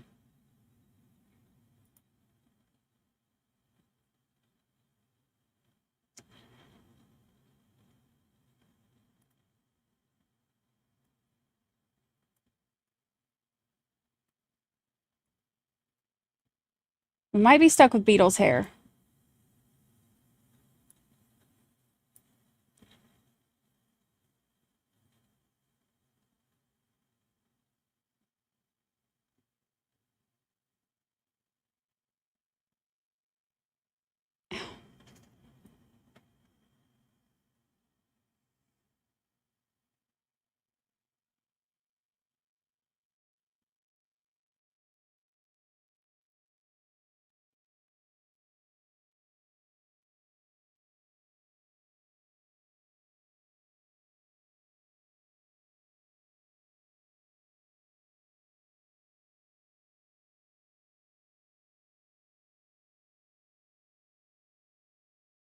Yeah, we're not getting much here. Um...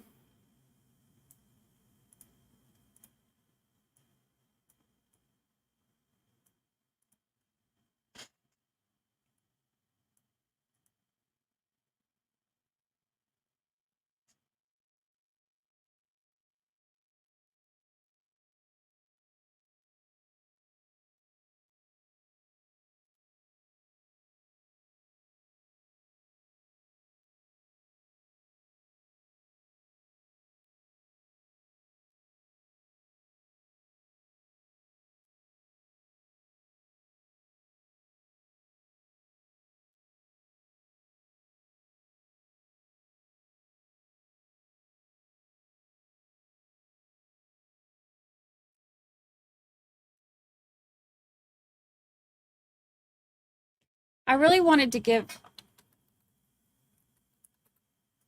Let me try one more thing.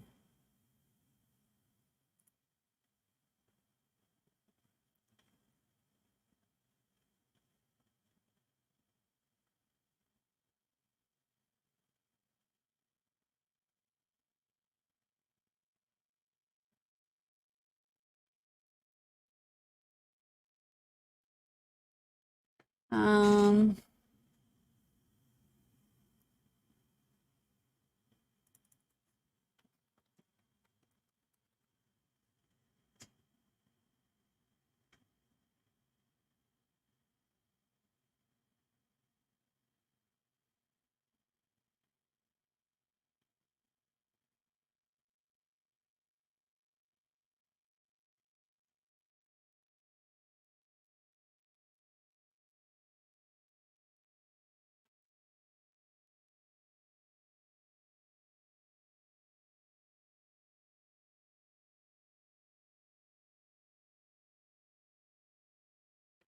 Gosh, there just ain't a lot. Ricky Watson, you don't have to shave yours. His is not the same.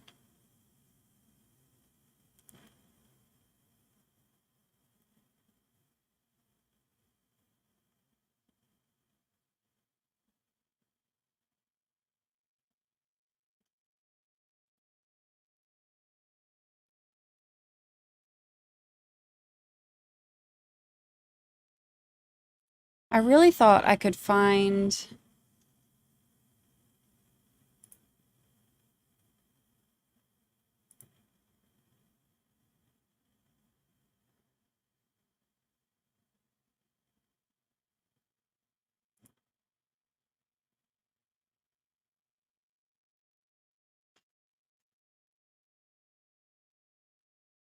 Wait, hold on.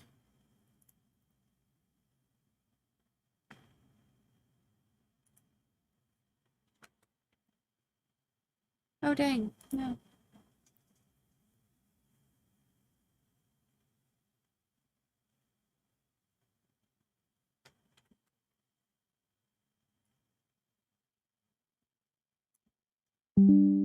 Let's see if I can make this. And then we got to go. I got to get my weekend started. And by get my weekend started, I mean do more work on the podcast. Let's see if we can make this one.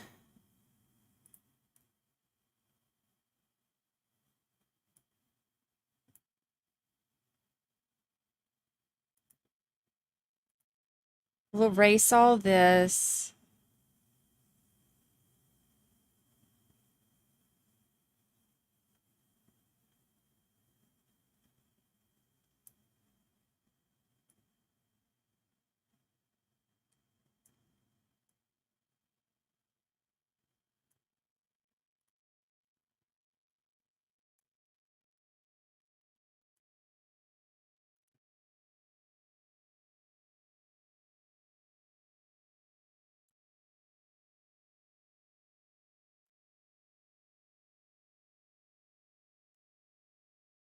Then we'll try to blend it.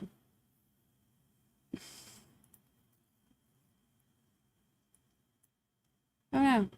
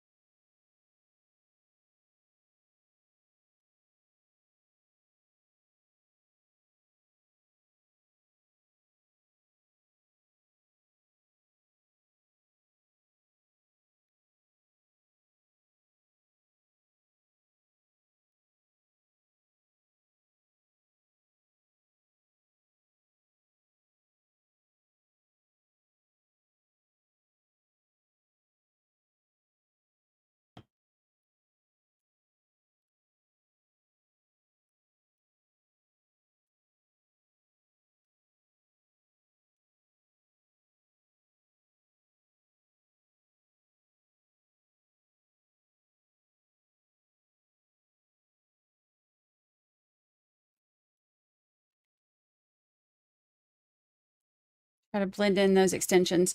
There we go. How's that? Marie Moss with our official stats. Witnesses 4, 5 sidebars, 7 objections. Defense rested, state did rebuttal, 3 jury questions, concern about the wife finding out, how tall are you, and the airdrop pictures. Good job, Marie Moss.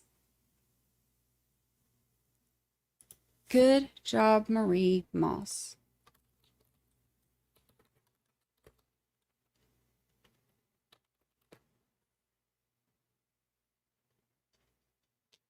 I love it. I love it. All right, how are we with our Glamour Sharps package? Oops.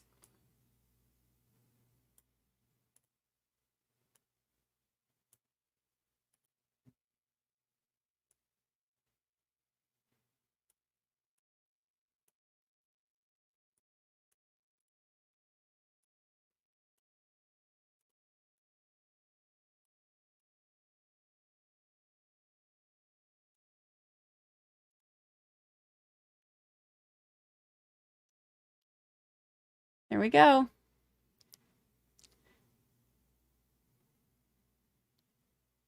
And then, of course, we got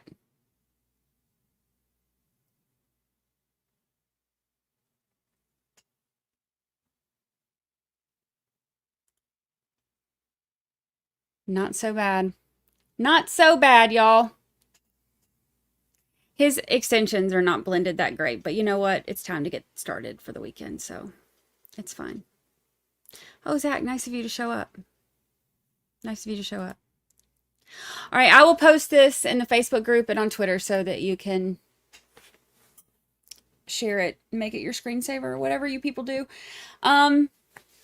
I appreciate y'all hanging out. This has been quite a week.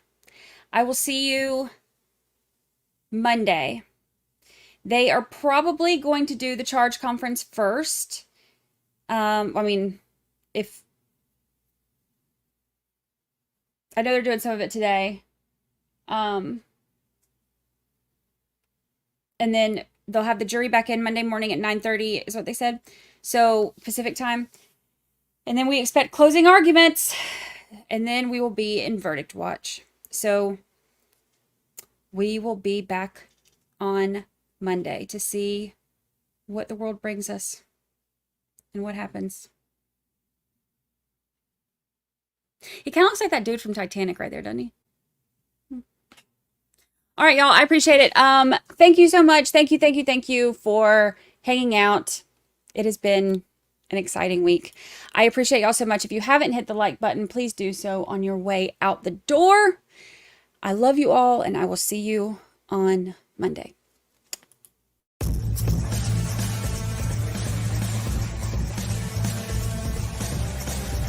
Yeah, I gotta go. I can't stick around here forever. It was wonderful. Everybody behaved. Everybody's always so nice to me. Just love your channel.